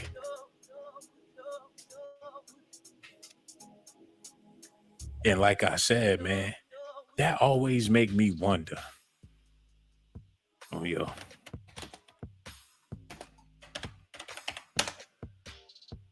Jada to the mwah. Oh, man. He ain't the Black Tony Soprano like everybody be thinking he is. They treat him like Black Tony Soprano because how he sound and all that. Jada to the... You gotta lick your lips before you say the mwah. And they maintain the relationship. You don't never see Styles in the picture with Diddy like that. You don't never see Sheik Luch taking selfies with Diddy like that. Where the Styles and Diddy pictures at? Or the Sheik Luch. And let me type this in real quick. Sheik Luch and Diddy. When they ever took a selfie together? Never. I don't see one. Where is a picture with just Diddy and Sheik? It ain't never happened not one time. Did they ever kick it after the deal? Somebody got this man put a go here, abomination of black culture and history. Oh my goodness. Put a monkey on his. No wonder Diddy don't. That's Dusty. Come on, bro. You disrespecting your life. For a record deal, then got a white girl hand on your chest calling you Poppy. Oh my goodness. With a gorilla, some King Kong shit, trying to be 50. Come on, she. You think he Mr. Monstavo? He trying to, how you gonna be a sexy street nigga? How you gonna try to be Puff after you went against everything Bad Boy talking about? Now you want to cover like LL Cool J with Jennifer Lopez hand going down your chest. You might as well put back on this shiny suit, bro. Oh my goodness. They fronting like they wasn't with that Diddy time. This look like some Diddy shit to me. Damn, Sheik. Okay. The locks, the heart of the street. Heart of the street, the locks, the heart of the street, nigga. Oh my goodness. It's the lock, nigga. We the hardest fucking group. Ain't never pull your snot box, man. Bust your snot box. Oh my goodness. The hardest niggas in the street, man. The lock, look at me when I talk to you, man. The street nigga, yeah. Oh my goodness. I don't see no pictures. Don't they be doing the back and forth, the one-on-one? They be going back and forth on the mic. Folders. They got a couple of back-to-backs, like playing hot potato with the mic. He do 8 bars, he do 8 bars. They just switching the mic back and forth. And that ain't nothing pause-worthy, but still. I don't see not one picture of Sheik Luch and Diddy by themselves. Or there go one Styles P and Diddy. They did a selfie real quick, but you don't see nearly as many as you see with this guy. So y'all think Diddy let them come into daddy's house and he ain't try nothing with them? Oh my goodness. They was in daddy's house with the rest of the boys that was in trying to get a deal. They actually worked so hard, their album actually came out. Can you imagine them on Making the Band? I don't know if I could do this shit no more, man. Washing this nigga drawers. Oh my goodness. Go and get cheesecakes for the nigga, man. Out in the street. Can't do this no more. They waited until they got put on and recognized and signed, and then decided they wanted to pull the plug. Y'all did a deal with the dealer. Oh my goodness. Somebody got, if y'all gonna do this to Meek Mill, everybody got explaining to do. Y'all can't do that to Meek Mill and not talk about other people that done business with this man. Done good business with this man for years. Who else? Come on, man. Dog, man. Y'all need to see this. If y'all gonna do that to Meek Mill, then what about Fab? What about Fab? When Diddy was being zesty, Fab and Jada was real quiet, like they already know what time it is. Oh my goodness. They know that Puff on one. And since they on Drink Champs, it was making them look bad. They look like they felt bad. Because Daddy was embarrassing them, man. Oh my goodness. Daddy was embarrassing them. When they was on Drink Champs and the whole world could see it. They ain't never been in a situation to where they fans could see them in a compromising situation, man. Oh my goodness. This the first time, man. This man went to the Puerto Rican Day parade with Diddy. They partied backstage. Lil Baby got on a hoochie daddy, whatever that is. They got Lil Baby sitting in between them with some hoochie daddy shit on. A young boy that called himself Lil Baby sitting in between. He was, oh no.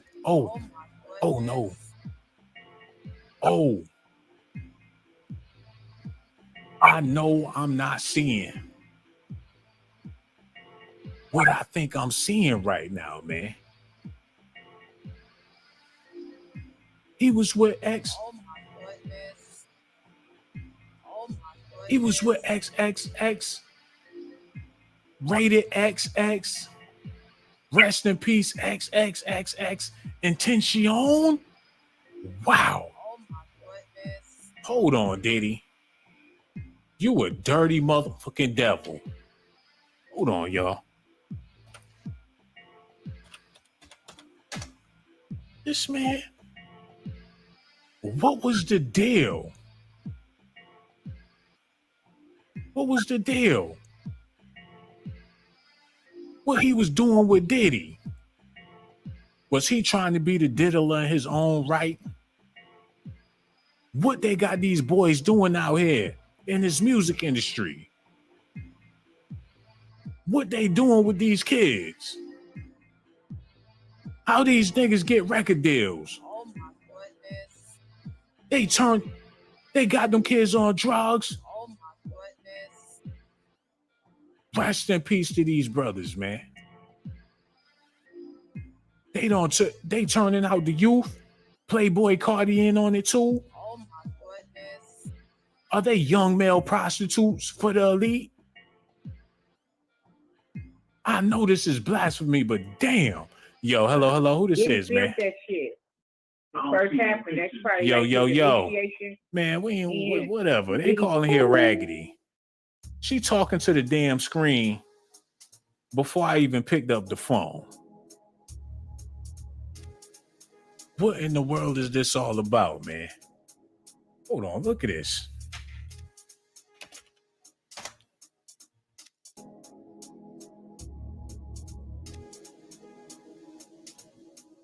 Yo, I'm trying to connect the dots because it's some strange.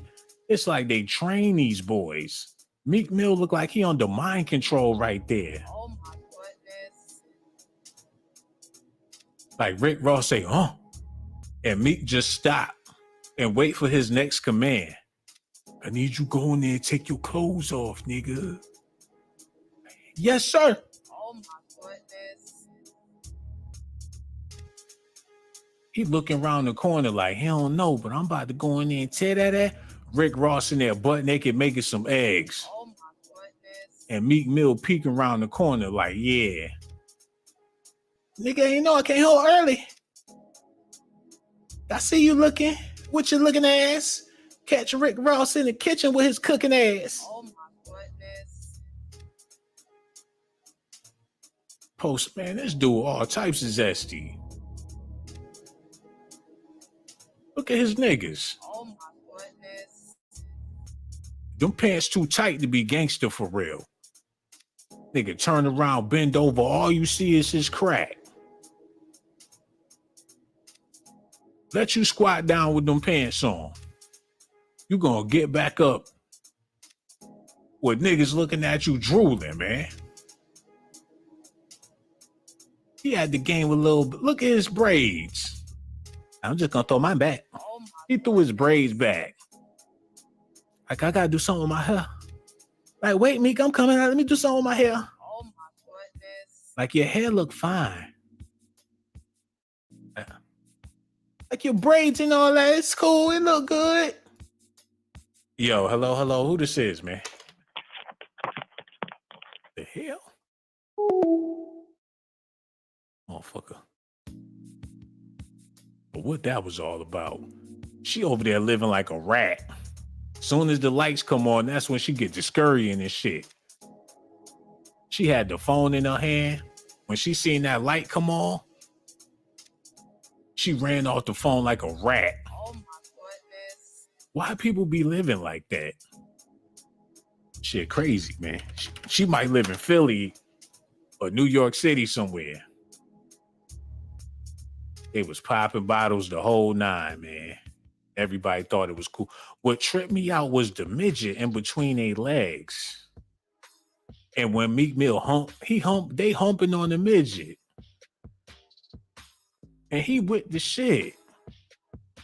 Like, I feel like I love black guys. Oh my goodness.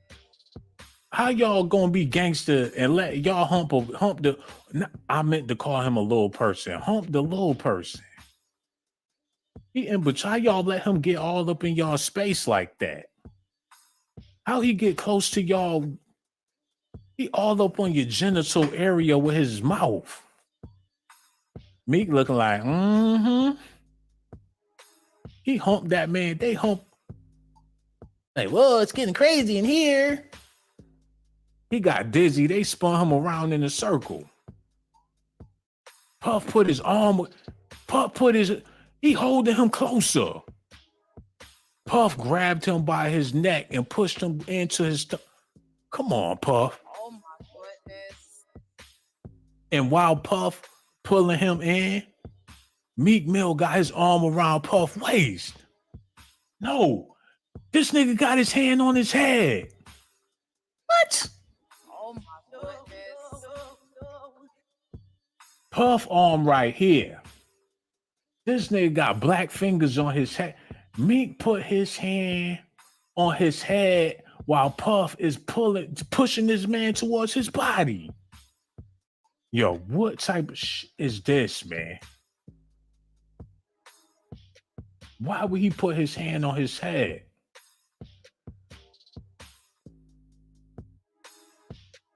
Oh my goodness. What in the hell? Not to mention they got the matching suits on. They like a tag team duo. Like they some wrestlers. Like they just gonna freak off together. Tag team partners. When Meek get off, that's when Puff go in. Type of shit up. They tag teaming each other. Tag team partners and all that. Look at this. Just went to WrestleMania. And he all up on the rock. He gotta be zesty. Meek Mill, yo, get that out of here, man. Get that shit. Come on, man. Why they do that? They know I don't know Spanish. Come on, I gotta get this, man. Look at this. Meek Mill taps into the WrestleMania XL. That sounds like a condom. Oh my goodness.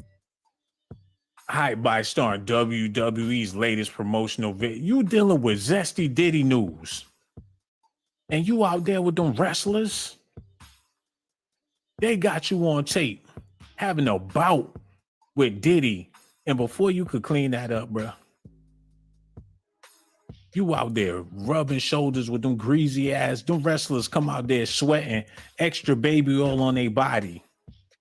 And before they get in the ring, they all hugging all up on Meek Mills and shit. Hold on. Got a WrestleMania promotional and all that. Look at this, y'all. Hold on. Look at this. In this life, you either finish your story. Oh, he got a WrestleMania promotional. Oh, he in there. Oh, he got. Oh, this nigga, he in there. He fucking with them wrestlers. They giving him endorsements. He done made it to Vince McMahon's office. Oh my goodness. Oh, he a power bottom with them power slammers. Oh my goodness. Woo!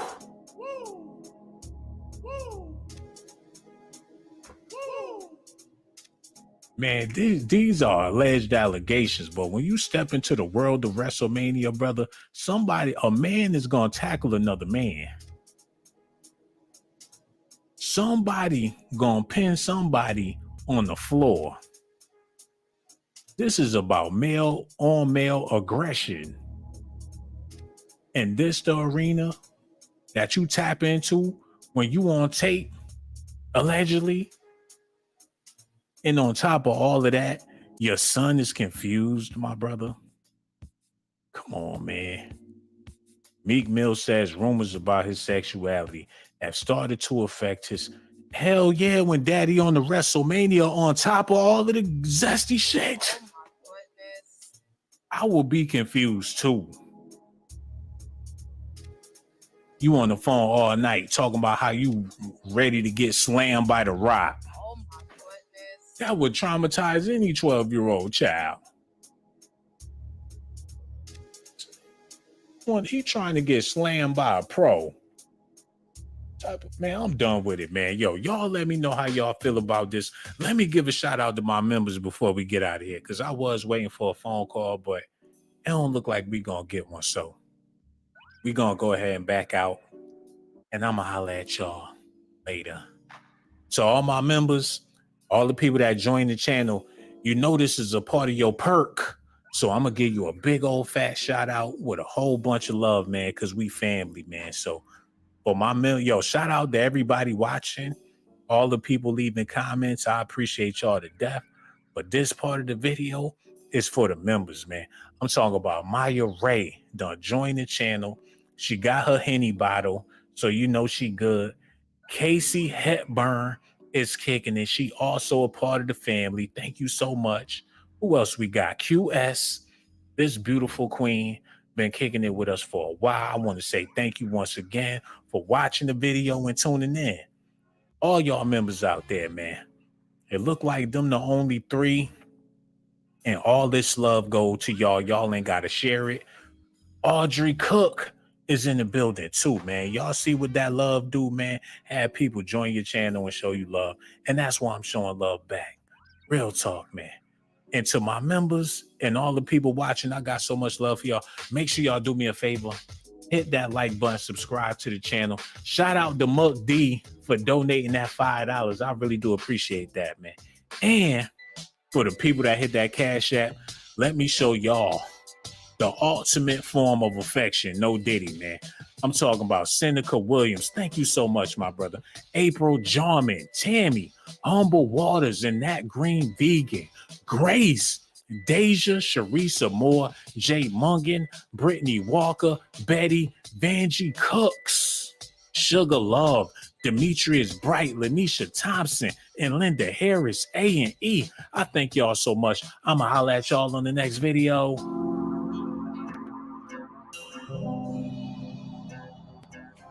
You know you want to, you might as well subscribe.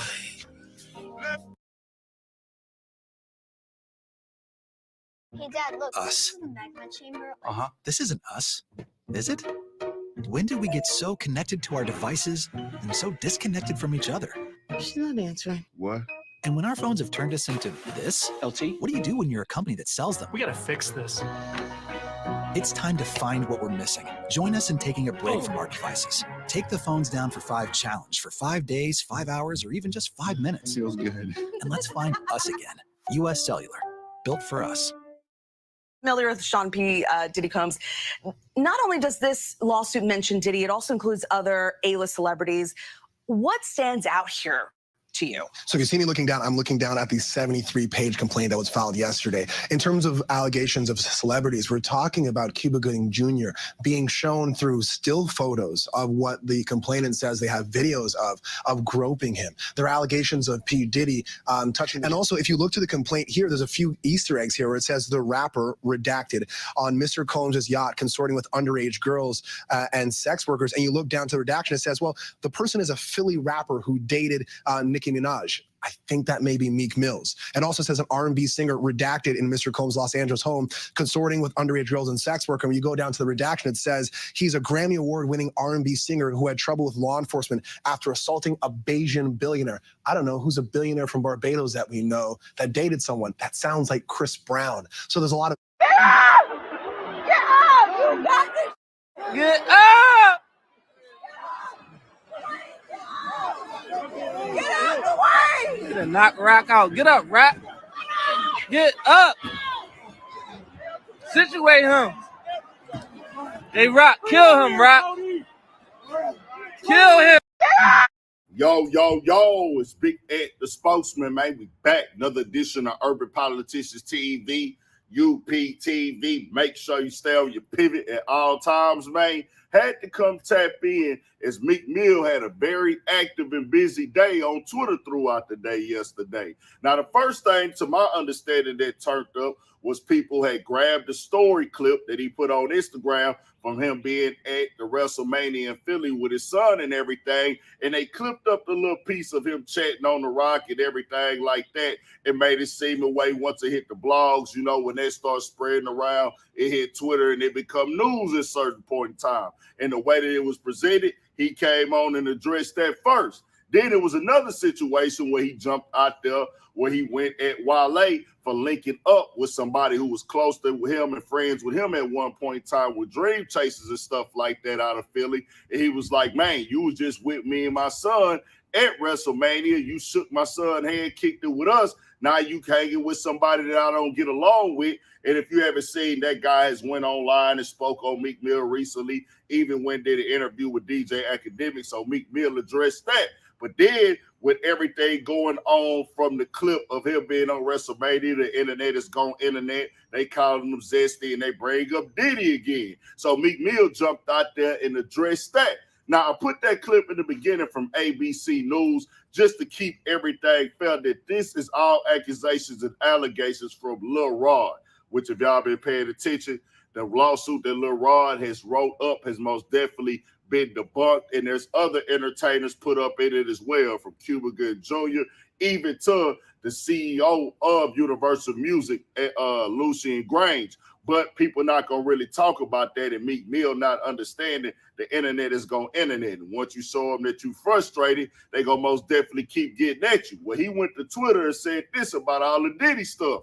I don't believe no Diddy story once they lied about me now. Anybody try to sexually assault me, it will be a bang out on the spot. How y'all don't know that? LOL. I don't care. But y'all confusing my son. He's 12 with people saying his dad gay. It's sick. Now out here so F it. LOL. How a nigga try to clap another guy and say a guy from Philly did it too? I want all the evidence to come out. The F. I'm not a part of the freak or coke party of the industry. I'm not a heathen. How did I get in the convo? Because I'm changing laws, holding major influence. They using social media to influence the election of the president of the United States. To shut up and not express the moral thinking a person with soul as gold as mine would silence me. I want people in different countries to hear my voice. You've never been locked down 23-1. I get it. Y'all call it trolling. I call it. I have 2 young kings, Poppy and Caesar, plus my other son I raised, Zion, that see magnified press to know that they can be whatever they want, but their dad represent one thing, and if I was gay, they probably wouldn't be living. That's why I'm Meek, not a sheep. Follow me. I'll take you to another level of greatness amongst these bots leading y'all on. I got it. I'm out. Twitter my journal now. Unfollow me if you're not entertained. Now, he put several other tweets in there before. He was addressing multiple things at once. Wale going back and forth with this guy, that guy. Then he was addressing fans and everything like that as well. And I just got to spill the real on it. Certain things that Meek does online, just the way the internet works, they're not going to benefit you. They're not going to help you. You show a lot of emotion. The internet takes that as, oh, we see blood, we drew blood, we like sharks. We going to keep poking at that scab, nigga, because we see that we making you mad on it. And that's going to make other people in the game do the same thing. That's just the way the internet works. It's not right. I don't agree with it, but you got to play chess on this thing. Now, what I do want to make clear, should no man be having that jacket thrown on him because you are a man before anything. I don't care what they try to regulate, normalize, or insinuate. A man should never have to have that type of jacket thrown on him if he's not that, or if he doesn't want that on him, if he's not living like that. It is what it is. He has 2 sons, 3 sons, or whatever, and he's a father. And you're a man before you anything. If you're not like that, you don't want that on you, you have a right to be upset. But you got to sit up here and play the chess game. I would say this. You look at the lawsuit, it's clearly been debunked on several times. Everybody's name being mentioned in it. Even the judge in the Southern District in NYC has came in, little raw lawyer and everything like that, and said, hey, you're coming with salacious type of tactics and antics to get the media on your side, and you targeting the media to get people to settle out of court and everything. So I keep telling y'all this and telling y'all that. Yeah, things can look away online, but Meek Mill coming and defending his name on the Diddy stuff, I get it. You supposed to, but it's about what you do. It ain't about what you do, it's how you defend it now, because you got to play the game. But if people keep seeing you reacting to it and you become that guy where this is a norm online, where he's going to get emotional, he's going to get in his feelings, they're going to keep bringing that up and everything like that. That's just what they going to continue to do. And when you're on this internet, people going to be selective on what they see and what they hear. Because you could go do an interview, clear everything up. It's going to be somebody still looking at something to poke up on you. And that's just this game. This ain't just for Meek Mill. That's just how this internet works. That's why when you going to respond, you got to come out and control the narrative. You need to be straightforward, direct, denounce, and get rid of everything and say, hey, this is that. If y'all want to keep trying to push that line on me, this is a choice at this point, because I'm telling you it's not that. There ain't nothing to debate about, ain't nothing to conversate about. I've never done nothing like that, never crossed no line, never did no favors or nothing in that nature. But if you don't do it directly, effectively, people going to keep running with it, especially if they don't like you on the internet or they see that you're going to respond and react to it. Tell me what y'all think. We got more coming, more videos, all that 1,000 for shit show. Stay on your pivot. It is that easy to make good beats with this kid.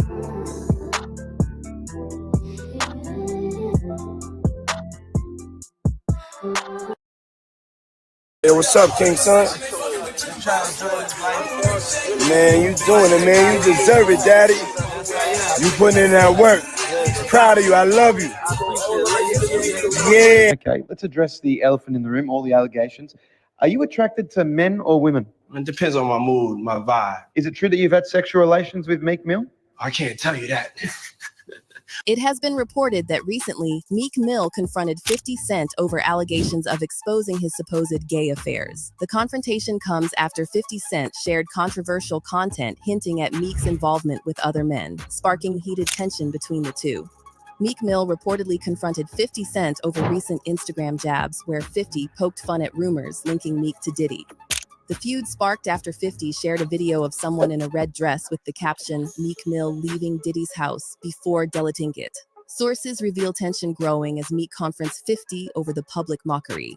The news surrounding Meek and Diddy gained interest after Rodney Jones filed a lawsuit alleging sexual assault against the bad boy mogul. In the filing, Jones claimed Diddy coerced him into sex by alluding to other artists he had been involved with. Although the names were withheld, footnotes hinted at a rapper from Philadelphia who had a past relationship with Nicki Minaj. Amidst mounting legal troubles, Diddy faces yet another lawsuit, this time from Lil Rod, a male producer alleging sexual misconduct. In the lawsuit, Lil Rod accuses Diddy of inappropriate touching, showing explicit videos, and engaging in illicit activities. The filing hints at Diddy boasting about relationships with two celebrities with their identities redacted. One of them is described as a Philadelphia rapper who dated Nicki Minaj, while the other is said to have performed at the Super Bowl and had a successful Vegas residency.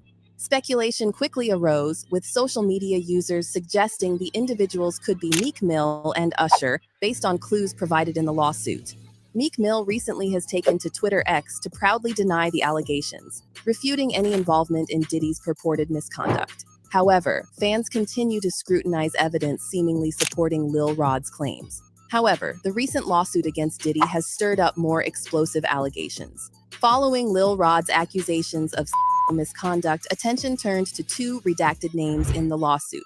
Academics delved into the 70-plus page document, uncovering allegations that Diddy claimed to have engaged in sexual relations with rapper 5, R&B singer 6, and Stevie J. While initially unclear, footnotes hinted at Meek Mill and Usher as potential targets. The footnotes described rapper 5 as a Philadelphia rapper who dated Nicki Minaj and R&B singer 6 as someone who performed at the Super Bowl and had a successful Vegas residency. Despite their past differences, Meek and Academics seem to have reconciled, but Academics urges Meek to address the allegations head-on, suggesting he shouldn't ignore the situation.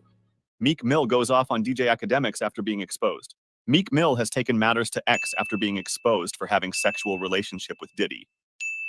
On his tweet, he blasted DJ Academics for calling him out. But so far, Meek Mill has done everything. Yo, Meek, we were playing around with the Michael Rubin-ish. You are tweeting about everything on planet Earth. If you don't get on a Twitter rant saying you're about to get Lil Rod killed, you're about to shoot up his block, blow his mama's house up, this Aneen. Jao was saying you and Diddy were fornicating, Axe stated. Despite Lil Rod's claims, social media users are buzzing about individuals not mentioned in the lawsuit, particularly Meek Mill and Usher. While neither artist is directly implicated, some redacted portions hint at personalities matching their descriptions. Hey Diddy, thanks for agreeing to do this interview. I know it's a really tough time for you right now, but we really appreciate your time. Let's do it. Now, Puff, P. Diddy, how do you want me to refer to you? You can call me Love. Okay, let's address the elephant in the room, all the allegations. Are you attracted to men or women? It depends on my mood, my vibe. Is it true that you've had sexual relations with Meek Mill? I can't tell you that. This has led online detectives to speculate further. But if we take a trip down memory lane, it's evident that social media loves to fill in the gaps with their own theories. If you recall, what started as an opportunity soon took a dark turn, as Usher found himself involuntarily enrolled in Diddy's infamous Flavor Camp. The details of what transpired at this mysterious camp remain a closely guarded secret, with Usher only hinting at witnessing wild things that he was too young to comprehend. When Howard Stern directly asked if Diddy's house was filled with girls, Usher's response was intriguingly hesitant. Fans noticed a nervous laugh before he carefully sidestepped the question, claiming he had seen interesting things. Usher's reluctance to provide a straightforward answer raises speculation that there might be more to the story. The rumors gained interest after a drunk interview clip surfaced featuring Diddy confessing that he and Usher used to share the same bed back in the day. Surprisingly, Usher wasn't 14 as previously believed, but a mere 10 years old, while Diddy was 19. The implications of this revelation leave fans questioning the nature of their relationship and fueling the buzz that Usher might have been a victim during his time at Diddy's house. Diddy might have told more than just party secrets during an interview, and the aftermath was swift when he tried to regain control by shutting down the conversation with Kevin. Despite the rapper's attempts to salvage the situation, the damage was already done. It appears Usher is not the only one steering clear of Diddy's parties. Denzel Washington is another notable name on the list. Back in 2009, Diddy threw a lavish $3 million birthday bash at the Plaza Hotel in New York, attended by A-listers like Jay-Z, Nelly, Estelle, Rick Ross, Cassie, Martha Stewart, Kim Kardashian, and Denzel Washington. So I asked ChatGPT to build me a Shopify store, and it said, no, we can't do that. But here is about a... However, Denzel was spotted leaving after the event, looking visibly unhappy. Fans speculated that the respected actor might have witnessed something unsettling at Diddy's party, as he appeared shaken up. While some argue that the scrutiny might be excessive and Denzel was merely heading to his car after a long day, it's noteworthy that the actor has never been seen at Diddy's parties again. The mystery surrounding Denzel's departure adds fuel to the rumors circulating about the wild happenings at Diddy's exclusive gatherings. Although Denzel has kept mum about what he exactly saw, other brave souls like entrepreneur Josh Ostrovsky, aka the Fat Jewish, have pulled back the curtains on the notorious events at Diddy's parties. Ostrovsky attended one of Diddy's Miami soirees, and let's just say he won't be returning anytime soon, leaving fans intrigued and apprehensive about the hidden secrets from inside Diddy's extravagant gatherings. The infamous Fat Jew spit out some facts about his wild experience at one of Diddy's parties. In an interview, the social media influencer disclosed that the gathering was a massive affair, attended by hundreds of people, with the venue whizzing with the presence of stunning ladies everywhere. Caught up in the disturbing atmosphere, Fat Jew admitted to indulging in ecstasy, mirroring the party's prevailing mood. However, the scandalous disclosures don't stop there. Days after a seemingly innocent photo of Diddy and French Montana made waves on social media, Fat Jew revealed something startling. He claimed he witnessed the music legend in a compromising situation with popular DJ Felix the Housecat at an orgy in Diddy's mansion. According to Fat Jew, he stumbled upon a room filled with men in a pre-orgy state, only to find Diddy and Felix the Housecat hugging and spooning. On the other hand, an old photo resurfaced showing Diddy and Meek posing in matching outfits, sparking speculation about their relationship. Despite social media chatter suggesting otherwise, Meek Mill remains adamant about his stance. Just today, he clapped back at DJ Academics for insinuating his involvement as the redacted name in the documents. Academics, didn't I tell you to stop playing with my name? He wrote, Idik what I'ma do when I actually see you. It's gonna have a combination to it though. The way you not is coming on the sick now. I can't wait to meet academics. Lol, they know I dropped Tomar this, they damage control this net getting too weird. Amid the growing controversy, Meek Mill has defended himself on Twitter, confidently denying the allegations. In a viral post, he boldly stated his sexual preferences, asserting his attraction to women while dismissing the rumors surrounding his sexuality. However, the drama escalates as 50 Cent joins in, trolling Meek amidst the Diddy rumors. Meek is evidently displeased, issuing warnings to 50 Cent to refrain from further exposing him. The tension between the two continues to intensify as the public spectates the unraveling feud. The previous feud between rap rivals 50 Cent and Meek Mill has reached a new level on Instagram, with both artists engaging in a tit-for-tat exchange that's leaving onlookers cringing. The latest spat was ignited by Meek Mill's diss track aimed at 50 Cent, accusing him of stirring controversy on Instagram. Rather than hitting the recording studio for a response, 50 Cent took to Instagram, utilizing his signature social media prowess to fire back. With Meek Mill's face superimposed over the poop emoji, 50 Cent kicked off his retaliation in style, setting the stage for what promises to be an entertaining battle of words and memes. LMAO, hey sheethead, your career is over already. You better focus on getting Nicki pregnant so you can at least get child support, girl. New Meek emoji, LOL.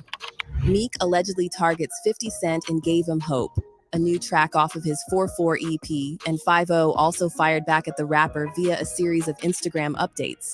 Meek Mill allegedly targets 50 Cent in his song Gave Him Hope, igniting a social media battle. 50 responded on Instagram with a slew of postings, including a poop emoji of Meek's face, disparaging videos, and memes about Meek's rap beef losses. In response, Meek fires out in a long Instagram post, accusing 50 of being unhappy and washed up. The previous beef between Meek and 50 Cent took another turn when 50 shared a recap video from his tour, seemingly dissing the sales of Rick Ross and Meek Mill's album. With only around 31,000 albums sold in the first week, 50 didn't hold back, stating, "If you sell 31,209 CDs, I shouldn't talk to you." The post, captioned 31,209 the first week with a laughing emoji, sparked tensions between the two camps. The feud persisted over the years, climaxing with a brawl at the 2012 BET Hip Hop Awards. However, tensions have mostly simmered since then. In a recent interview, Rick Ross was questioned about the possibility of ending the feud with 50 Cent, to which he replied, "I doubt it." With 50 Cent's well-documented dislike for Meek and Diddy, his recent revelation has sparked outrage. While some consider it a risky move, others suspect ulterior intentions. Observers take note of Meek's reaction after exposure, and they wonder whether there's more to it. So now you know why 50 Cent tried exposing Meek and Diddy. However, Meek has been extra cautious about being exposed further by 50 Cent. It's not just the first time someone has accused Diddy of being involved in suspicious things. If you take a ride back in the past, Columbus also dropped a news item alleging that Diddy tried to groom him while working on the 2008 film A Raisin in the Sun. Speaking on Boss Talk 101, the actor recounted how he introduced Diddy to his acting coach, leading to a closer bond between them. Short admitted to partying with the bad boy mogul, but clarified that he wasn't just attending regular gatherings, stating, "I was at the big parties." Now, looking back, it's like the groomage, Short admitted. As for the litany of allegations plaguing Diddy in recent months, Short said, "As I got further deeper into the game, people talk. So I would hear stories, but I never saw anything. Like, I didn't know their after parties." Adding to the controversy surrounding Diddy, Columbus Short revealed a previous encounter with the mogul, alleging that Diddy What if your toothbrush could do the flossing for you? Waterpik Sonic Fusion lets you brush and floss with the touch of a once called him at 2 a.m. after the BET Awards, inviting him to his hotel room. He detailed the incident on Instagram back in December. "He tried it on me, so I know it's true. I was married, my ex-wife. I got a phone call in the middle of the night about 2:30 in the morning. I picked up the phone. It was Diddy. He said, 'Hey man, we didn't see you at the BET Awards. What are you doing?' I said, 'I'm in bed with my wife.' He then claimed Diddy told him he was alone at a hotel in Beverly Hills." Short recounted the incident on Instagram, asserting that Diddy made advances towards him despite Short being married at the time. Rapper 50 Cent has announced plans for a documentary on Sean Diddy Combs, intending to channel proceeds towards sexual assault victims amidst mounting allegations against Combs. A recent lawsuit from an individual identified as Jane Doe alleges trafficking and sexual abuse, including gang rape. Other lawsuits, including one from his ex-girlfriend Cassie Ventura, depict a grim picture of alleged abuse, violence, and trafficking within their relationship. Ventura's suit paints a narrative of coerced participation in a lifestyle characterized by drugs, threats, and forced sexual encounters. We have breaking news now involving Sean Diddy Combs and his ex-girlfriend, the singer Cassie. Representatives on both camps and Cassie, whose real name is Cassandra Ventura, are saying tonight that the two have settled a lawsuit she filed against the mogul yesterday in Manhattan federal court. Ventura accused him of rape and years of physical and emotional abuse. There are no further details yet tonight about the terms of the settlement. Ventura's lawsuit against Sean Diddy Combs was swiftly settled just a day after its filing in November. Despite the accusations, Combs remains adamant in his denial of all allegations, with his attorney Ben Brafman asserting his client's innocence, labeling the claims as offensive and outrageous. On Wednesday, he wrote in a statement posted to X, formerly Twitter, "Enough is enough. For the last couple of weeks, I have sat silently and watched people try to assassinate my character and destroy my reputation and my legacy. Sickening allegations have been made against me by individuals looking for a quick payday. Let me be absolutely clear. I alleged awful things being alleged. I will fight for my name, my family, and for the truth." As Curtis 50 Cent Jackson gears up for an upcoming show delving into the allegations, tensions between him and Sean, Diddy Combs resurface, the untitled Diddy documentary, currently in development through G-Unit Film and Television, promises to shed light on the controversy, with proceeds designated for sexual assault victims. 50 Cent's recent Instagram post featured a clip of former Bad Boy artist Mark Curry alleging Combs' questionable behavior at parties, sparking further intrigue. While Combs' representatives remain silent, the brewing storm shows no signs of abating. Following Combs' settlement with Cassie, 50 Cent wrote in a since-deleted Instagram post, per page 6, LOL, he paid that money real quick, should have done that before the sharks saw the blood in the water, and here they come in 5, 4, 3, 2, 1, every woman he put his hand on. As the fate of the documentary hangs in the balance, the unfolding drama surrounding Sean Diddy Combs shows no signs of slowing down. In the wake of the allegations against Combs, 50 Cent has taken to social media to stir the pot, sharing a flurry of posts that have garnered attention and fueled speculation. Whether the documentary will see the light of day remains uncertain, but 50 Cent's persistent trolling of the hip-hop mogul keeps the intrigue alive. With each provocative post, the feud between the two stars only seems to intensify, leaving fans awaiting the next twist in this ongoing drama. Recently, while drumming up anticipation for the documentary, Jackson didn't hold back, taking shots at both rapper Rick Ross and Combs. He spotlighted Ross's controversial lyrics from the Rocco song UOENO, where Ross boasts about putting MDMA, commonly known as Molly, in a woman's drink without her knowledge.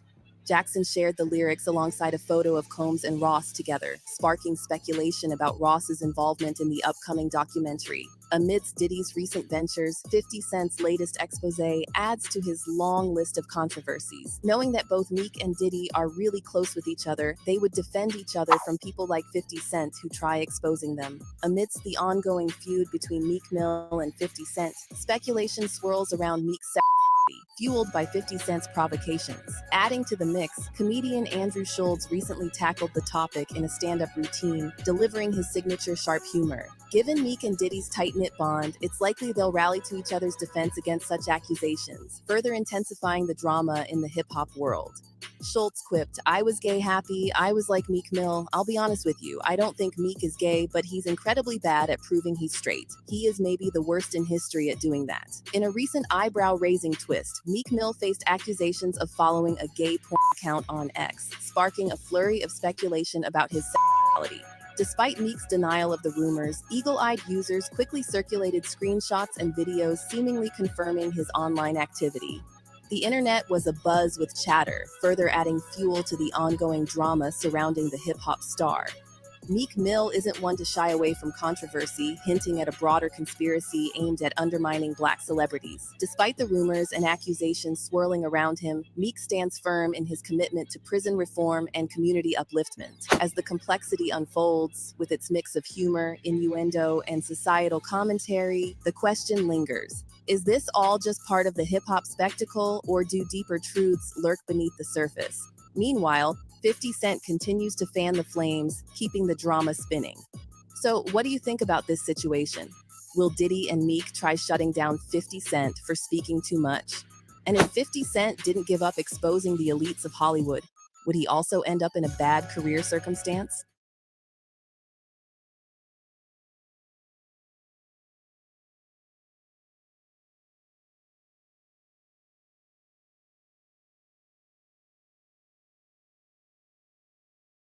If you're an agency, I'm about to make your life a whole lot better. Let's decrease your workload by generating images with AI. From pasting in your landing page, I just hit a few buttons and...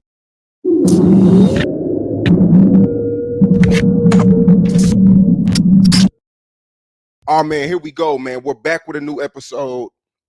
Y'all been begging for them. I've been trying to get them. It took teeth and nails to get them back, man. But we got them, man. Oskino. What's up, man? Yeah, man. No, Man, how you doing? Maybe this was the perfect timing though, because a lot of stuff going on right now. A lot of shit's going on right now. A lot of new stuff. A lot of people want to hear your opinion. People love the last interview, although people say you talk too fast. I know, and you know what? I agree. But when I look back on it, I said I gotta slow down. But I think fast, so maybe they're hearing too slow. But yeah, but I'm gonna try to talk a little bit slower. because I do talk Yeah, fast. I remember you told me, you said when you was younger, you didn't talk this fast. It just started like as of recent. No, it happened about 8 years ago. Just start talking, but my son talked fast. Like my son talked real fast. Maybe I caught it from him. I don't know. But all my life I talk to people like, what you say? I always gotta say stuff twice because they don't know what I be saying. Like, I mean, everybody like, what you say? I'm like, I'm so used to that. So I know I talk crazy. That's why being a rapper, it was like, how the hell you gonna be a rapper? You can't even talk. But yeah. So one day, so 8 years ago, you just woke up talking fast. I don't know exactly when it happened because I never noticed it. When people start telling me that and I start looking back on the videos, I'm like, I am talking fast. Like, I mean, but for me, it seemed regular. But yeah, I talk fast. So for all y'all out there, I'm gonna take y'all criticism right, and I'm gonna try to slow it down so y'all can understand what I'm saying. All right. So if I'm talking too fast, just remind me. Yeah, you got a lot of DMX comparisons. Yeah, only difference between me and DMX is that he did drugs. You know what I mean? Like that's why because when you do drugs, you be amped up or whatever. But listen, I love I don't have a problem with being compared to DMX. I love him. You know what I mean? I look up to DMX. DMX, a real person. I mean, I was with DMX on tour with DMX before I even knew any Rockefeller people. You know what I mean? I think so. DMX to me, listen, DMX is a legend. So like, I'm cool with be talking like DMX. Right. Now you say you don't do drugs. I mean, is that liquor? Is that weed? Is that I never perks? smoked weed before my whole life. Ever. Never smoked nothing ever. Like ever. I'm the same way. But a lot of it is because I was locked up a lot when I was young, so I never got a chance to really like. I mean, so, but I just ain't my thing. I used to be an alcoholic for like most of my life. I mean, I stopped that when I came home from prison in 2015. You know what I mean? But so I don't really. I mean, I'm high off. Like, I'm just a hyper person. You know what I mean? Real passionate person. So I be. I mean, so I mean, I understand. But plus, if I did drugs, I wouldn't be who I am today because I wouldn't. I just all the pain I went through. I'd have been just getting high. Period. Every day, all day. You know what I mean? So. I mean, it just wasn't for me though. You know what I mean, but I'm pretty sure if I tried it, I would have liked it though. I'm pretty sure that. I mean, but when I went to LA about 5 years ago and took some edibles, and I thought I was going to OD, bro. I drove to the hospital and everything. Like, I mean, I said I took too much. You know what I mean? So, but we make me lazy. When I ate it, it made me feel like everything was okay. Like I was just like, oh, everything quiet out about nothing. Like it just made me feel like, I mean, I would never had no urgency for nothing. So I would never get nothing done if I smoked weed. You know what I mean? It seems like the world is on perks right now, and it seems like people get on perks to take away the pain. And you say you've been through a lot of pain, bro. I was on perks, especially, huh? I took perks. I mean, when I took perks, when I got hooked on perks, Percocets came out in '95, right? I got shot in '97. So when I got on perks, when they gave me perks, the doctor gave me perks. It was like no stigma to it. Nobody didn't talk about them as a drug. It was just like a doctor thing. You know what I mean? But then I got hooked on them. Yeah, people don't know. I always went to jail, so I never got a chance to really get all the way. I mean, but like I mean, I never even knew it was like a drug until about 2010. I started saying, "Oh, it's a drug." I mean, I stopped taking them, but now it's like a fad. When they was calling this scissor. Everybody do it now because they just want to be down. Like, scissor. Like, but once you start taking them, you need them. Are you gonna feel fatigued? Are you gonna feel? You know what I mean, a trill. So like the young boys. And then if you were really addicted personality, you gonna start doing dope. Things high. The perks, you have to buy too many to get high. You know what I mean, so that's a slippery thing to go down. I mean, so I mean, but I was shot. 10 times. I was shot 10 times. So of course I need Percocets. They gave them to me. I mean, that's what they give me back then. That's what they give you easy back then. But I mean, they wasn't looked upon as a drug back then, though. I mean. It seems like Philly was on perks before the world. See, when I was younger, it was something called pancakes and syrup. They take syrup with V's. They was called volumes. They used to take V's and volumes. So like once they played out, Percocets kind of came in. Most people have no clue that in 2023, the best way to make money on Amazon is not with physical products. It's Amazon's other company, Audible. Audible pays me $8,000 to $10,000 every single month in passive income, and I'm not the only one. People like Katrina. To the picture, but everyone was on it. They just wasn't talking about it. Because I saw the movie about the Percocets when they first came out, how they was pushing them to everywhere. People was on them. They just wasn't talking about them. I got a song I talk about Percocets from 2004. I mean, before no Future, none of them people wasn't even out yet. I mean, so like. But I wasn't talking about it as drugs. I was just saying this is what I had to take. I mean, type thing. Percocet's causing a lot of drama in people's lives right now. Sure. Because if you young and you on drugs, like right now you young, you trying to get off drugs, you can't reach your potential. You know what I mean, you can't, if you try to get high, get money to buy some drugs, you can't even focus on what you need to do to get right. So. Right. Now, okay, so what is some of your vices? You don't do no drugs. What do you do? Do you got a gambling? Everybody has I got something. gambling. I'm a gambler. I'm from North Philly. Of course, I gamble heavy. Everybody I gamble heavy every day. But I think my vice is painting and gambling. Yeah. But I just look at them as gambling. I don't look at it as a vice because it can't hurt you physically. I mean, you can lose some money. You can get money back any time. You can't get life back. I mean, so I don't look at that as like a thing. Plus painting. But I used to be addicted to video games, like 2K and all that. But I came home from jail. I was like, I'm too old to play video games. I was addicted. Everybody was known for playing 2K, gambling on that. But I feel like I'm too old to play video games. It felt like embarrassing a little bit. So I just cold turkey stopped playing video games in 2015. I just stopped playing. You know what I mean? Yeah, man. But a lot of things have happened, since we last spoke, man. It's a lot of shit that's going viral. That you can attest to because a lot of these people personally, the Meek Mill situation, it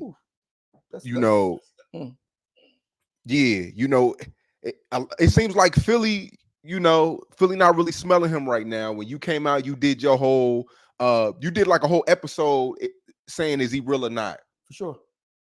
And you really broke down a lot of things that people didn't know. You gave Meek a lot of light in his early stages, and you feel as though he never kept his word with you. That's my thing, right? So I counted the songs we did on my projects. We did 14 songs. People didn't know him like that. He wasn't. I was way more famous than him at the time. Like I was way more. But my whole thing is this: I don't even care about none of that, right? But he called me. I had a show. I was down there in Charlotte doing a show, right? He called my phone, like, "Yo, my CD about to come out. Can you post it?" I said, "Listen, I posted, but when my drink come out, just post mine." I mean, and I put and that's crazy. His post still up on my page. If you scroll all the way down, I never took it down. And when it was time to post mine, he wouldn't post it. I mean, and even up to now, like, so I feel like, damn, we made an agreement. You never honored your part of the agreement, but it made it look like I'm asking him to post my shit. That's how the people took it. He don't got to do this for you. He don't got to shut the fuck up. I mean, we made an agreement. He posted his part. I did my part. He do his part. But it made it look like I'm asking him for something. That's the part I ain't like. It got me out here looking like I'm asking him. I'm mad because he ain't do something for me. Like, no, the nigga supposed to did that for me because we made an agreement on it. I mean, but the fact that you couldn't even do something that was free for me, let me know we don't fuck with me. So like, and mind you, I don't want to see his demise. I don't think he's gay and none of that shit. I don't know if even if he was gay, I wouldn't give a fuck. You know what I mean? If I felt that him and Puffy was getting married, I wouldn't give a fuck. It don't affect my life. But the thing is, that's wrong. That if that's not the case, and they ostracize me for that, that's not cool. I don't mix my personal feelings up with somebody what's right and what's wrong. Yeah. Because he did some wrong shit to me, don't mean I want to see his demise. I mean, because if somebody lying about you, that shit is corny. Yeah. You mean? And I don't think I don't want to believe that no shit like he did no shit like that with no, like, I mean, because I just don't think he did. But if he did, at the end of the day, what somebody doing in their bedroom is their business. Yeah. As long as it ain't with no underage person, I don't believe that. Like, it don't matter to me. You mean? So I ain't caught up in that. But see, when you're a celebrity, society put you on a pedestal. Yeah. And the same society could take you off the pedestal. Yeah. So you got to be real at all times. That way you ain't got to worry about what society think and what they doing. You got to live by your own compass. Like, so me, like, I don't give a fuck. The whole world hated me. As long as I love myself, I don't give a fuck. I don't think Meek's that secure in himself. That's why he be answering shit. Yeah. That's why he be stupid. He an A-list celebrity. He more famous than he probably thought he ever would be. So there's certain people he shouldn't be responding to, but he do. Yeah. Because he feel like he got something to prove. I said that. I mean, because, see, me, it was different for me because I was really out here trapping. I was really out here doing what I had to do in street shit because so when I rap about this shit, like, that shit I really done. You know what I mean? So like, I don't feel like I gotta prove nothing to nobody. You know? So like, I don't. If I was an A-list celebrity like Meek, there's certain people that would say shit to me that I would laugh because like you can't. It wouldn't even bother me because I know who I am. I mean, so like some stuff he'd be doing. Plus, he don't. Squarespace's creative tools let you design a unique, engaging website. If you need around him, like, pull his coat. I think he turned to a diva. Like, so every time somebody says something to him, I think he feel like take it personal. You mean take it personal? So like, prove it. I mean, mind you, everything I do, if I would never talk bad about Meek unless I get paid for it. I mean, because I don't care about like just making it tarnish his image, because I got love for him still. But you mean, but he'd never talk to me face to face and no shit like that. Because I mean, because he like, I don't know what he be doing. I mean, but he around the wrong people. If he around the right people, first of all, if he's around the right people, him and Puff would have never had the same outfit on. Because I was like, young, but come on, man. Because my friends around me, I don't give a fuck if they get mad at me. If I'm telling them the right thing, I'm telling you the right thing. You get mad at me now, you'll think me later.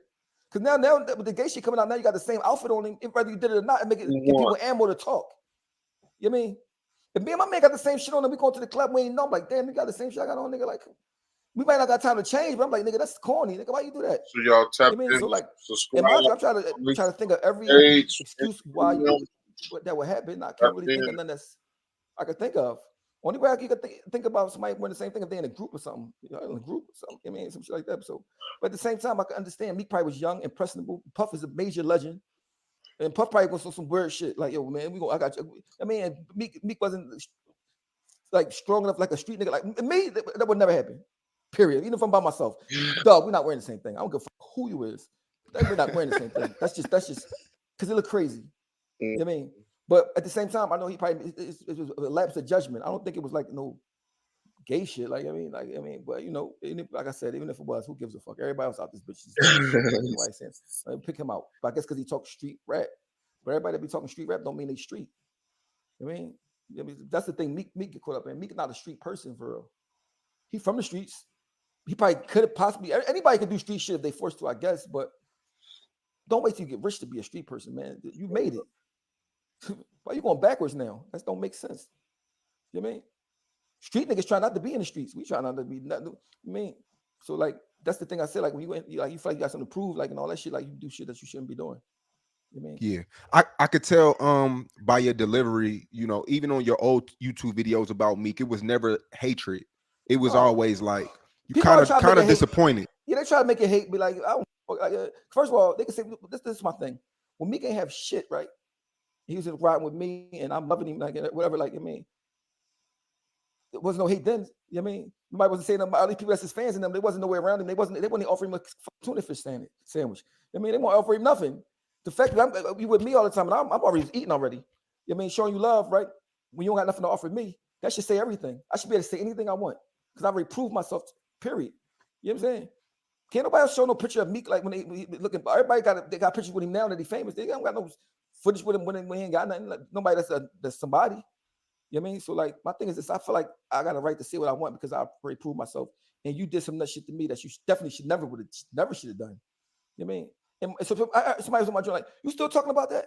I talk about whatever the fuck I want to talk about. You know what I'm saying? Like, I mean, period. Everybody. I mean, so like his fans, like they fans of his music, and I understand that. But I look at niggas as regular people. Writing a song don't mean shit to me. Playing basketball don't mean shit to me. If you a sucker, you a sucker. Period. I mean, and I call it sucker like I mean, and you do sucker shit. You a sucker. You a sucker. You mean? But I don't like the shit. The lie. If it's a lie with the puppet, I don't like it. I mean, I don't like it because that's some shit. That's going past the. That's too much. You know what I mean? You're not posting my shit. I'm mad about it. That's not a big deal. I'm mad about it. You should have did it because that could have got me some more money, more people, followers, whatever. You know what I mean, but that's not a big deal. You know what I mean, people just look at it like it's a big deal to me because you should have did it. But it's like not a big deal. You saying a person is having sex with another man and all this, he got kids. That's a big deal, man.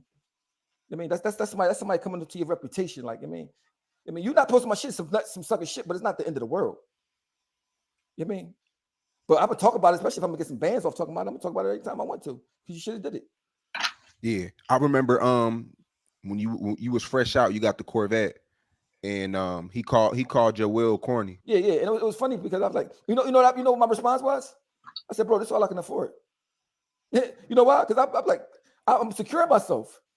Listen, even if I was on a bus, right? I'd be like, I'm on a bus, but it's only temporary.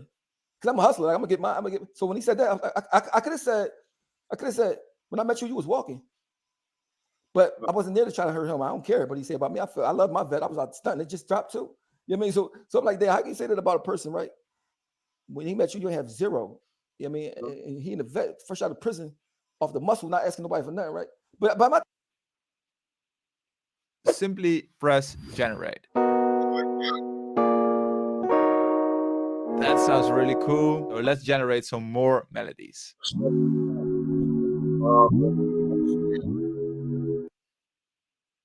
because we're arguing. So I don't expect you to say nothing nice. I mean, you started arguing with me to not post my shit. Mind you, I just seen him post 1 million people's shit, right? I just seen him do interviews saying who the Oskino, the one person that did something for me, but the niggas never post nothing. So my thing is this, like, what you was afraid of? Like, why would you? Now, clearly, I can understand you not posting this shit. Y'all been beefing forever. I understand that. Certain people understand why you won't, but me, when they come to me, you don't have no explanation for it. That's what make you, to me, as a sucker. What's your explanation for asking me to post your shit? I post it. You don't post my shit. Saying you're a sucker. Besides, like, you don't want to see a person eat, get money, win, none of that shit. Not only that, I'm not gonna never ask you for a verse. You know, I'm never gonna ask you for shit, right? You never even did this. Like, oh, like a verse to do something to get me. Even when I start doing my thing on my own, you never nothing. But when you wasn't nobody, you was on my shit every time. I mean, to me, that's like a girl. A girl hang with you, they don't got nothing. I mean, you get them, then they find another player. They get a house and all that shit. Then they don't fuck with you no more. Now your shit corny. So for me, I can forgive all that because I've been through some real shit. So I might sound like I care about this shit like that, but I don't give a fuck about this shit, man. I done had my best friend shot me before, man. I didn't blocked up for murders I ain't do. So this shit ain't nothing. I mean, so when I talk about like, oh man, like, nigga, they say I'm bitter, right? Yeah, I'm bitter. I don't got a mom. I'm bitter about shit like that.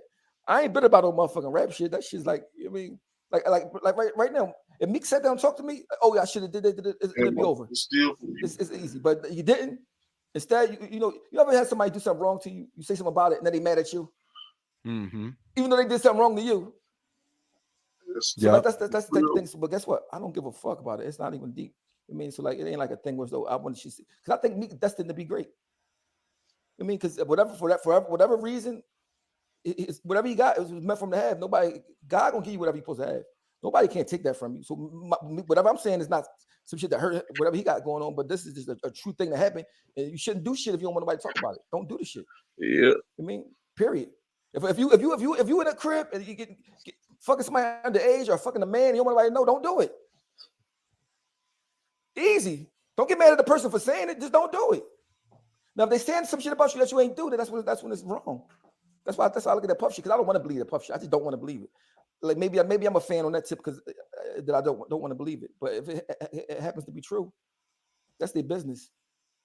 But it'd be unfortunate because a lot of people look up to him and it'd be devastating. But right now, Meek popularity